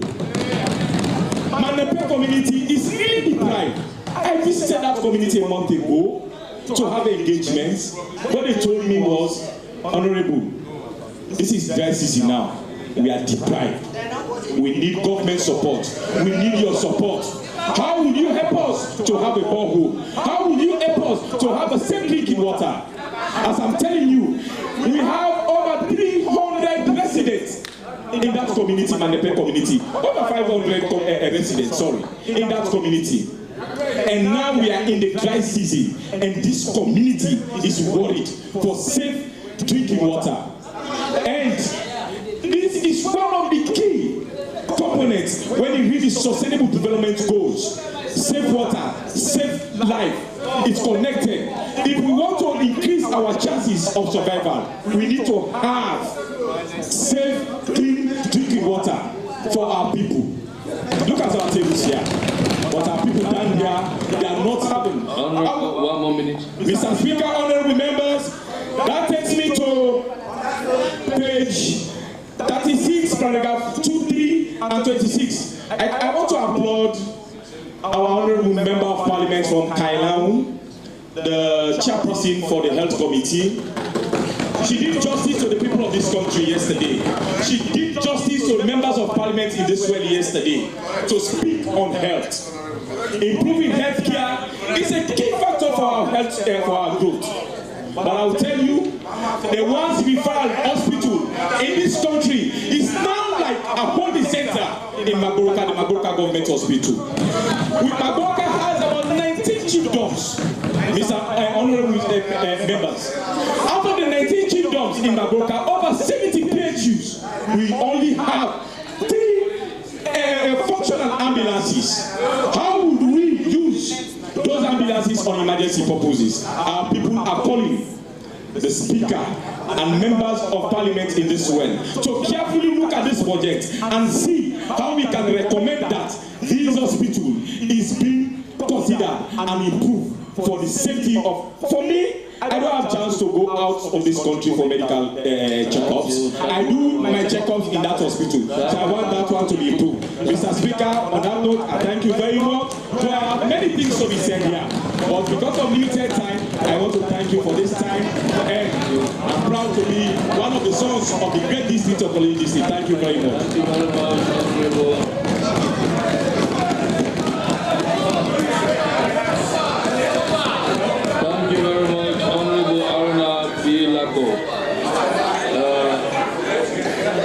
Honorable members, when it is time for the Committee of Supplies, take note of all of these debates that are going on relating to the budget.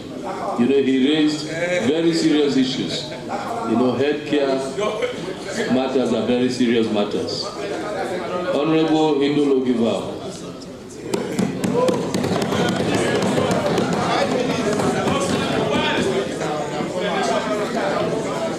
Thank you, Mr. Speaker.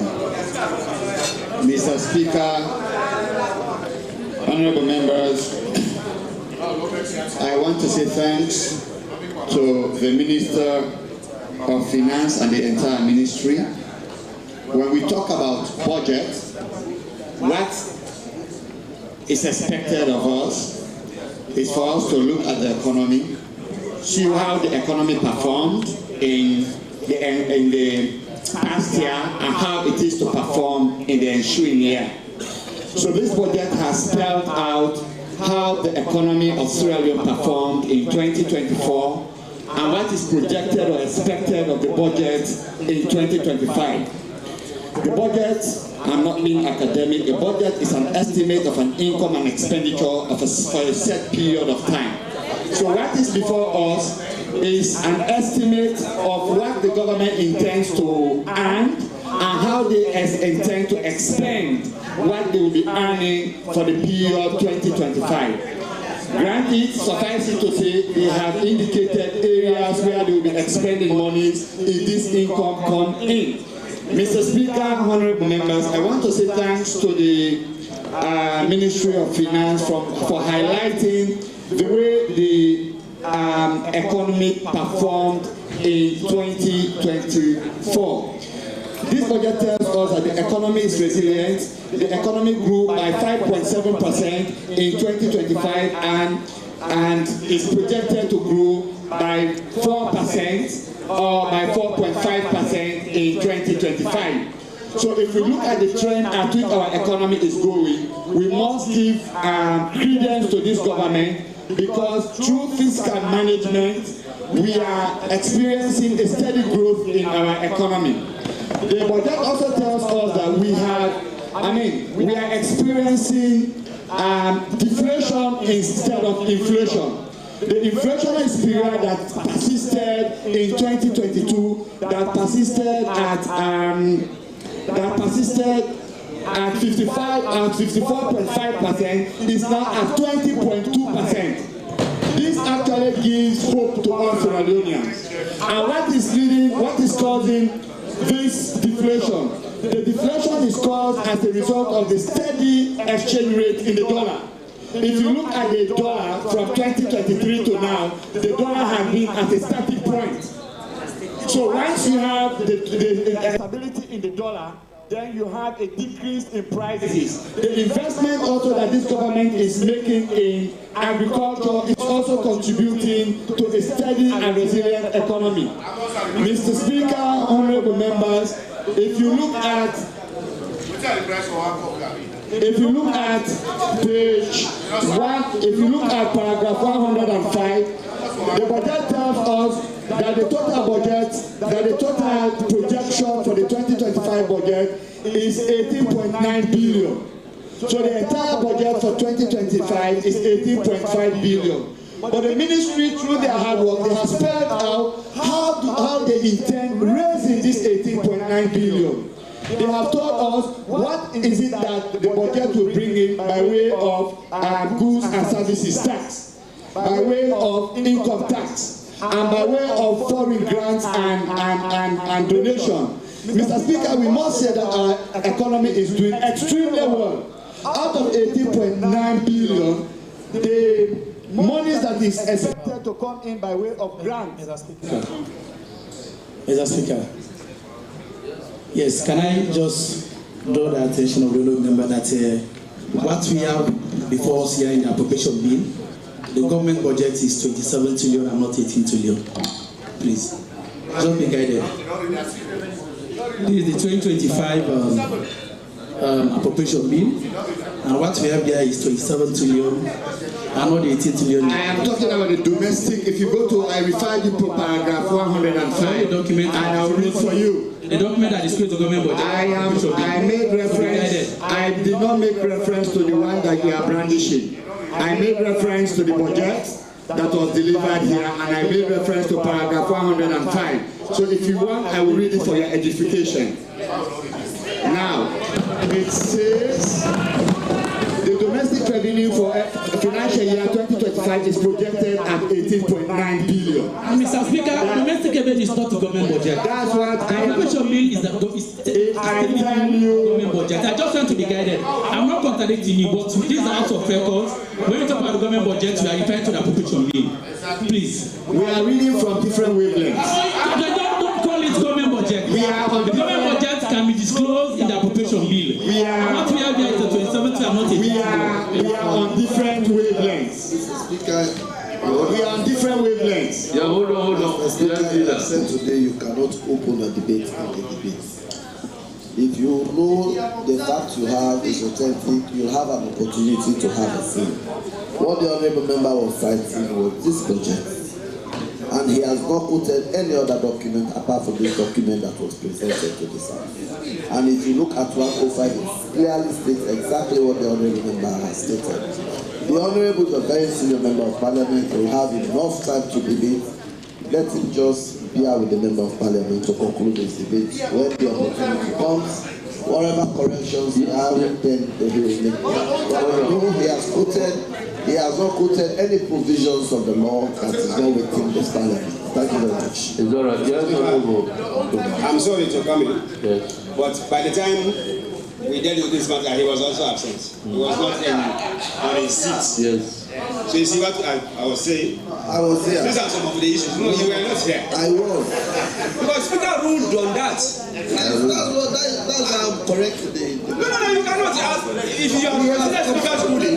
He has obstructed the member of Parliament. No. If you had considered Speaker's ruling, you will not present the query on this particular issue. It's just for clarification. But it's okay. But the clarification is not good. It's all right. What the member of Parliament has quoted is from this document. It's all right. Mr. Speaker, I think my position was very clear. I didn't contact the honourable member. I only drew his attention to the statement he made. He was referring to the government budget. So I corrected him. I drew his attention that when you talk about government budget, it can only be disclosed in the appropriation bill. What it is referring to is talking about the revenue, and revenue is not the government budget. It's all right. Thank you. Proceed, Honourable. Mr. Speaker, from the very cover of the document that we are dealing with, it reads Government Budget and Statement of Economic and Financial Policy. That is what I quoted from. And I did refer this House to paragraph 105. And I am telling you, I've told you that the domestic revenue for financial year 2025 is projected at 18.9 billion. Now, I know you people always itch when you hear that the economy under SLPP is doing well. It's resilient, it's robust, irrespective of the challenges that this government continues to face. And I want to tell Sierra Leone, and I have said this over and over, that if we want our economy to continue growing, we have to give the government an opportunity to continue working. If we don't, any day that we take without working, we lose billions of dollars. I hold an MBA, I know what I am talking about. Mr. Speaker, honorable members, the Minister of Finance has told us categorically and expressly how the 18.9 domestic budget is intended to be raised. And of the 18.9, they told us that it's only 0.9, 9.0 is expected from budgetary support. Mr. Speaker, honorable members, I want to debate a little bit on the committee of which I am sport. I am chairman, the sport committee. Mr. Speaker, honorable members, we have seen the projection of government, and we know that for now the concentration of government is to enable us to be able to feed ourselves. And they are working assiduously within that direction. Mr. Speaker, honorable members, I, being the chairman of sport, I want to commend this government because I know they are spending colossal sum of money in ensuring that Sierra Leone participates in all international competition. And because of that, Mr. Speaker, the institution responsible for the coordination of sporting activities in Sierra Leone is the National Sports Authority which is NS. Billion was allocated to them, of which 61 billion will be going to them directly, and 17 billion will go as devolved for the devolved function. I want to crave with members of Parliament that when we go into the committee of supply, I plead with you that you look at the activity, the sporting activities. If we really want to start, if we want to start qualifying and winning trophies, that we consider increasing the budget for the National Sports Authority, because my colleagues will want, when they go to their respective district, they meet fields that have artificial turf, and artificial turf is going for like $100,000 or $150,000. So if I want an artificial turf in Kailaho, I'll have to plead with the Ministry of Finance to give the National Sport Authority more money so that they will be able to have artificial turf in all of the fields in the provinces. Mr. Speaker, honorable members. Honorable, give one more minute. Yes, Mr. Speaker. Mr. Speaker, I want to comment a little bit on the Ministry of Environment. When you go globally, what we are all talking about is global warming. We have the National Protected Area Authority, which is expected to help the EPA in managing the environment. When you look at the budget of the EPA is like a self-revenue generating body. But when you look at the NPPA actually feels from the consolidated fund. And the institution has been doing well thus far.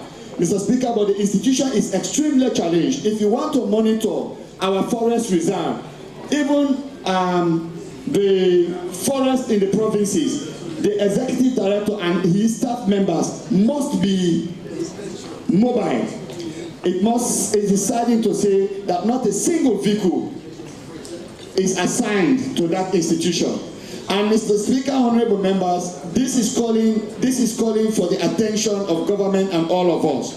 If you are going towards grafting, if you look on the left-hand side, Mr. Speaker, you will find out that people have constructed houses on the top of the mountains. We are putting pressure on the mountains. And when that pressure that we are putting on the mountain, when it gives up, we don't pray for it. But what happened in Motomen? Night, Ryoko. We are calling on the Ministry of Environment, we are calling on the NPPA to monitor the way people are constructing around the mountains, Mr. Speaker. It is dangerous and we have to pay attention to it. Thank you. Thank you very much, Honorable Gibao. Honorable Peter Yambak Roma.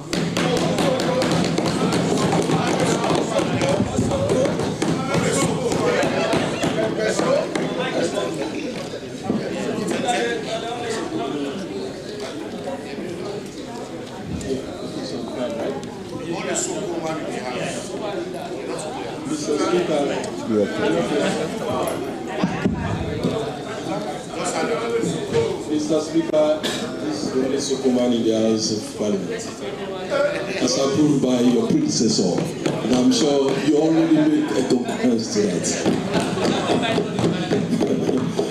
I do not know what that is. Mr. Speaker, honorable members, I'm happy to be back after spending some small time on the sidelines mourning the death of my dad, and I want to take this opportunity to extend very many thanks and appreciation for the goodwill that colleagues and staff of this house extended to me. I am eternally grateful for it to you all. Mr. Speaker, honorable members, a budget, as I've been severally said, is a proposal. And I would not mince my words to say it's a proposal that encapsulates the good intentions of a government. So on that basis, we need to be thankful to the Ministry of Finance and to the government of President Maravio. While the budget of the 2025 budget presented or is presenting to us a very optimistic outlook of our country, including, a bouncing economy, a prospective future, it has also created an avenue to raise a few questions. And these are pertinent questions.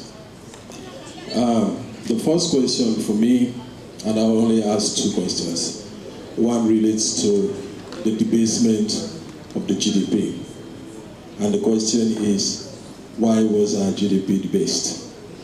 What informed the debasement?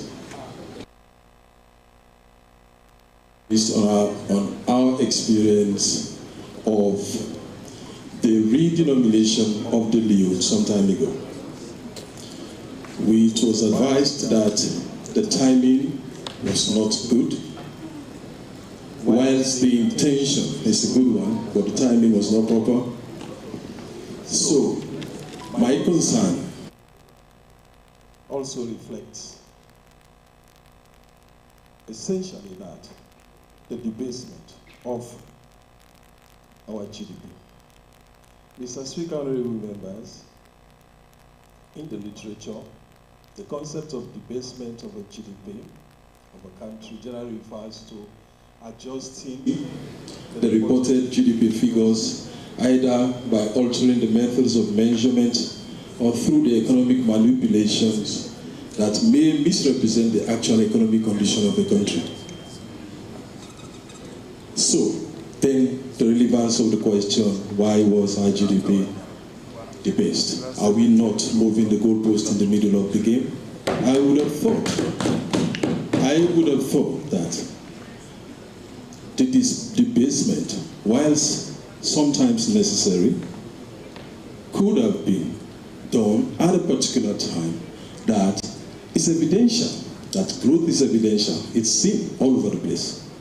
For now, you will agree with me that it's difficult to quickly agree that the economy is on the right footing. It's strong. Whilst, and it is granted, there's so much effort that has been done, and it's being done in that direction, we are still at a stage where we could not confidently say we are safe, we are better. But the debasement has brought us to a level where we have said we are fine. The GDP, the debt to GDP ratio has now been presented as very healthy, our revenue collection and our revenue base is said to be presented as very healthy and the prospects very healthy. Is that not a concern? And that brings me to few examples why I am having a question on this. Examples short as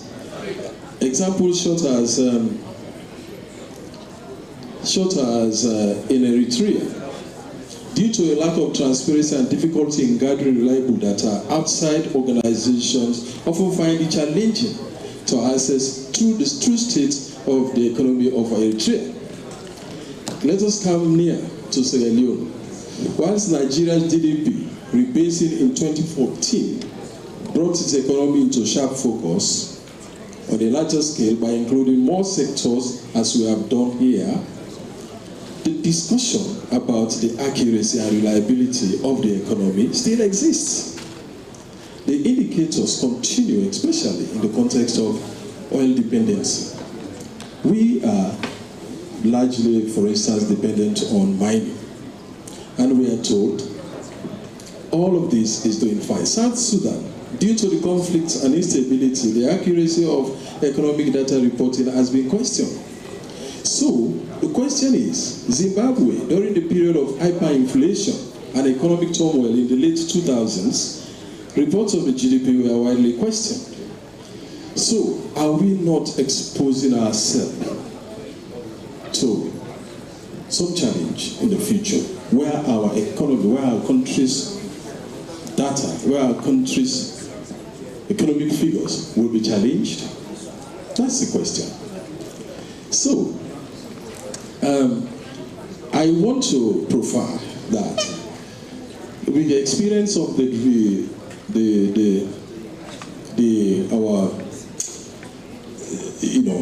redenomination of the Leone and what it taught us, we should be careful. And the projections in this budget have been largely dependent on this outlook from the debasing that has been done. So it might affect policy and policy execution and several other things.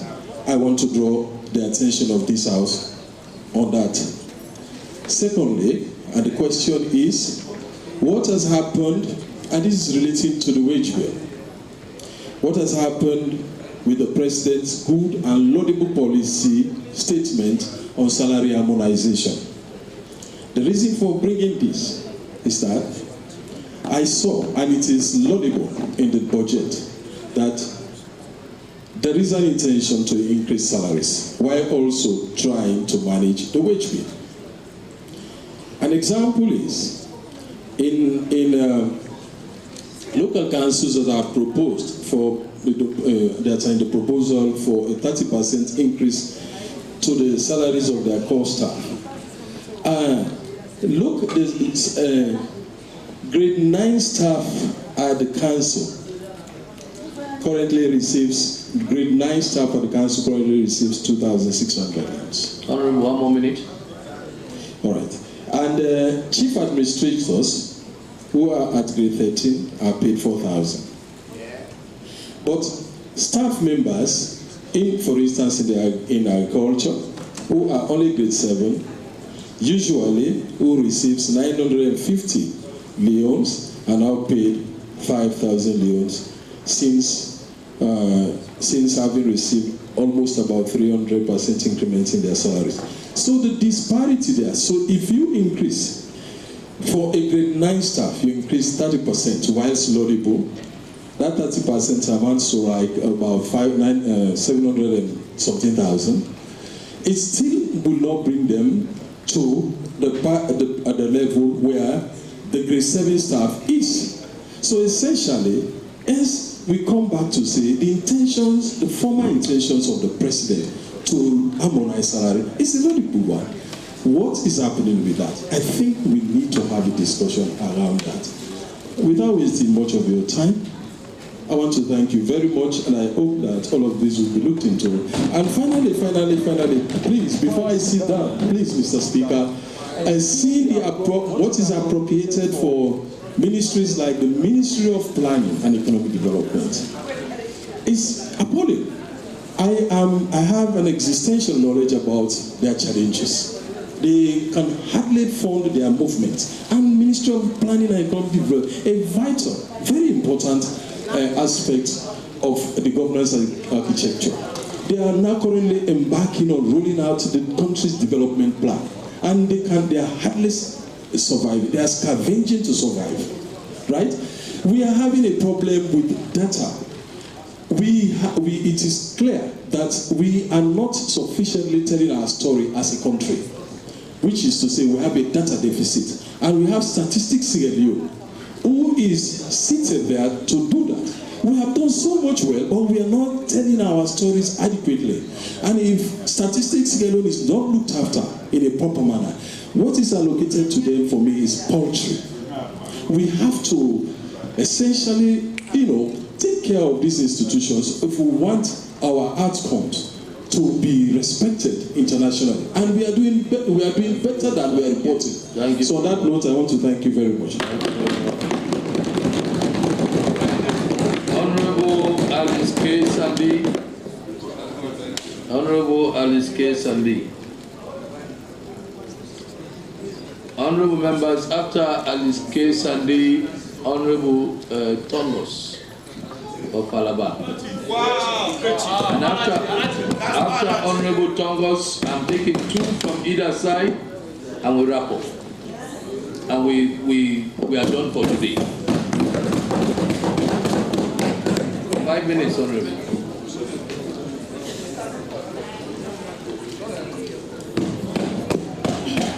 Thank you very much, Mr. Speaker, for giving me the opportunity to also participate in this all-important budget debate. Today, I rise in support of the 2025 government budget, a budget that is forward-thinking, a financial blueprint that speaks to our collective commitment to economic recovery, job creation, and inclusive development. Speaker, honorable members, as we discuss the budget, it is also very important to reflect on real progress that has transformed the lives of individuals in Sierra Leone. To start with, Mr. Speaker, in the healthcare sector, we all know the achievement that has happened under this dispensation, ranging from the construction and rehabilitation of hospitals, recruitment of health workers, among others. Under paragraph 71 of the budget, I want to particularly commend this government for the construction of the midwifery school in Kenema. This school now positions Kenema district as a center of excellence, Mr. Speaker, for midwifery training and professional development in the eastern region of Sierra Leone. Mr. Speaker, honorable members, in the road sector again, under paragraph 79 of the budget, I also want to commend this government for thinking about us in Kenema district and of course that of Kono district. I am particularly pleased to see the Mano Junction, which is right in the center of my constituency, the Tonga, Kangama and Bumpero, which will connect both the Kenema and Kono district. We only hope to see this promise become a reality, Mr. Speaker. Also, Mr. Speaker, honorable members, in supporting youth employment under this dispensation, Mr. Speaker, honorable members, paragraphs 93 and 96, I also want to thank the government of President Biyo for his recent developmental initiative that he has done. Just Friday of last week, Mr. Speaker, honorable members, President Biyo handed over 200 tricycles to over 200 Sierra Leonean youth in this country. Also to Keke. The 50 fishing boats to youth in fishing communities, Mr. Speaker. 1,690,000 grants to female donations. 3,456,000 grants for business and GFLA groups, startup groups for rural youth. 4,600,000 farm placement for graduate youth in agriculture. Over 800 beneficiaries are over 800 young beneficiaries will benefit from this initiative, Mr. Speaker, honorable members. Also over the weekend, Mr. Speaker, honorable members, the President lodged the commencement of the first ever iron rod manufacturing industry in this country, which is located in Koya Chiefdom of Potlako district. This industry will mark the new industrial milestone in this country. Mr. Speaker, honorable members, the industry is privately owned and is projected to serve the country of about 250 million United States dollars and 300 million United States dollars yearly in iron rod importation, whilst reducing our dependency on foreign exchange. Mr. Speaker, honorable members, this industry will create over 1,000 job opportunities for hundreds of youths in Sierra Leone. As a nation, we have undeniably faced significant challenges. While the obstacles remain, it is important to recognize and commend this administration for implementing tangible development despite these difficulties. Moreover, Mr. Speaker, honorable members, in paragraph 66 of the budget, the government under the Feed Salon project makes commitment to construct additional 275 kilometer feeder roads to improve access to markets for rural farmers. I therefore want to appeal to the Ministry of Agriculture to remember Kenema district, particularly the Kenema, Nikabu, Jammu, Tovan leading to Bendu Junction, as my people are largely engaged in agricultural activities and also contributing to the feed salon. Mr. Speaker, honorable members, I also wish to bring to the attention of this House and other relevant authorities the deteriorating condition of the Jembe Bridge connecting Bo and Kenema districts. The bridge has become a growing public safety concern, and I want to urge the immediate intervention for that bridge to see that it is being rehabilitated as to prevent the risk of accidents that may occur. Mr. Speaker, honorable members, today marks exactly 1 year since Freetown experienced a tragic incident attacked by unpatriotic individuals seeking to undermine our democracy. Honorable Alice Konya Sandi, relevance. Thank you, Mr. Speaker. Mr. Speaker, honorable members, I want to thank the honorable member from Tonkolili for outlining the needs of the people of Tonkolili, stating that the Tonkolili people need roads, construction of roads. That is indeed his duty as a representative for his people. But what the honorable member failed to inform this House is the ongoing rehabilitation of the Magoka Boys High School that is presently ongoing. The 45-bedroom public school that is being constructed, for 4 quarter staff for teachers, and also 15 additional classrooms for the school. Mr. Speaker, honorable members, as a nation, our greatest asset is our people, who are united by our shared vision for progress. This budget is a call on all of us to put Sierra Leone first and to address, and as leaders, it is our duty to ensure that every policy, every investment, and every decision reflect the needs and aspirations of our people. Thank you. Thank you very much, Honorable Alice Konya Sandi. Honorable Marama Bangura.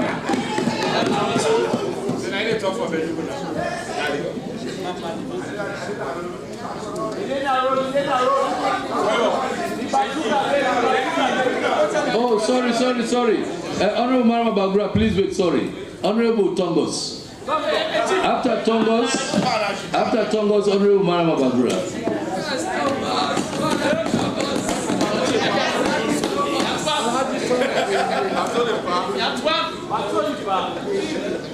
Mr. Speaker, colleagues MPs, my name is Honorable PC Alhaji Toto Sheku Terena Tongos Neya Kukuruba Bangola Hanabiton.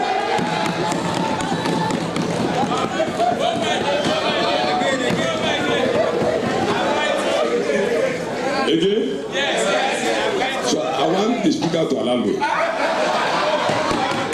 Honorable, you can carry on, but you have 5 minutes.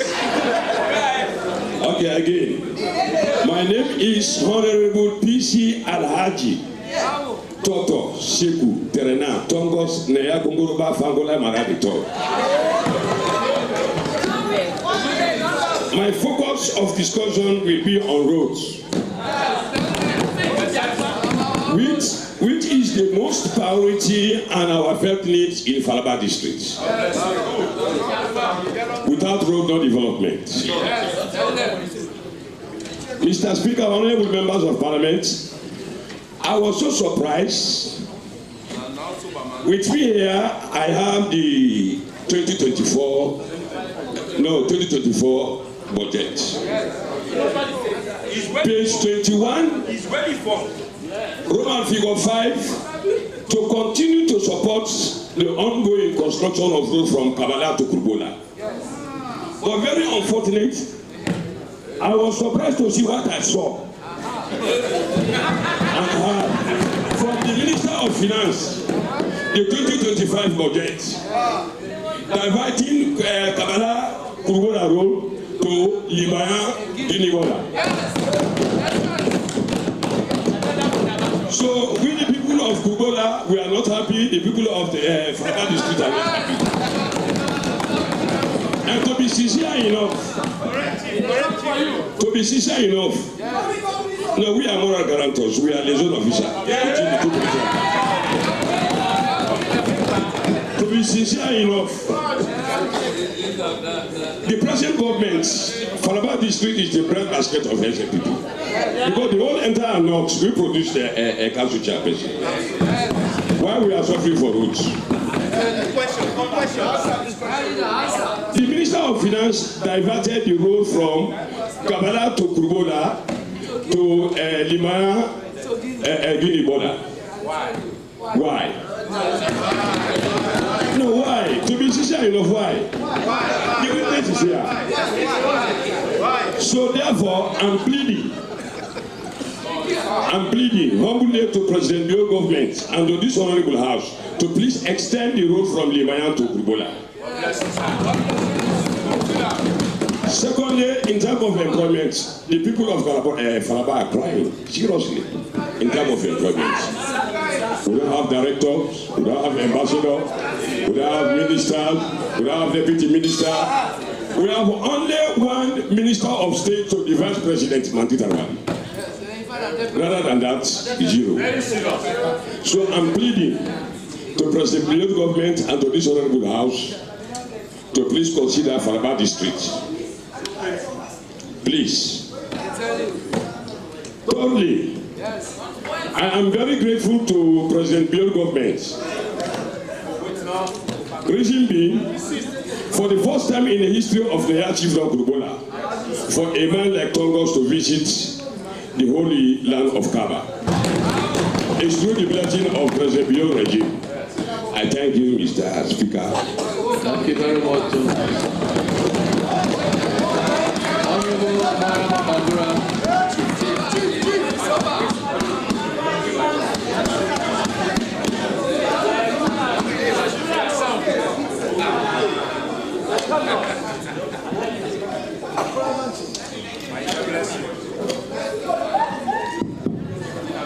Thank you, Mr. Speaker, for the opportunity. With your leave, Mr. Speaker, let me say thank you to the Minister and team for putting together this all-important document. Mr. Speaker, honorable members, the document before us contains the design by which we as a country are going to live our lives the next year, inshallah. And it is named Improving the Well-being and Quality of Life of Sierra Leoneans. Mr. Speaker, honorable members, the issues are many, but let me highlight few because of the exigency of time. Let me take you to page 38, paragraph 140, 141, and 142 respectively. Mr. Speaker, honorable members, the issue of water supply should be over-exaggerated. It has been an issue since I was born and up till now, especially in the east end of Freetown. And this issue is undermining even the future of our girls, because SO2, they will tell you say water for water. So honestly, Mr. Minister, and again to the Guma Valley Water Company, I am craving your attention to please remember the east end of Freetown, because we are in dire need of water supply, and water is life. Secondly, Mr. Speaker, honorable members of Parliament, let me take you to page 39, which states government building. There is a huge amount for the rehabilitation of most of the government offices without, I stand to be corrected, the issue of Parliament. Are we not, are our lives not matter here, Mr. Minister? In your presence, we are exchanging mics. One mic for all of us. We have 3 toilets and we are more than 40 female MPs here, which is not good. But I've not seen Parliament inclusive in this rehabilitation. And we are here day in, day out discussing, passing all your bills and discussing this all-important document. Mr. Minister, please, Parliament lives matter. And again, let me take you to page 37, paragraph 133, also I stand to be corrected again, talking about the roads. Mr. Speaker, honorable members, it is of a great concern that the road, the Lower Parsonage Street, to the Queen Elizabeth, that I'm talking about the road to Independence, where we have our depot, NP, and the Africas. That road is in a very, very, very bad shape, and it's a safety threat for us Sierra Leoneans. Imagine a truck or a tanker just fall down closer to the gas station. What will happen for the country? Is that a life well-being? Like I say, is that a well-being and quality of life of Sierra Leoneans when we are under safety threats? Mr. Speaker, honorable member, the risk of that road should not be underestimated. And finally, Mr. Speaker, because of time, the youths of this nation needs an urgent rehabilitation in every district. The job is fine, but how many of them do we have in a better shape now because of the coming of this disastrous menace, the Kush? So I'm appealing to all stakeholders to at least give us a rehabilitation centers in every district to recalibrate these youths to face the challenges for the tomorrow and be prepared for the imaginary jobs that are coming in the future. Mr. Speaker, honorable members, on that note, let me just take your mind back to the traders. The barriers of trade are threatening. And if we are talking of a better life for the Sierra Leoneans, we need to monitor and give more preference to the necessaries. What I mean, things that we cannot do without. You know them and we all know them, especially the food and other necessities of life. On that note, Mr. Speaker, let me say thank you again, but please remember us as parliamentarians' lives matter. Thank you.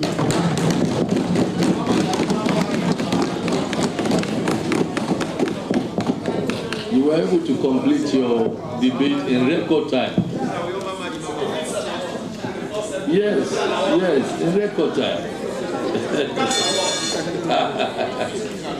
Honorable Habib Kefa.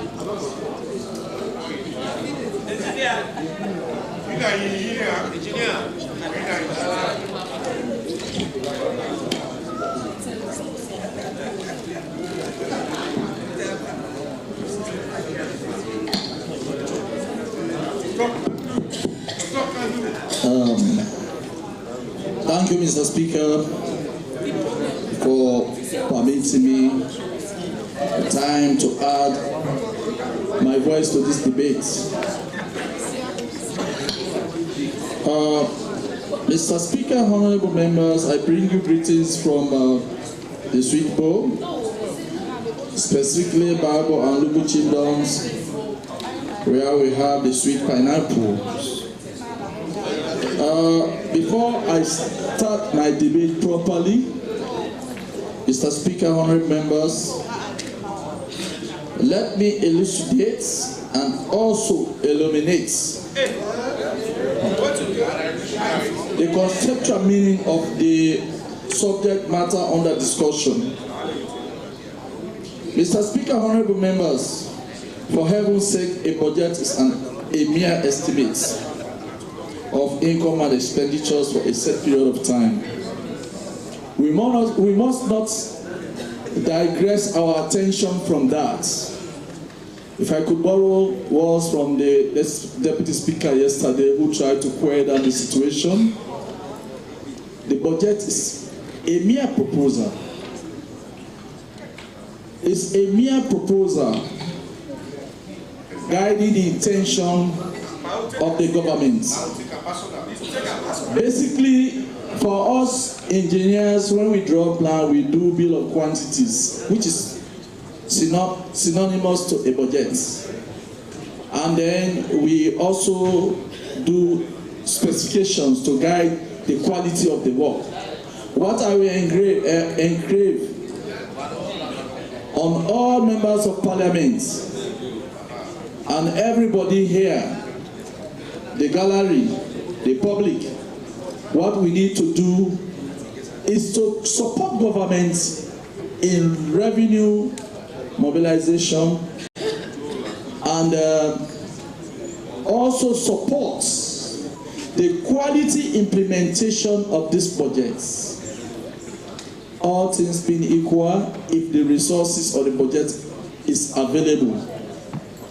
I'm sure the budget may each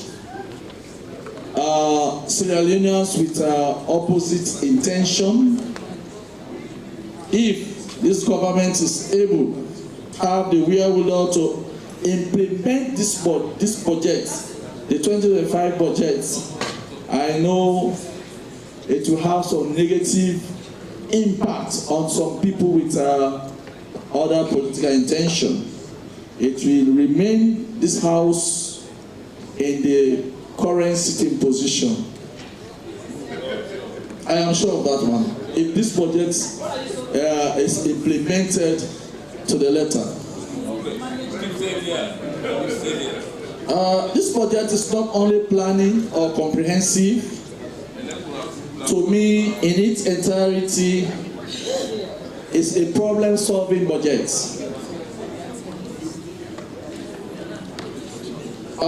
As the budget is planning to touch the lives of over 9,000 Sierra Leoneans in terms of new job creations, with a ripple effect on salary increments cut across the board, and also over 3,000 will be expecting a reassessment, which will place them in different salary categories. Mr. Speaker, honorable members, I actually planned to talk on the Feed Sierra Leone during the last debate, but time did not permit me. The Feed Sierra Leone is not any adage that you have to have food on your table. But this is just a roadmap, a plan which we all need to support as members of Parliament, and we cascade similar messages to our constituents. The thing I see from my technical points, the government is doing, the finance department, the finance ministry is doing, is to try to remove us from the quagmire of underdevelopment. All their proposals I see is trying to make us independent, for us to take care of ourselves, be able to feed ourselves, and take care of our responsibility. Then we'll see ourselves in a very different trajectory. Mr. Honorable Speaker, honorable members, please, let's give this budget the support, the utmost support to make it successful. I will not sit down without appreciating us, we the members of Parliament, for the proactive decision unanimously we took to expunge certain items from the proposal, and then guiding the minister and team on issues we think can bring Honorable smile to our people. 1 minute. Mr. Speaker, honorable members, I must end up by appreciating our development partners, non-state actors, our presidents, the Vice President and the Chief Minister, and all of us who have played a role in making this budget what is it as it stands today.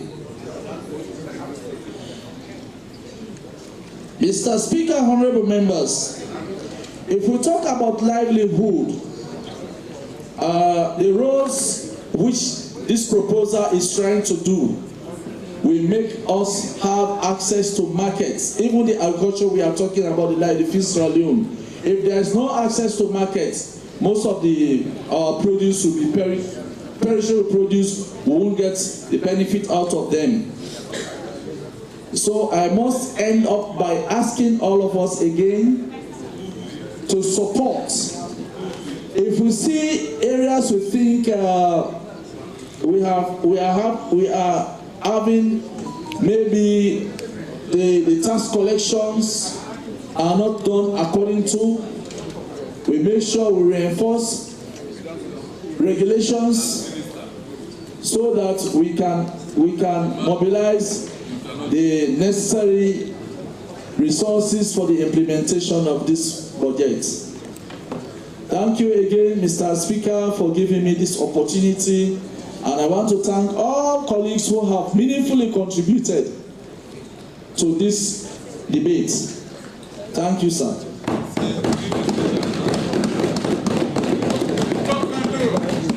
Thank you very much, Honorable Habib Kefa. Honorable Anes Dura Kroma.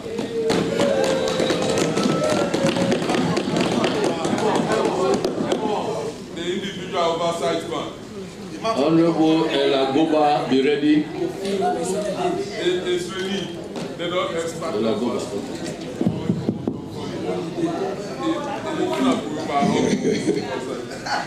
Mr. Speaker, honorable members. Thank you, Mr. Speaker. Bring you greetings from the people of Gambia, specifically Tonkoliba Chiefdom. Mr. Speaker, honorable members, thank you very much for giving me the chance to participate into this very important debate. It is important because it gives Parliament the power either to approve this budget or not.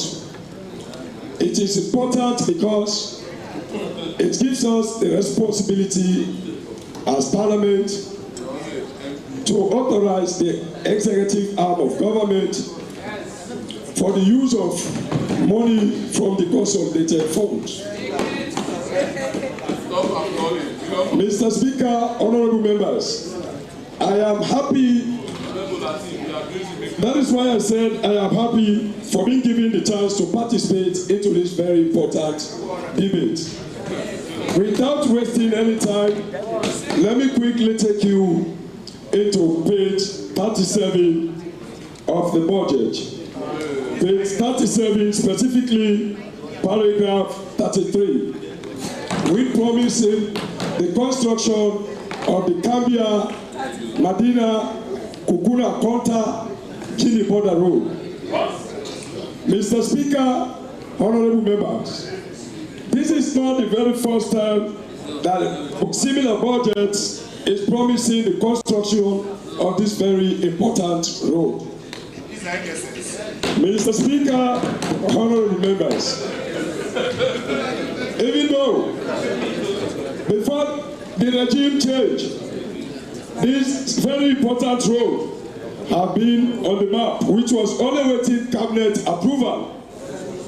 But I see, for me at times, I do start at a quiet moment. I say, what is politics looking like in this nation? For me, is this what we refer to? For me, I refer to this as the bad heart politics. And it is incumbent upon us as members of parliament to go back. We are here to serve our people, but not to deprive our people from what due them. For me, Mr. Speaker, honorable members, it will shock you to believe that when President Bio, the current president of the Republic of Sierra Leone, when he graduated from the military, the first place of work was Tonkolima. And I believe when he was, at that time, when he was in Tonko, he was counted as one of us. And the evidences are there to show that the president was warmly welcome and he was like home, as if he referred to Bomb or where, anywhere in the southeast. He feel home when he was in Tonko. Mr. Speaker, I believe the president I know, when President Bio visited the people of Tonko during the campaign, 2023 campaign, he also promised the people of Tonko that he will not only give us tar, but a smooth tar. I don't know the one you have in Bo for Kalau, but we were promised by the president to be given a smooth tar. A smooth one. Mr. President, Mr. Speaker, honorable members, let me appeal to this House that I know the President, in his desire, will want to see the commencement of the Tonko Liba Road being tarred. And then, Mr. Speaker, honorable members, let this House also take note that the people of Tonko have suffered for far too long, and we are not happy. Indeed, my colleagues from the other side were tempted to say, was the APC not in governance? But this is the time that we should be more patriotic in having the belief that Gambia district, as a district, we can refer to any other area that government is raising funds for the running of the state. After Wataki, I believe Gambia district is the second place that government is raising funds. The Balamia Guinea, the Balamia Guinea border road, I believe NRA will if you consult with NRA, you know that on a daily basis, NRA is raising funding for the Balamia Guinea border road. And so, we deserve better as a district. Let me appeal with the sense of justice, Mr. Speaker, honorable members, that this is not anything that will say pauperism anymore.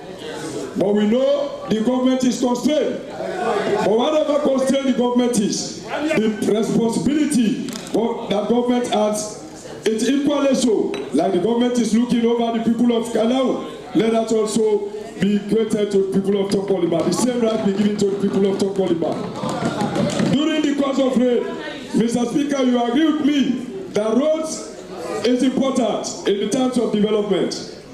Without roads, you cannot have arterials that today the president have declared the free quality education. How will we achieve that in Tokoliba if our roads are not made? How will we have access to a better free healthcare, or what you call the essential healthcare services? Mr. Speaker, honorable members, I plead that Gambia district we are not only contributing to the revenue of this country, but Gambia district happy to have the Bamoluba is hosting the biggest market center. In the Gambia district, there we have the Bamoluba, which is hosting the biggest international market center. Vehicles are coming from Mali, Guinea, Senegal. But Mr. Speaker, honorable member, it will shock you to note that the very Bamol is living in complete darkness. So we appeal that at least this 2024 budget pay respect to Gambia.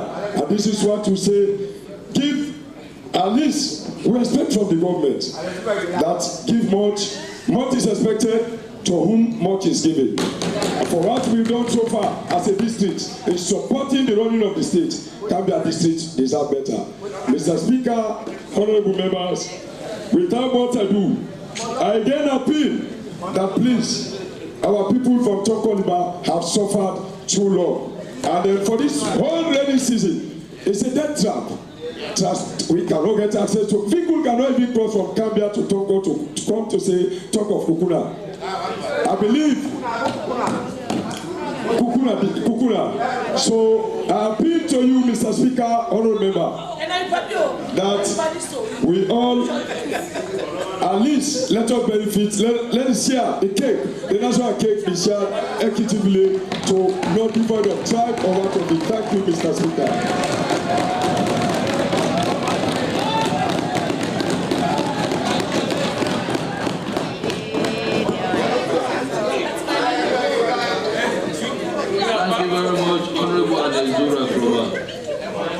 Honorable Ella Goba.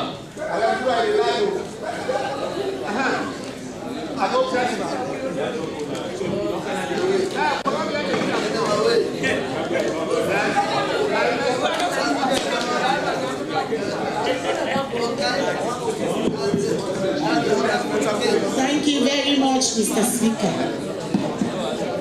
I am Honorable Mariama Elagoba, representing Kenema District. Mr. Speaker, honorable members, today I stand before this honorable house not only as a member of Parliament in Kenema District, but as a proud representative of a committed government who is ensuring for the success of the people and the success of food, salon, and food security. Promoting sustainable agriculture in Sierra Leone. I would like to take this opportunity to acknowledge the commendable work our government, headed by His Excellency the President Julius Maada Bio, has undertaken in these critical areas, which are fundamental to the well-being of our nation and to its future generation. Mr. Speaker, honorable members, the feed salon and food security on agricultural policies our government has implemented reflect our dedication in improving the resilience of food system, enhancing farmer livelihoods, and maintaining environmental stewardship. Our agricultural sector is not just vital to the economy, but it is the backbone of our community, supply jobs, income, and sustainable to millions of families. Mr. Speaker, honorable members, our government has made significant strides in investing in sustainable agricultural practices through innovative programs. We have promoted the use of climate-smart agriculture and regenerative farming techniques. These practices will not only increase productivity but also safeguard our natural resources so its future generation. By adopting a holistic approach, we are ensuring that farmers can thrive while being steward to the land. Mr. Speaker, honorable members, given the fact that farmers are the heart of agricultural sector, these governments, our government, has allocated some substantial resources, which is 9%, to support farmers through direct financial assistance, access to credit, and training programs to equip them with the necessary skills to adapt the changing market demands. Our commitment to provide the extension services allow our farmers to benefit from the latest research and technology, ensuring they remain competitive and resilient even in the face of global challenge. Mr. Speaker, honorable members, in the past 6 years, the government of His Excellency the President Julius Maada Bio made a remarkable progress in expanding access to health care. Our ongoing investments in primary health care have ensured that more citizens, especially those in rural areas and underserved areas, receive medical attention. As we look to the future, we must continue to build this momentum. I urge my fellow members of Parliament to support this budget allocation.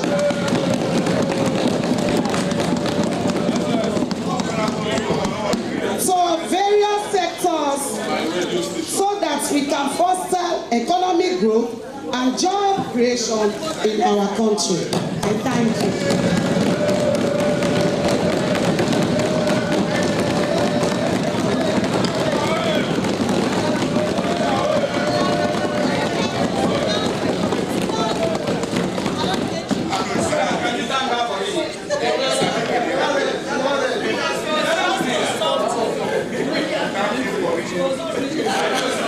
Announcements.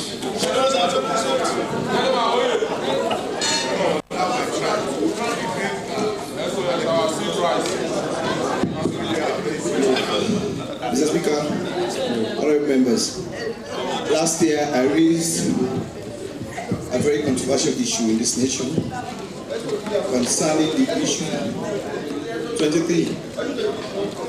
Sorry.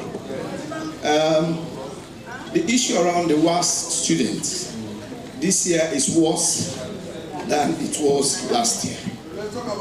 And the worst situation is it's always affecting girls' schools. I was running, it's very serious to me.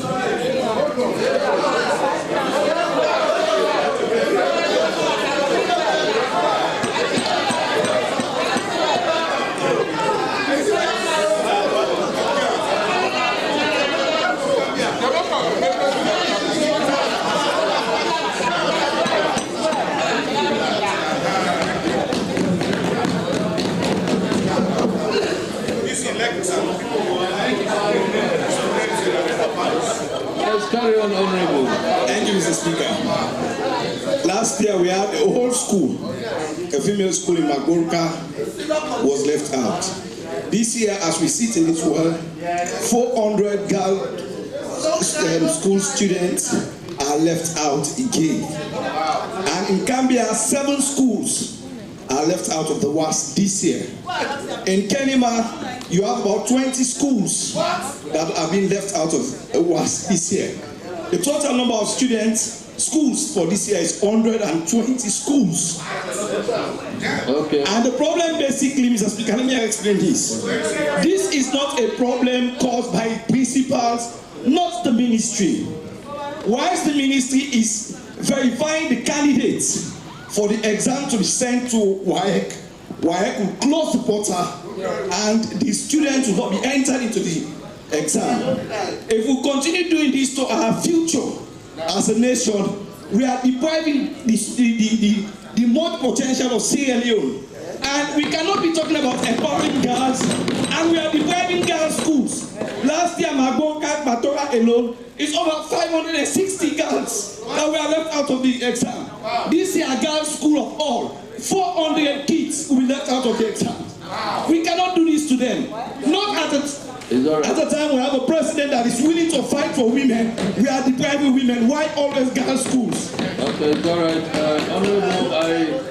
Honorable AKK is well noted. The clerk. Okay, I now order the Minister of Education, Basic Education, to be here to meet with the leadership of Parliament tomorrow at 4 p.m. prompt. We shall be meeting with the Ministry of Education. Mr. Clerk, make sure that the summons or the letter of invitation goes to the Minister today for a meeting tomorrow at 4 p.m. with the leadership of Parliament. And please, leadership, be accordingly informed that we have a meeting with the Ministry of Education, Basic Education, tomorrow at 4 p.m. prompt, so that we see how we try to address this particular issue. It's very serious, and we need to treat it as such. Yes? Yes, Mr. Speaker, I stand on SO 23. In as much as we agree with what this government have done on the seditious libel, but I think journalists and media users should be responsible enough to put out the correct information they've gathered. I have a newspaper with me, I think it's the Times. I guess there is a member of this newspaper as part of the press gallery. He has done some misrepresentation which I want to bring to your knowledge, which is very serious. There is a caption which states, "Kush economy slow poison. APC MP bemused SLBP government." And I can remember vividly on the first day of the debate, it was the Honorable from Bombali that named the budget as a Kush budget, though I interjected and demanded that Kush being a very harmful substance, he should withdraw those, but those were his statement. Now, when he did this caption, he now placed the president's photo and mine. He did not place the honorable member from Bombali's photo. I've read, no, sorry. Somebody reading this particular article, we believe that these utterances we allocate them to me, and these are not my utterances. It will have been, I'm coming, it will have been the photo of the MP for Bombali. So that is very, very misleading. I want to demand through you that we have the author of this particular article so that they can be retracted and the proper message is put out. Thank you, Mr. Speaker. Invite Mr. Clark. Invite the editor to be here tomorrow. Invite him to be here at 4.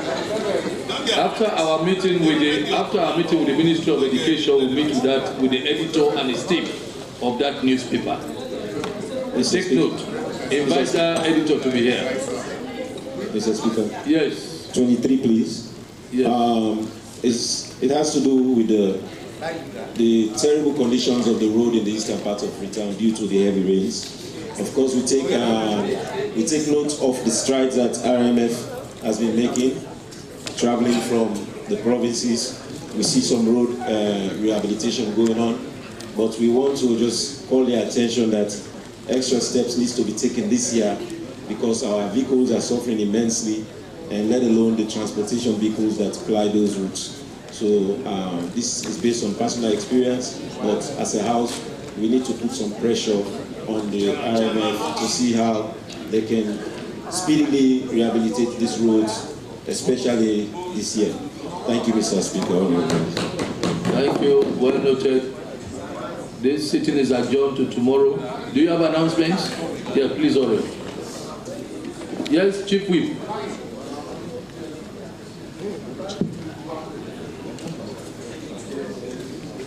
The following honorable members are encouraged to meet with the Chief Whip immediately after sitting. Honorable Abdul S. Moray, Honorable Veronica K. Sise, Honorable Bernadette Songa, Honorable Abdul Bangura, Honorable Adama Bangura, Honorable Ibrahim Kaba, Honorable Musa Moijoy, and Honorable Jabi. Signed. Mr. Minister, thank you very much, Emily. This sitting is adjourned to tomorrow, Wednesday, 27th November 2024 at 10 a.m.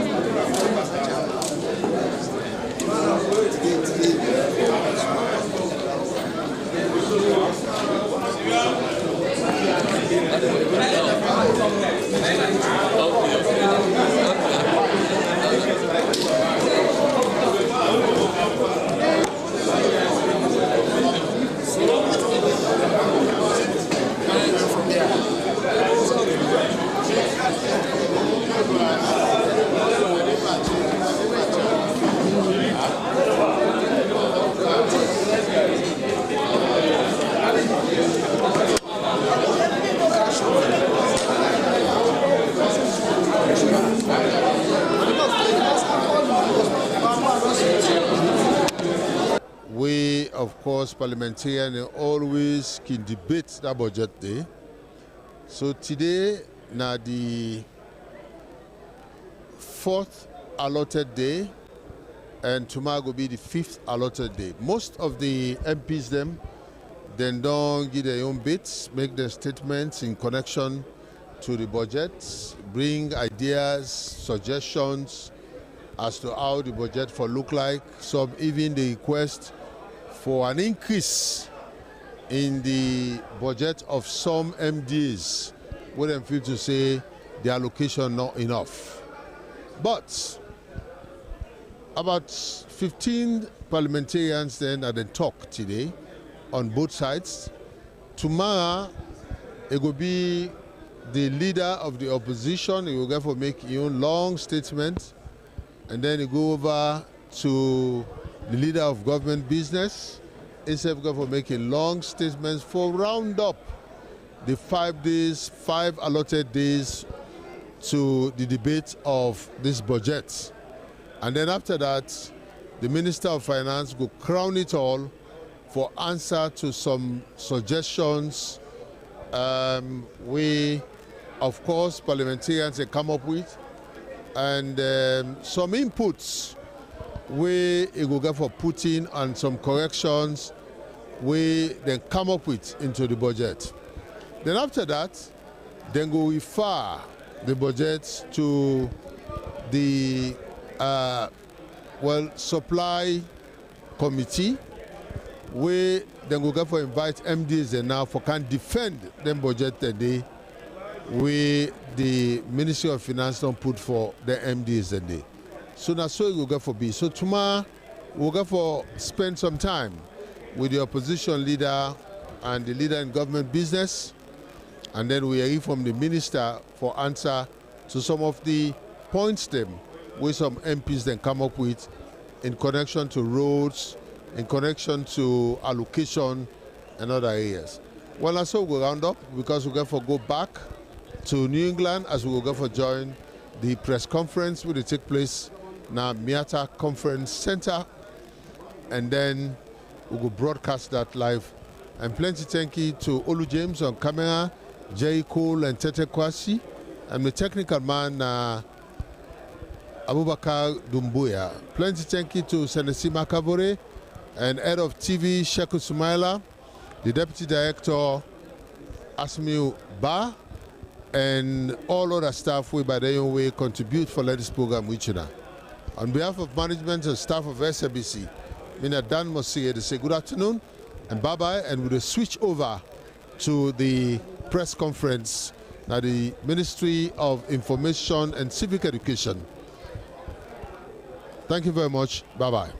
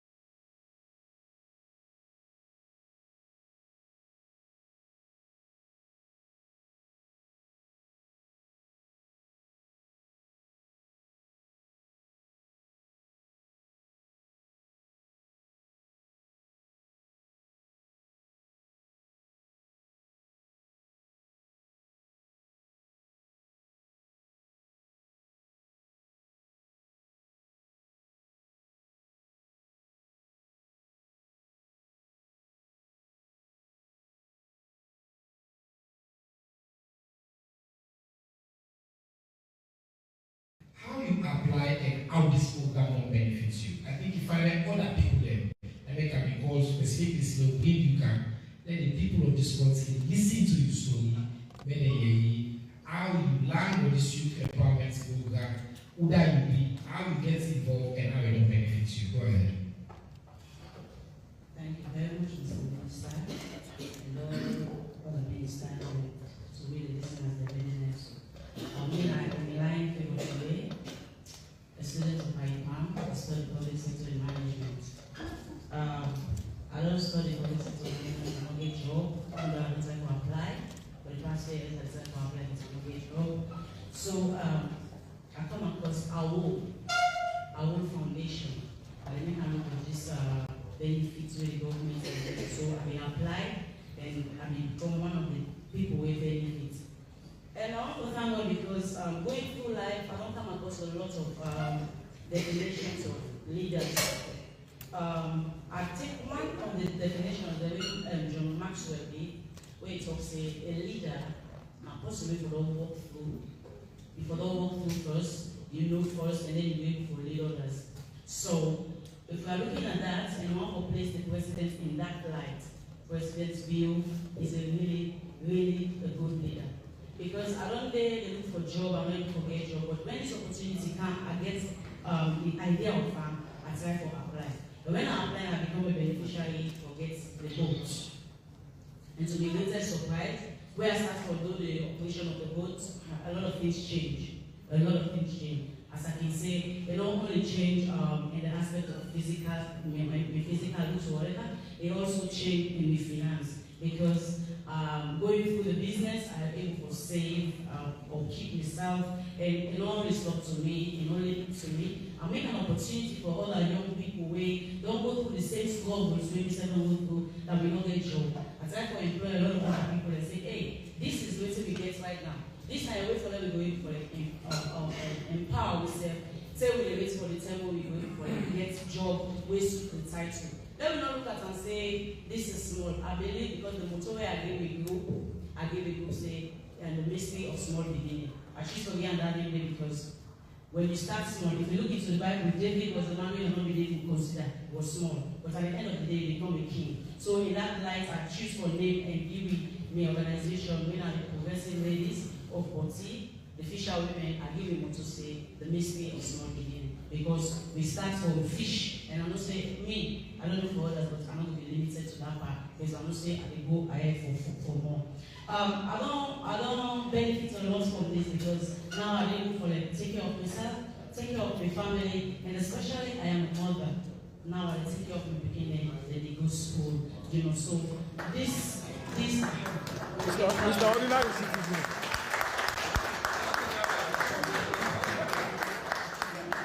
So I don't benefit a lot out of this, you know. So I just want to thank our government, and I look forward to more.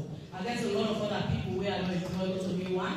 A lot of other women, they don't benefit from this because at the end of the day, how I do it because I know how it feels for every day you don't get one block, especially when you're in Kubola. I know how it feels. So I employ a lot of other young people. They say the benefit from this. How? When we do business, when we go fishing, we come, we share everything after the sales, we save some amount. Even though we can eat some at this already fresh, of course. Yes, but we save because no matter the wealth you get, you're not able to save, you're not going for, you know, in the future, you're not going for one that takes you become a rich person because you're not saving for it. So we save. And every month, I make a phone where every month we give a percentage of whatever we get in to the ladies in the group. So by that, the other ladies then also they will take care of themselves, their family and people, you know. They're not only limited because we name and say progressive ladies, there are no men there, men and ladies as well because the men they obviously some my demand lady. We get men the way then they operate, you know, in their areas while we say they operate in many areas. So I think this opportunity now something where I think leaders need to consider for the youth them, honestly. And I'll tell you for a fact, President Dio is a leader where we all get for the lookout for, and we also get for the pray for him. We for the pray for him. Because when the leader gets a wisdom, they get a vision for the people, then the country they go before. But if we are talking about the country, now we are the country. So now, if Sierra Leone improve, that is the life of the people have improved. So now we are Sierra Leone. That is why we need to be praying, that we don't get negative anything when we talk about the government, that we don't get negative things when we talk about ourselves. Because at the end of the day, we are the government. So if I can stop, I think I can stop here. Very much. Emily, Suri, we want to tell you plenty thank you. One of the things that we President Bill be saying that we want to change the image of a farmer. Emily, they also change the image of the woman where they do fish business. The woman where they do boats business, because they say boats business, you think say first are just man. Fish business, you think say possibly not go school. Emily, he goes school as soon as seen a bank graduates. He therefore remind me say he therefore keep himself fresh. That is very important, eh? Therefore keep himself fresh. But our parents, very important as well. A young woman, we in a mama. And begin them, if they don't get work, and sabi the minister, sabi, they don't get anybody who is sabi in there. I let people hear you. You will say, oh, also the minister in the view and find a way. Because this minister was forced to marry man states. No means for that kind of thing. A good Muslim like me. So, more important, you know, sabi, policy, also by policy activity, I know very also very council, is see the government's opportunity. He apply, the interview, he gets the opportunity, then get an vote together, then get the votes. It begin, it transform that vote, they bring all a young woman together. They not use that for them strengthen themselves economically. And that money they use for taking care of themselves for them to be fresh. And the money they use for pay for picking them and picking them go to school.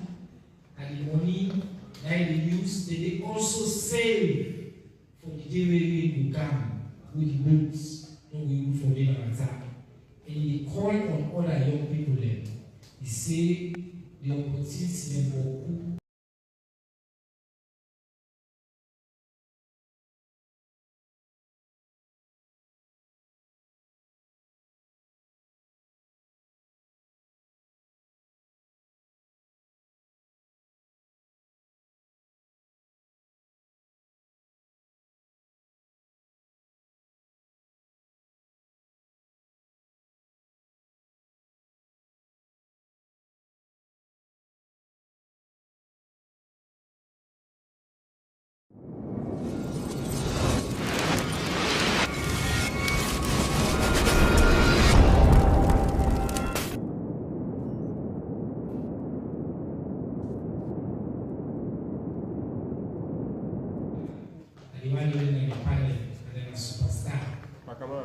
Una can ask questions of the panel.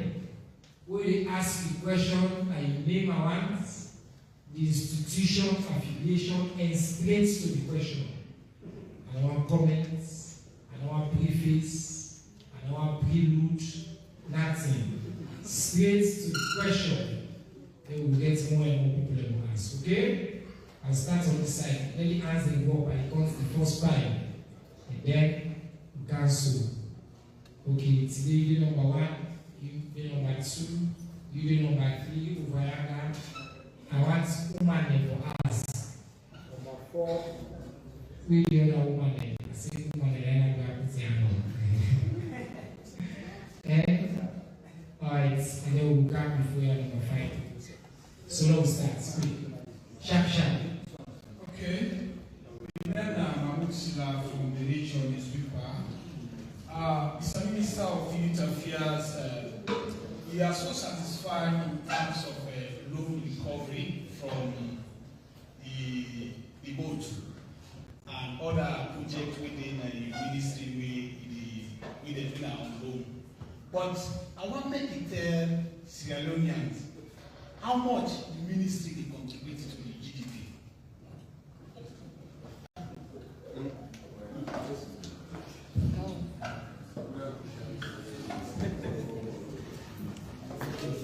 So, you know what the research we say here?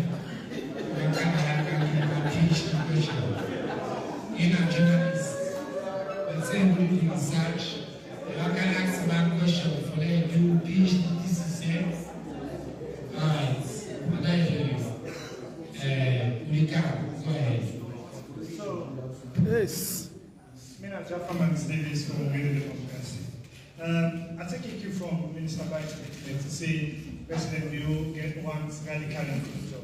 So the Minister of Technical and Higher Education, you don't talk about skills and digital platform, and more specifically you deal with higher and technical education that it comes in. But in all of this, last week press briefing, we get here in the PR person, we talk about challenge where the student can find a good way to go to, because we don't make it for seat was. So make a one for this analogy to you. What are the provision the way the ministry put for here in the PR people the way when they come to university, and to this platform we create on skills and digital platform, how then people are disabled get to be part of this. Thank you. Thank you, Jeffrey. Number 3. Mina Joe Kenema, an import for Deputy Newspaper and Financial Standard. Mr. Minister, which one? And Financial Standard. And I give you my answer. Because we don't sabi for that new. See, you just look at that next time, you don't want to. Alright, it's no problem. Go ahead. Minister, you made mention of 8,000 jobs for the youth, and also the mention of $8 million. Please, we need to go the payments for like 8,000 jobs. The question is, who's that money going from?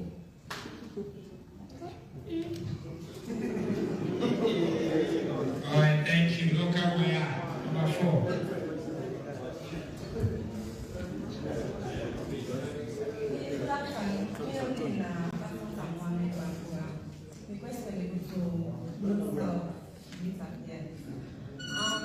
I want to know what is the criteria first one for applying for the votes and the and then also to the Minister of Infrastructure and Higher Education. Then, see that way to support, say, international body for skills and I want to know what things I want to do for the one that we do and outside that and how I want to improve and what things I want to measure and how I want to see that. Whether you get degree per outside? Not of degree per se, people like the family and Upskill them. Okay, good one. Alright, I think we get Mr. Abdullah on that side. Good afternoon, my name is Joseph Abdullah, Chief Executive for Council of Sierra Leone and Sama Multimedia. My first question goes to the Honorable Minister of Communications. The right gentleman was there asking, how have they factored in persons with disabilities? Because now we're talking about going digital. Some of us have been fortunate to live out of this country and know how... Please, I want to allow you to listen to the question, please. Go ahead, sir. Yeah, some of us have been fortunate to be out of this country and we know how much value has been placed on persons with disabilities and know how much impact we can create if being given the accessible platform. What mechanisms does the minister or the ministry have to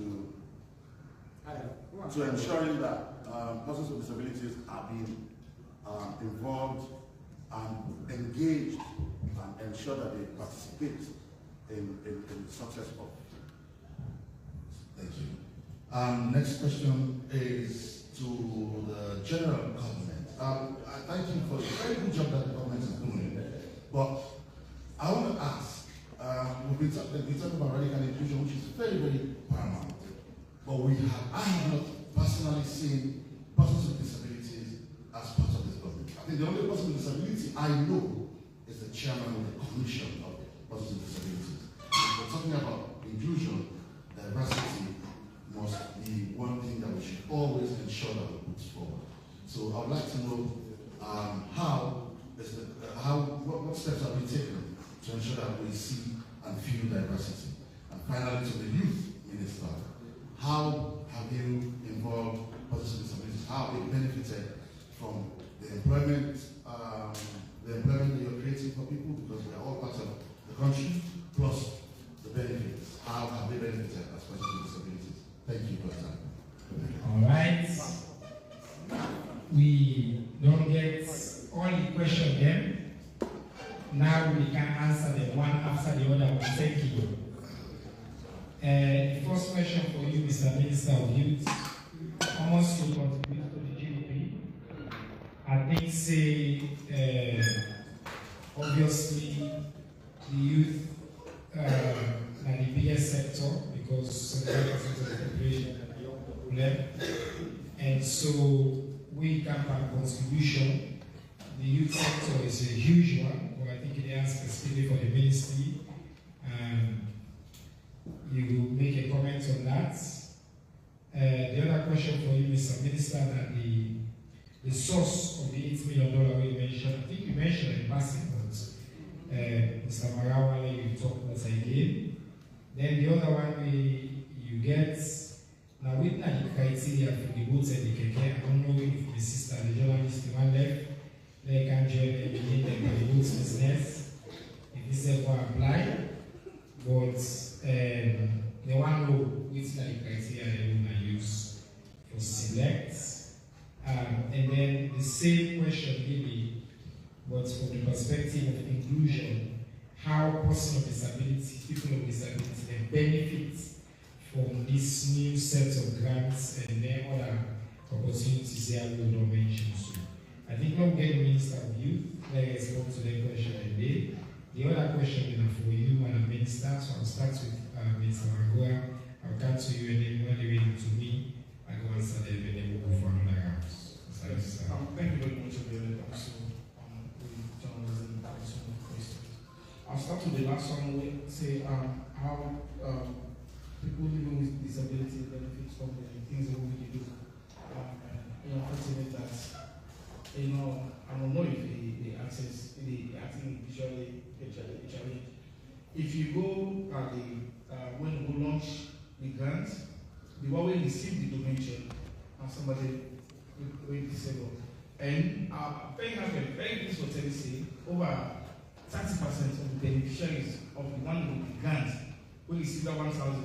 It's not just the $1,000, but today they spend over $40,000 going out across the country, train them, put in a hotel, build their self-esteem, build their leadership, build all of their thinking. And the Ministry of Youth and Ministry is very conscious of anything in it. Yeah?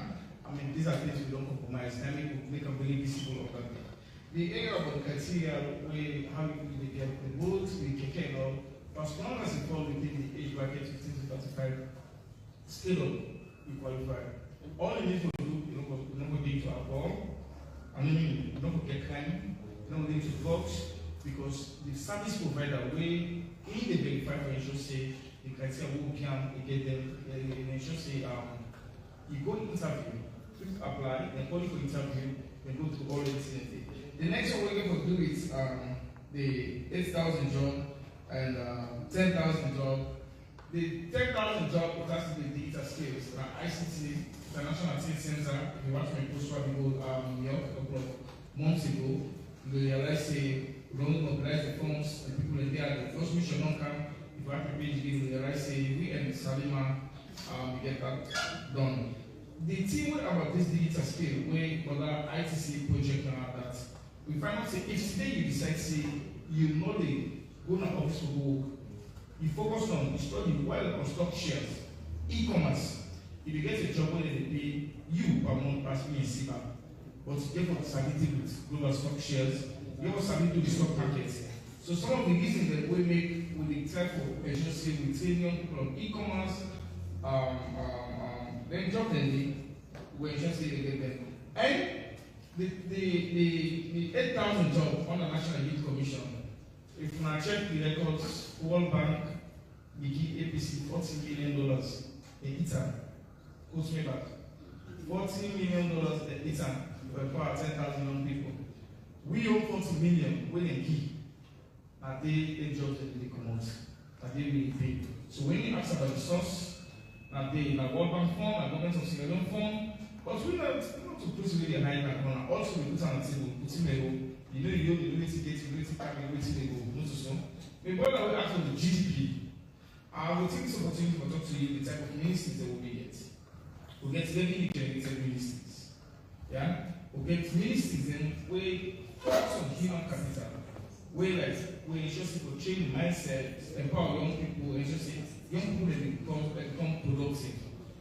With contribution towards GDP is great because the amount of mindsets who don't change for young people, the amount of places who don't empower young people, but contribute to the domestic revenue mobilization of the country is really great. I wish the Minister of Finance for the great way as for the contribution by GDP. But when you look at my performance contracts, but the old tell me say I will mobilize $1 million. Yeah? I don't mobilize over $1.2 million from development partners. So if you put on to the current GDP, you make a percentage. So yeah. So national momentum, I mean all the figures then are always the agency we get them. Yeah. So with contribution towards that, I'm not able to pull them up because all I can tell you, I signed a performance contract to the president saying this year I will mobilize $1 million and I don't mobilize $1.2 million. I get the figures then if you ask me from EU, UNDP, Commonwealth, UNFPA, including Shalima. That reduction we put, that 20 million will be so. No, they add on. I'm sorry, I'm sorry, mobilize. So if I reach out to my president, not to swear with you. Yeah, everything the minister said. Oh, Madam Minister, your question then again on disability and inclusion at the university level, which will be the provisions the woman gets, and how inclusive this particular platform we mentioned will be. And then there was a question on character and other informal skills then, or skills that we dominate the informal sector. Which one they do for standardizing skills and then incorporating tertiary and technical learning. So I think I hear your question in that way. Thank you very much, Mr. Minister. Thank you very much for the way I ask questions. I will start with the question about what would you do within the higher education institutions and for making more decision making.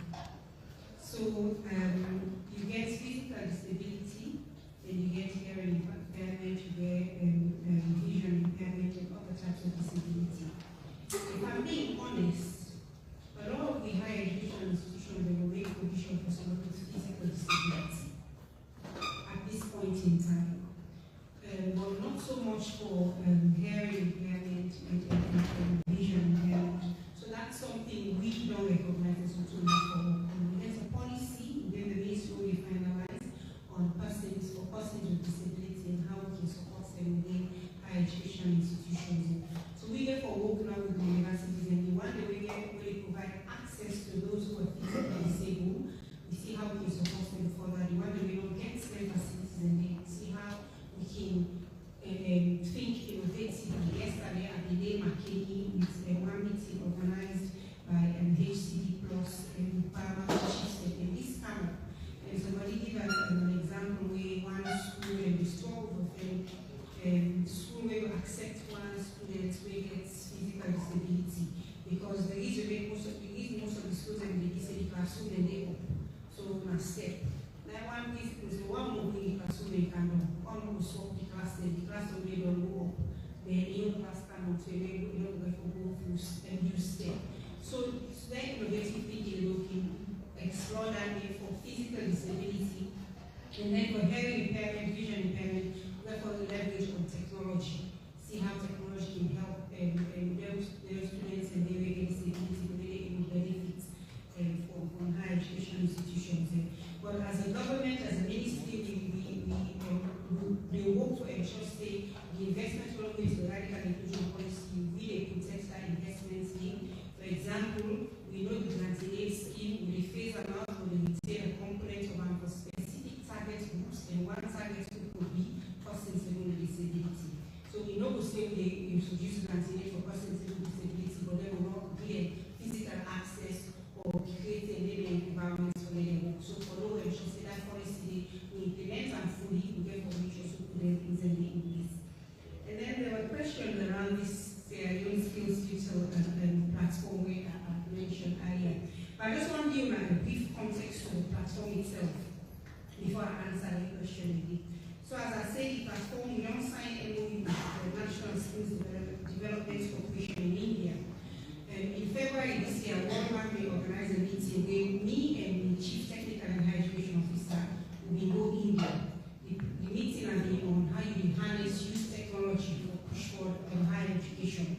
And while we'll be in India, we go at this National Skills Development Corporation and show me this platform where they get, where they skills India digital. Where they don't take 16 years to develop, but it's so impressive. How I can explain them, they'll say all my students and we all get to disciplines and we study. But we all need skills that way will help you for the better professionals. Those are the generic skills, soft skills, things like emotional intelligence, financial literacy, entrepreneurship, teamwork, communication. All man need that regardless of the profession. So in the first instance, when you log on to this platform, say with all my students, we all the way you need to identify a number, you log on to this platform, the first thing you do for this generic skills, soft skills, how to be a better communicator, emotional intelligence, financial literacy, entrepreneurship. Because we know so we don't commit as a government, the reason it's so important to be sector now, because we know so we don't commit as a government to provide 500,000 jobs for young people. The Ministry of Youth, they do well. Because we recognize we cannot speak on our own. But if, as part of the training young people, we train them how to be entrepreneurs, then we position them for the job creators, whether from Kenema, the opportunity the government will get, in now they create jobs for other people. That is a ripple effect. There's actually going to create even more jobs. We can only create more and more jobs. So we really push forward entrepreneurship for institutions, for higher educational institutions, and using this online and skills platform. So also along with our beyond signing the MOU, the team don't come, or we sign MOU, if you know the implementation plan, then I just something that people know. You have to make a living document, so we don't put together an implementation plan. And the first activity, I collect the team from India come, then they there last week, then they can understand waiting at the digital ecosystem as well, waiting the stakeholders, the regulatory authorities, the ministry, the administration within the university, the students, waiting everyone, because yes, we don't see waiting India yet, but already copy and paste. We therefore do waiting work for salon, waiting with the adapt to real context, baby steps, when they say waiting and get to get and to man, they will take 16 years. So back to the question about what to do for tie-dye to the informal sector, also for persons with disability, when they look for benefits from this online skills training platform. So, as I mentioned, tie-dyeing na the informal sector. But even if you want to set up business in that sector, you don't forget these soft skills. So you're able to access that first level training online, regardless of who you log into the platform, you're able to listen to the training, and the content will therefore explore how to develop an income. So the content will be on the platform that will for similar education will help to develop this content based on what we need. So informal sector, you go log in, and then based on, you can then select other skills in. We therefore link this back to the labor markets of what I mentioned earlier. We don't do small components. Ministry of Employment, Labor and Social Security, we do a comprehensive labor market survey where they look at the entire labor market. So it's in an area, if you're not a student and you study banking, in you do engineering, after you don't do the first skills training, the generic soft skills, you will now click on the document and select banking. Waiting will come up, now waiting the banking sector, don't say they want to see in a graduate student graduate. It will select engineering. The skills that we will come up. Now waiting the engineering sector, both in the public and the private space, don't see now then skills they also want. So when you done, I get one certificate of proficiency, now they can go to any employees and get what you look for, so they increase my chance of employment. So the informal sector, they get a generic skills training, and as they evolve, as they build this platform, we will see how we factor and more of that kind of thinking to cater for both formal and informal. Persons living with disabilities will therefore use technology. See how we get so many technology, imagine so many things that we have of every day. See how we can use technology for make sure say they self benefits, because everything what they do within the ministry, we go into the gender equality, social justice and inclusivity lanes. One point to do something when one group of people are not going to benefit, they will not exclude another group of people and they will not gain anything, because therefore everything in a very inclusive manner. So therefore leverage the technology and ensure say whatever we introduce as a ministry, everybody will benefit from it. Thank you very much, Honorable Minister. There was one question today more about government and inclusion. The government of President Bill are the most inclusive government in the history of Sierra Leone, as a fact. First, as he talked by the youth events, 9 governments get the highest number of young people. The first idea of democracy is to be representative. And the first territory the government look like the country.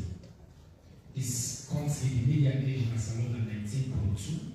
75% of the population of this country living under the age of, and then how many in constituency, youth and below age 35. President Bill at the time of the appointment of cabinet, at least 10 of 30 cabinet members were 40 years and below. Number 1. He also meets gender inclusion targets.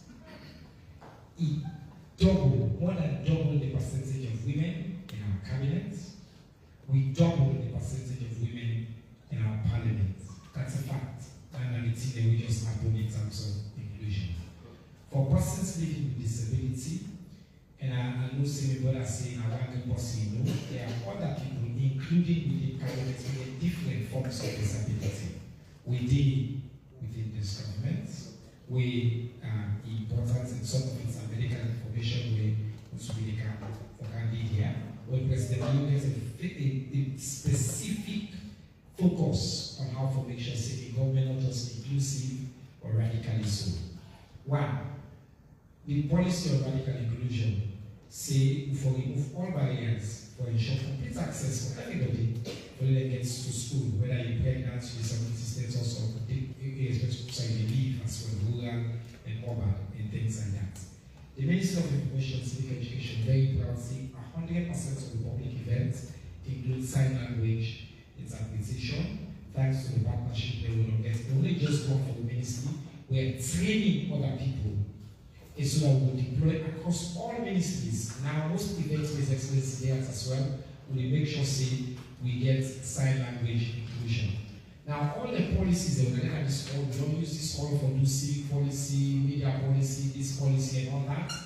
All the policy that they will now work on for blitz them, for launch them at the civic festival, they will get also braille versions. This is something that we are doing as well within the ministry. So all you will see for the government of President Bill, inclusion to theory, inclusion and practice, and steps, and yes, the law requires that the building may not be inclusive. A big challenge that's when it comes to get to where we solve their problem that they hit. But I can assure you, this is something that we continue to look at, and we continue to take down the barrier and they one after the other. So every citizen, irrespective of your status, your level of ability or disability, you self-enjoy and get access to government. That is something with this ministry they prioritize, and where I will say His Excellency the President also they prioritize. Final round of questions. Let me see your hands. Okay. All right, now we start on this side. Our camera number 1.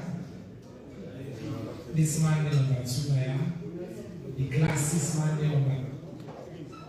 Glasses man number 4. The man with the beard and number 5. And then I will give you number 6. Yes.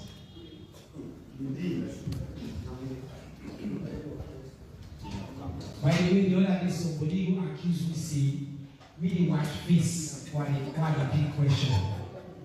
Yes, this was event for me. He said, "Come, it's not before." We don't pick up for ask question. I say, "Hey, nah." He just listens to another day. I don't see. It's just random to me. Also, if you angle up, you get a chance to ask question. Yeah. But again, that never got some problems. So man say, "Really bias in the question." Go ahead, sir. Mohammed Kenema, The Watch, and Sierra Box Media. No, Sakai. No, Mr. Sakai. Minister is talking about both two issues, the digital world and the world of academia. Now we come to the digital world. How would we expect a proper digital system to work in place where there is, right, an improved system and institutional data system as well? You get me? How would we expect?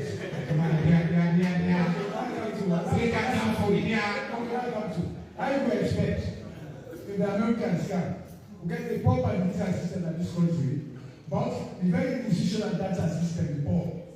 Institutional data. The institutional data is poor. Because it's also where the government. More worries of the fact minister is this. I think I'm saying we shall say that because the very important outcome about the Ministry of Technical Education. There's a make I tell you say, there is a drop in public expectation of president and public college.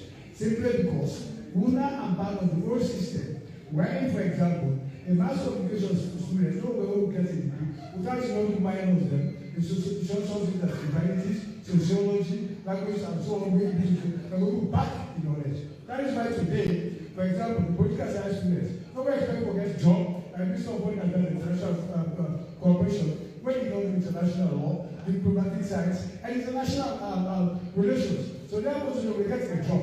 Why can't you go back to the old, but people to the new for letting you get more power? Thank you.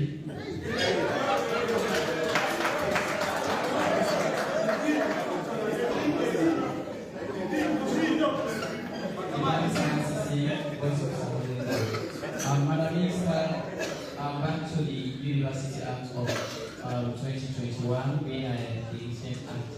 How now we work for them to decide to the technical things that we talk about? Because we see the technical institutions now, the infrastructure, now in the problem. So how now we working for how we will match up to the standard we type of talk about?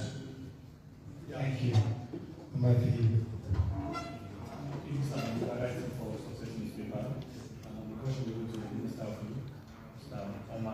Is the mic here? The question will go to the Minister of Youth. I want to ask if he needs to get plan for establishing from like every district for empower youth employment and boost the fiscal initiative.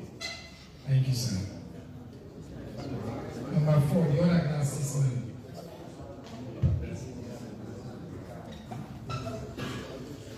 Good afternoon. Thank you very much, Mr. Minister. This question will go for Madam Minister. First and foremost, make I introduce myself, I forget. Mina Bashir Fadi Kaba, and he represents the oldest party and sub-Saharan and SLPP in Ghana. I want for information in regards of the education sector.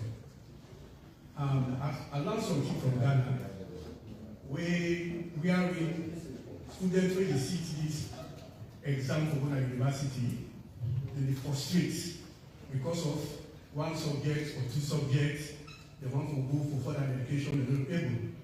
But Ghana get one system when they implement, where they allow, they call the examination mature entrance examination. As long as you don't sit once, you don't pass 25 years, you don't able to go to university, they give you the priority for one exam, they call mature exam. Yeah. It entails English language, critical thinking, and mathematics. If you're able to make them up, you go to university. Let this not be an issue for people who don't sit and don't frustrate, don't come from outside the country. Okay, no reason. So therefore, Madam Minister, take notes. So you want to know if you be able to do the same as a law? That might help you the question. So that we get more degrees holders. Alright, thank you. Very good question. Number 5, the man at the back. Thank you, sir. Nenen Alfredo Kumambu, Lance Man, we glad for this radical inclusion way we talk about Mr. Minister for include everybody into the system, to the governance system. We are young one then, the future leaders of this nation. We want to get the President Bill say young man of future leader you will be how will lead now? Ask a question. Beyond time, the generation. So I just want farmers to be specific. When a farmer, we can a farmer from Pentegon, Chidon, Kailambi Street. We're glad for this initiative. That's not the question. The question is how we as farmers already come up for able benefit from this. Thank you, sir. Yes. Especially young farmers. Not farmers. Last question that in this case one. Very much. I'm going to the question is to worry. The textbook, according to you, push forward socio-economic development of this country for change, the perspective or the narrative, right? You talk about the ENDP fund, the pilot study, but you don't disclose to me the figure now, because they are one of the high figures now, and see they are from most of the street. Then how do you go about these studies, and at the same time, how you hope to improve some of the textbook institutions that won't get enough in this country, like the one who gets vocational, feature, all the other things they do, a lot of hard work there. How much you hope for improve in their institutions and they at the same time waiting at the yardstick we put for the pilot survey. And last one, Mr. Minister, please. These are the make an appeal to Minister of Youth, Mr. Dongwell. And she is sitting here, when I youth them way, who said for campaign. Majority of the policy. They ask that you do you ministry. Many of you want to be the publishers them in this country. You want for help for Vuvuzela, the good work of His Excellency. How much you will also put as a grant for us as journalists and newspapers,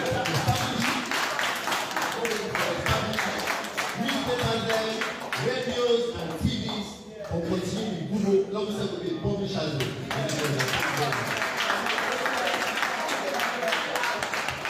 We I can say let it clap and make it clap. We every guy find some follow and clap. We have to clap and they say clap. I don't see that. Anyway,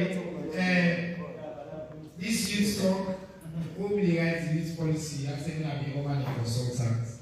We go to our village, our chiefdom, to do the consultation. And you guys tell me, say, if I use business and I get experience for scholar, say no big leader for 25 years at this village.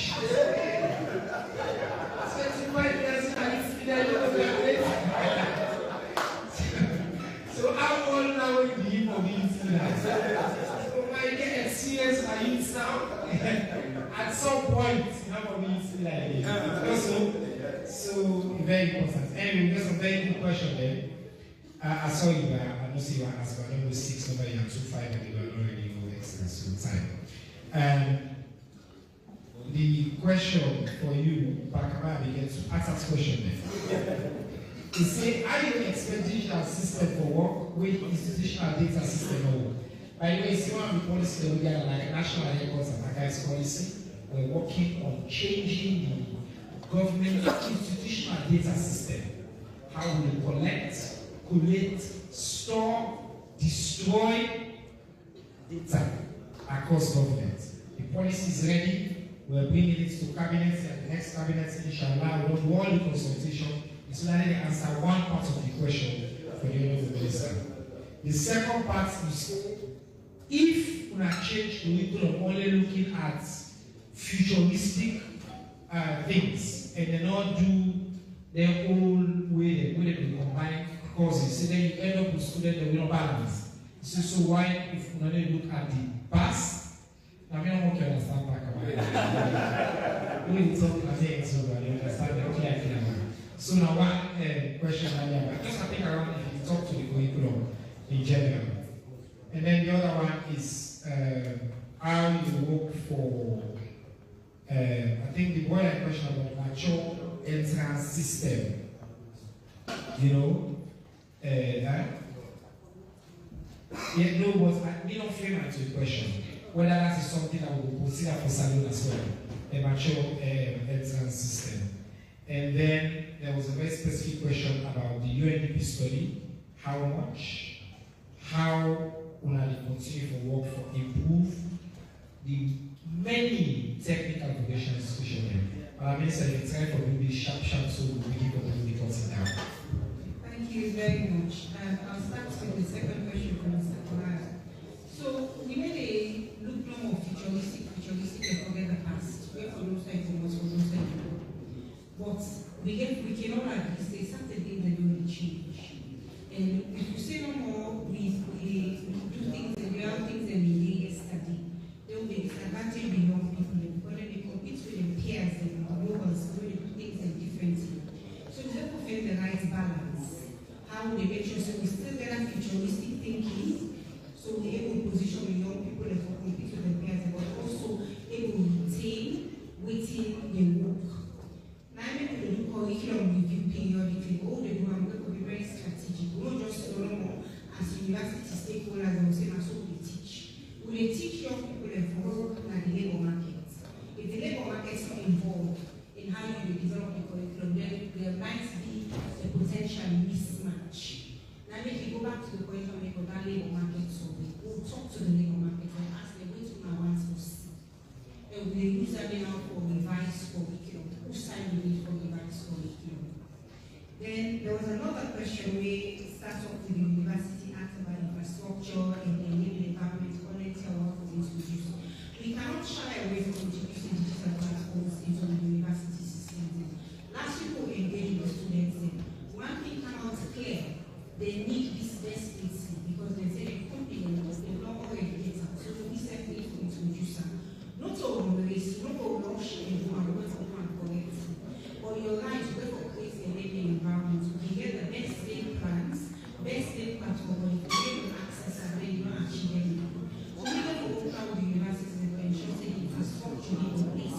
The data, they will get affordable and sustainable data to get access to the platforms there.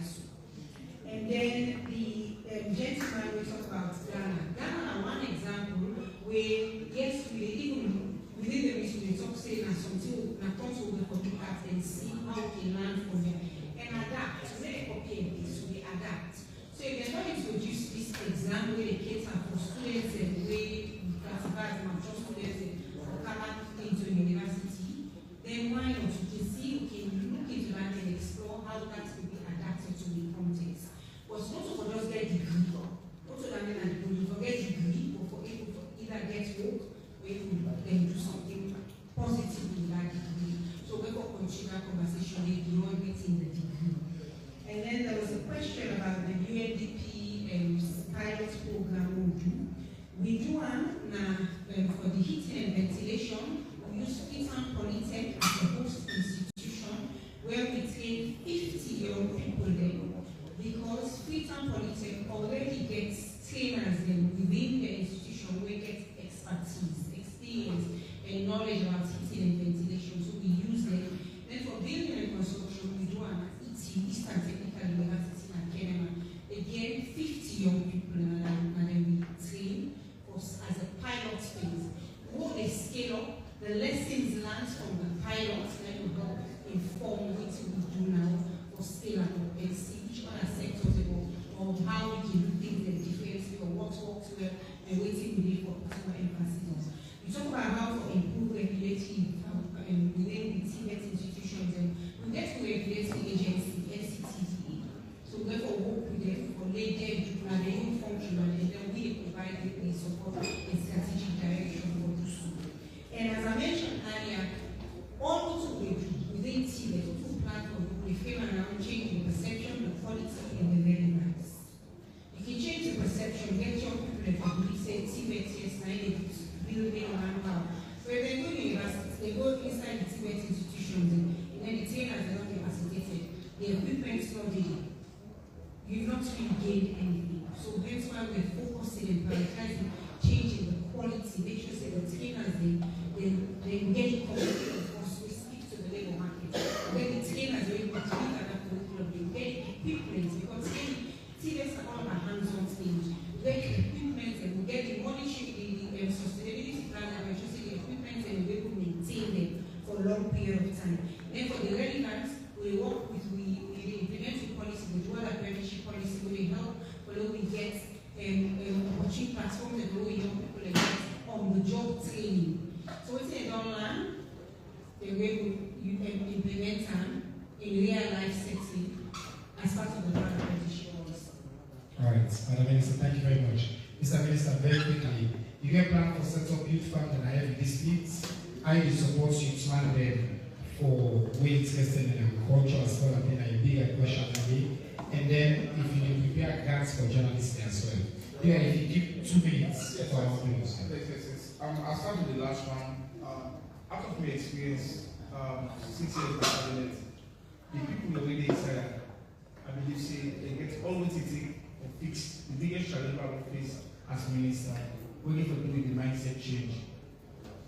When these people already inside, I believe, say young people will change, will be think, will perceive things and think progressively. If you're watching that message, will happen. So if you believe the person, if Oman continues to be minister, by first quarter, it's not just young journalism, and we don't target a single parent youth them, and then just say, we'll get a plans for them. So if they want to inside the young journalism, by next quarter, if management of the ministry is taken approve, yes, there will be a grant for young journalism. There was something under the youth empowerment fund called micro-leasing. Micro-leasing now, like, when you get this camera, when should you get them? The ministry for it will give you money, you go buy camera, you go buy all the equipment, and out of the equipment where you buy, when they do journalism, that's one mina, the people are small, 5, 6, 7 years, by the end of the day, they can't really get no more for it to happen soon. So maybe for the young man from Kenema, if you are saying I am an club again, I never change next week when they play this man's zone for just 2 hours, we will come to get past time, we will introduce a program called like policing, all the equipment on the lead, all the things on the lead. For the young man from Kenema, there is a project called AGDP, where our family believe a couple of years ago, up to now, because you get youth contractors in Kenema, where they support young people. Give over 200 young people on agriculture, on seed multiplication, cacao, anything. The project is still on, but I don't go deep into them because the Minister of Agriculture has moved the project, but we're not one of the signatories to the project. For the youth farm, that model, the challenge is more. Now let me introduce this new model, say, young people own their own farm, do their own thing. Imagine you buy seed, you plow, you give them this, but at the end of the day, the outcome, not big to measure it to the inputs. So we actually change the model, we won't continue to do the same thing and expect different results. So we want to change the model small, rather than establish a team of big farm, young people and go, where is it? They're not going to go. Now only the months when they come campaign, they campaign and they come. So but if you own the farm, then they pay you and you update, but that model do one side, but just say go away. Thank you very much, Honorable Minister. Madam Minister, the question on the how much money for UNDP just announce the number quickly. Yes, the there's one question you asked about the amount of money. I take the number of students there, 931,400 million. All right. 931,000. Emily, before we go, I just want to ask you any message you get for all the young people we don't watch, we will listen to you. Now listen, please. Yes. My message to pass on to really young people. I just want to make me say, for limit we say, if you're a young person, you don't get an opportunity for anything, and people will say, I don't know opportunity, they don't give me job. Create one for yourself. They go give you a job for yourself by applying for this opportunity to be the president and the government need. At the end of the day, I get million votes, and now I deliver my life. So, as young person, not just stop. You guys for push. If you continue to push, I think say whatever you do, that's your better.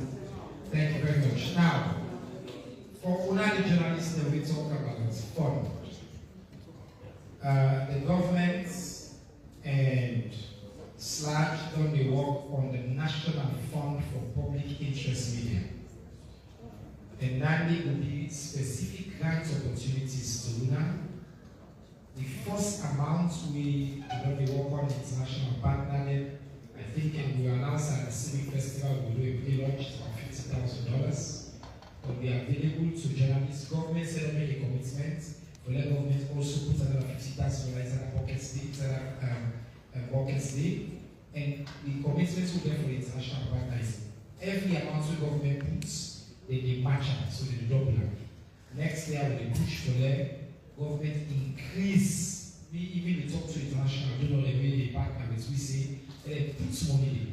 The essence of that money there, you want to write a story, you want to work on a long piece story, you want to do proper investigative journalism, you don't get money, you don't get equipment, they apply for that grant day, and you, as members of the fourth estate, who want public interest media, that fund will therefore be available to you very, very soon. Inshallah, very early next year, we will launch the first national fund for public interest media. So, we'll have a clap for grants. So, I want to take a moment just for members say before we close. November 26 last year, and the big day in this country. Some people they grab and decide say that they interrupt the peace and the democracy we get. They attack the military-based Yoruba force. They attack multiple other military outposts there with a clear intention for overthrow the democratically elected government of this country and for cause chaos. 1 year on, they pray for the lives that will be lost. Over 15 gallant men and women will sacrifice their life for letting them be free, for them to continue to celebrate and enjoy the democracy and the free speech of the dead. But I also want to say 1 year on, we're proud of democracy. We're proud of what we get as citizens. First, the coup failed not because of just what the government do, but because of what other citizens do. The citizens of this country choose democracy and say they will disagree with the government, but are the citizens there. And they won't tell us, I'm not coming to do, they stay in. And they call me for reports, various side people and high ammunition. Who put out a list of all the fugitives there. Now citizens they call me and make me arrest a lot of the fugitives there. Ordinary citizens, some of them hardcore opposition supporters. They call the toll-free number will begin. The citizens of this country show that they choose peace and they choose democracy and they don't want anybody who can't stop that peace and democracy. So I want to commend the people of this country for that support to their support. But the justice system also shows a woke.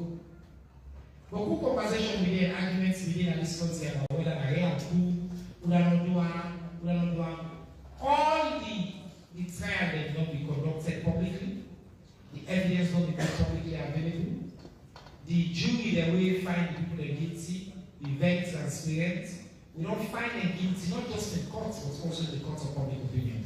No more doubts no day whether them people are going to be or accountability. We conduct a fair trial. The one that we don't get evidence against, they don't discharge them. It shows our democracy will be young, but our democracy is one. the citizens of this country their safety, their peace, and their tranquility. I want to assure people that on this anniversary of November 26th, that you know there's nothing to worry about. Nobody knows the capital. The people of this country don't show say, we don't want Soko, we don't want Kanaya, and peace we want, and we will settle the differences there to the ballot box. As we go, I want to particularly thank you to the partner media from Conrad Adenauer Foundation, Dr. Stephanie Brinkel, there with me, our partner, the regional director, and I want to speak as a Tumara alongside me, the Minister of Youth, now the civic seminar, who the host, now this minister in your home, for we call it, the Minister of Technical and Higher Education. She is going to host us tomorrow for that civic festival day at Fubi College tomorrow and next tomorrow. Until next week, we will meet again. I want to tell you all plenty thank you and say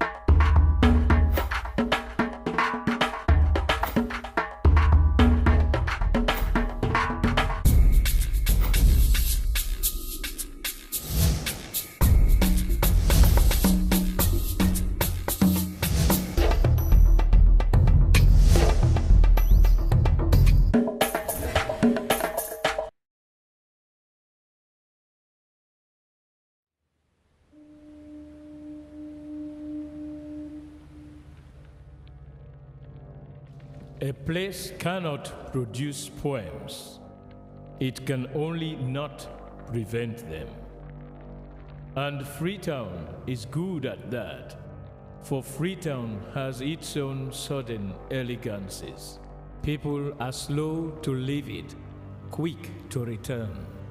And there are others who come for a year or two and stay for a lifetime, sensing that they've found a city that is in the world, yet sufficiently on the edge of it to have a different resonance.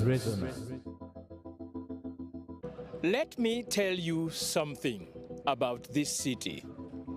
All of us, we're all just passing through, and we've all been here forever. Those who came, those who stayed, those who never returned. Tides turn, seasons change, we've waited and we've watched. But we've always been here. We've always listened, because there is a different resonance here. It comes from the river, and the land, and the sky. It's our place. All of us. This city belongs to everyone. And you know when it's your time. And it's our time. Listen, we are Freetown. We are Freetown! The golden rules of Freetown. Don't pretend you're something that you're not. Don't go thinking you're better than anyone else, or that anyone else is better than you. Don't shout about it. Get on with it. We are Freetown. Freetown. Freetown. Yeah. We found our voice again. I'm from India and Freetown. I'm from China and Freetown. I'm from the UK and Freetown. I am from Nigeria. I'm Freetown. I am from home. I'm Freetown. This city belongs to everyone. The fishermen, the taxi driver, the barber, the drummers, the dancers, all of us. All of us. Everybody. We are Freetown. The past is ours. The future is ours. It's our time again. And this city belongs to everyone. The playwright, the greengrocer, the teacher, the dog. This space is ours.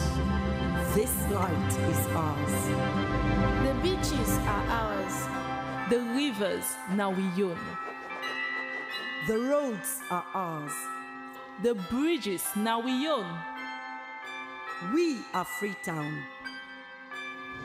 We are all visitors and we've all been here forever.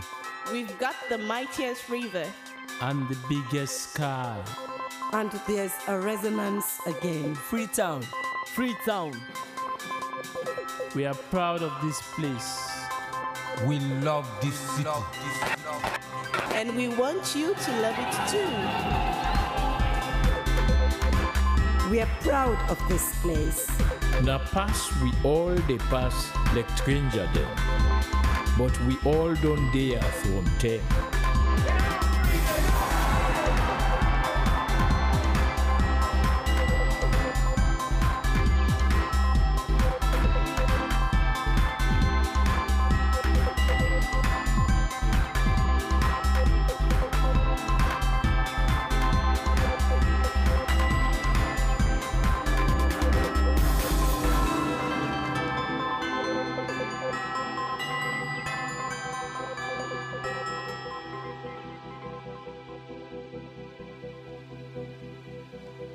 Come here, and you'll feel it, that end of the line sense of freedom. Say yes to Freetown. Say yes to freedom.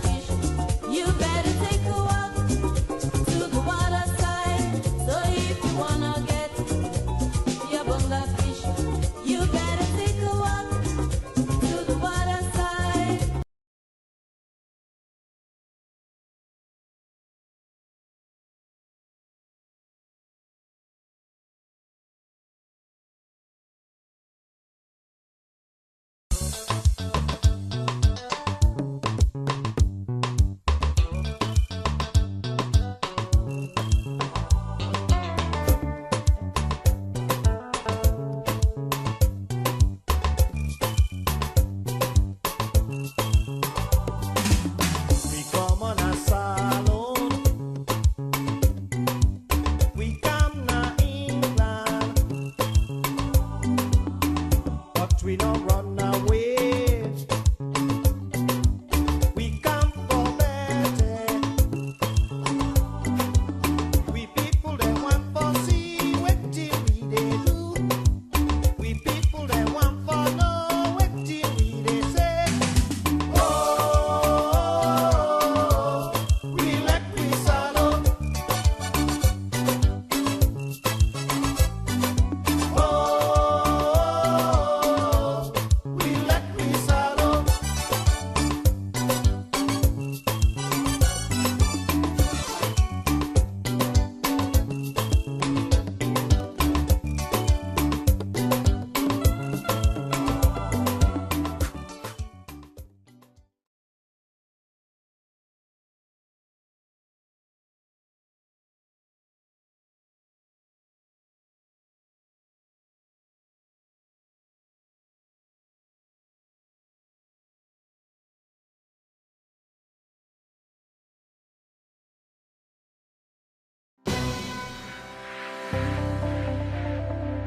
Are you tired of watching or listening to uninteresting television channels?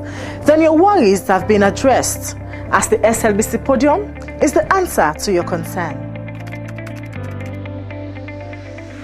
The SLBC television show, The Podium, is one of the programs you can't afford to miss as a guest or a viewer. Oh yes, Podium is a show where the mighty and the low will like to sit, because it is a trusted medium to channel your views, concerns and aspirations for Sierra Leone and other happenings around the globe. Podium is where you get breaking news, because everyone wants to talk to us. If you hear it on Podium, ask no further. Don't forget to join us every midday from Monday to Friday as we ask the hard questions that you otherwise will have asked to the newsmakers, the movers and shakers of events. Don't miss the opportunity to be part of Sierra Leone's topmost midday show, The Podium, where the agenda is set for others to follow. Thanks for watching. God bless you. Goodbye.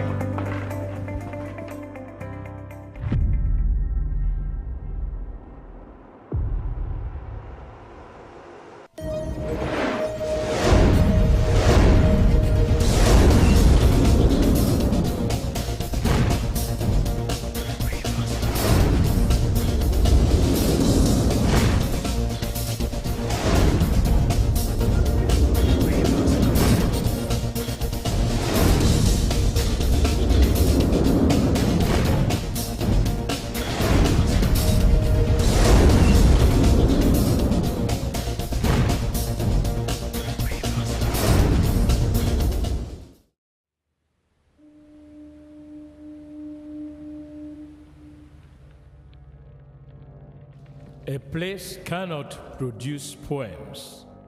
It can only not prevent them. And Freetown is good at that, for Freetown has its own sudden elegances. People are slow to leave it, quick to return. And there are others who come for a year or two and stay for a lifetime, sensing that they've found a city that is in the world, yet sufficiently on the edge of it to have a different resonance. Let me tell you something about this city. All of us, we're all just passing through, and we've all been here forever. Those who came, those who stayed, those who never returned. Tides turn, seasons change, we've waited and we've watched. But we've always been here. We've always listened, because there is a different resonance here. It comes from the river, and the land, and the sky. It's our place, all of us. This city belongs to everyone. And you know when it's your time. And it's our time. Listen, we are Freetown.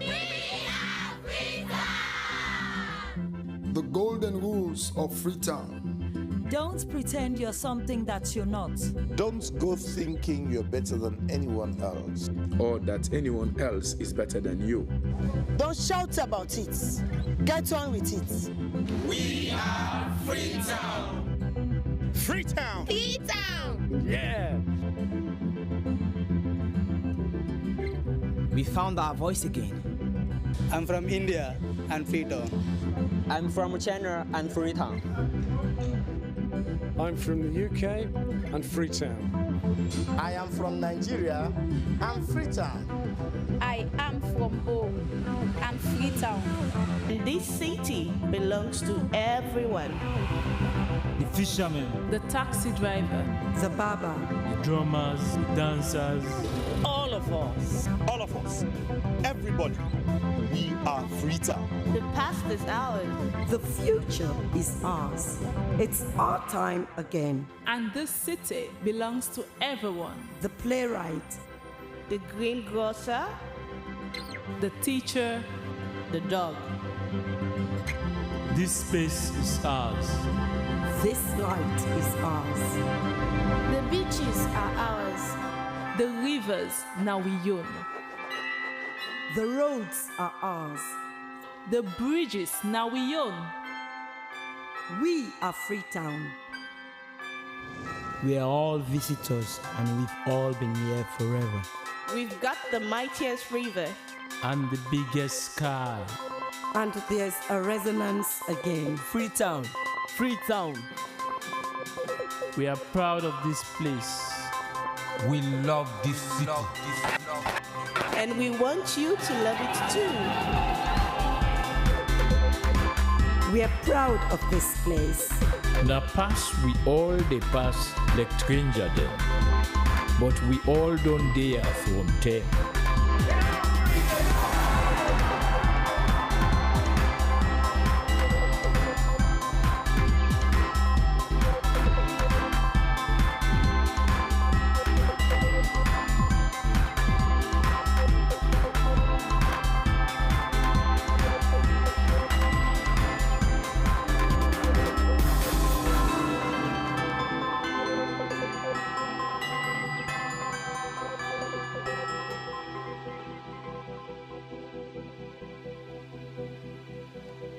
Come here, and you'll feel it, that end of the line sense of freedom. Say yes to Freetown. Say yes to freedom.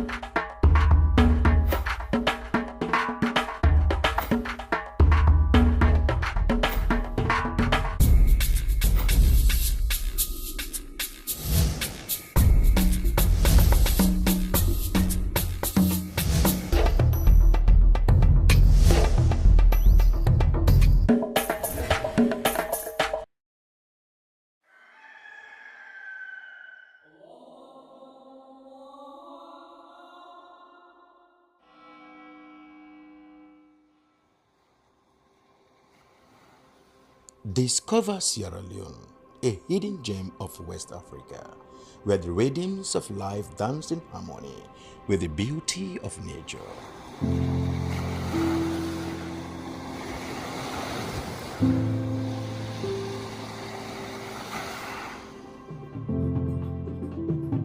Feel the heartbeat of our culture in every beat of the drum, in every step of the dance.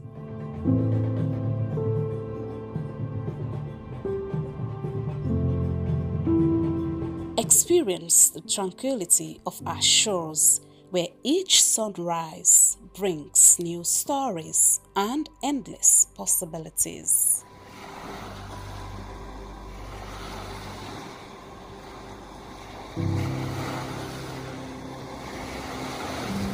Immerse yourself in the vibrant tapestry of our daily life, where every color tells a tale and every face a friend.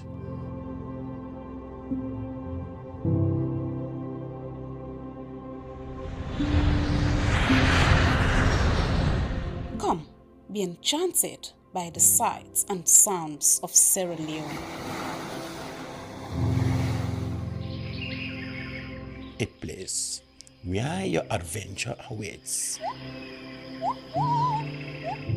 And memories are made.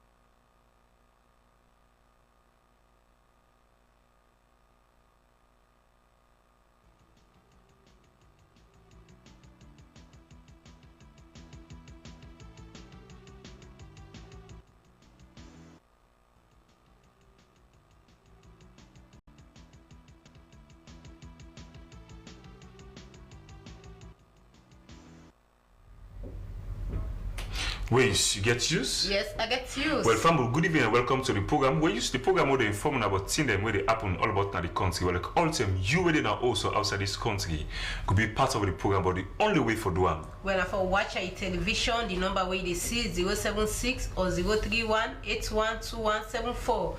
You go send a message, you will go get inside the program. Well, it will be your voice. My voice. Family, inside the program today, the Kush production site na Allentown community. Well, don't left school picking them na the Baptist secondary school don't get serious problem. Well, the principal explained how come stand it be. Still inside the Kush business, the post waiting up before Baptist convention and salon. Well, don't talk about one post where you go around on social media where he say no to two. Say for Seka how salon for develop EPA with journal with them partner. Don't bring electric keke and motorbike them and tricycle them where they say this will help for reduce carbon gas emission. EDSA and the partner similarly so don't engage people them with up in a Kube community in where manner how they say this light business don't they unbug them this BN10. Medrant's media organization don't award Mori Lengo for second outstanding contribution to the Salon Police and Humanity. Then to year plus other one they want to mention then at the program. My name is William Wise. I'm not a size saying my name. We'll take a break and we go for this one. We come we go inside the program better one.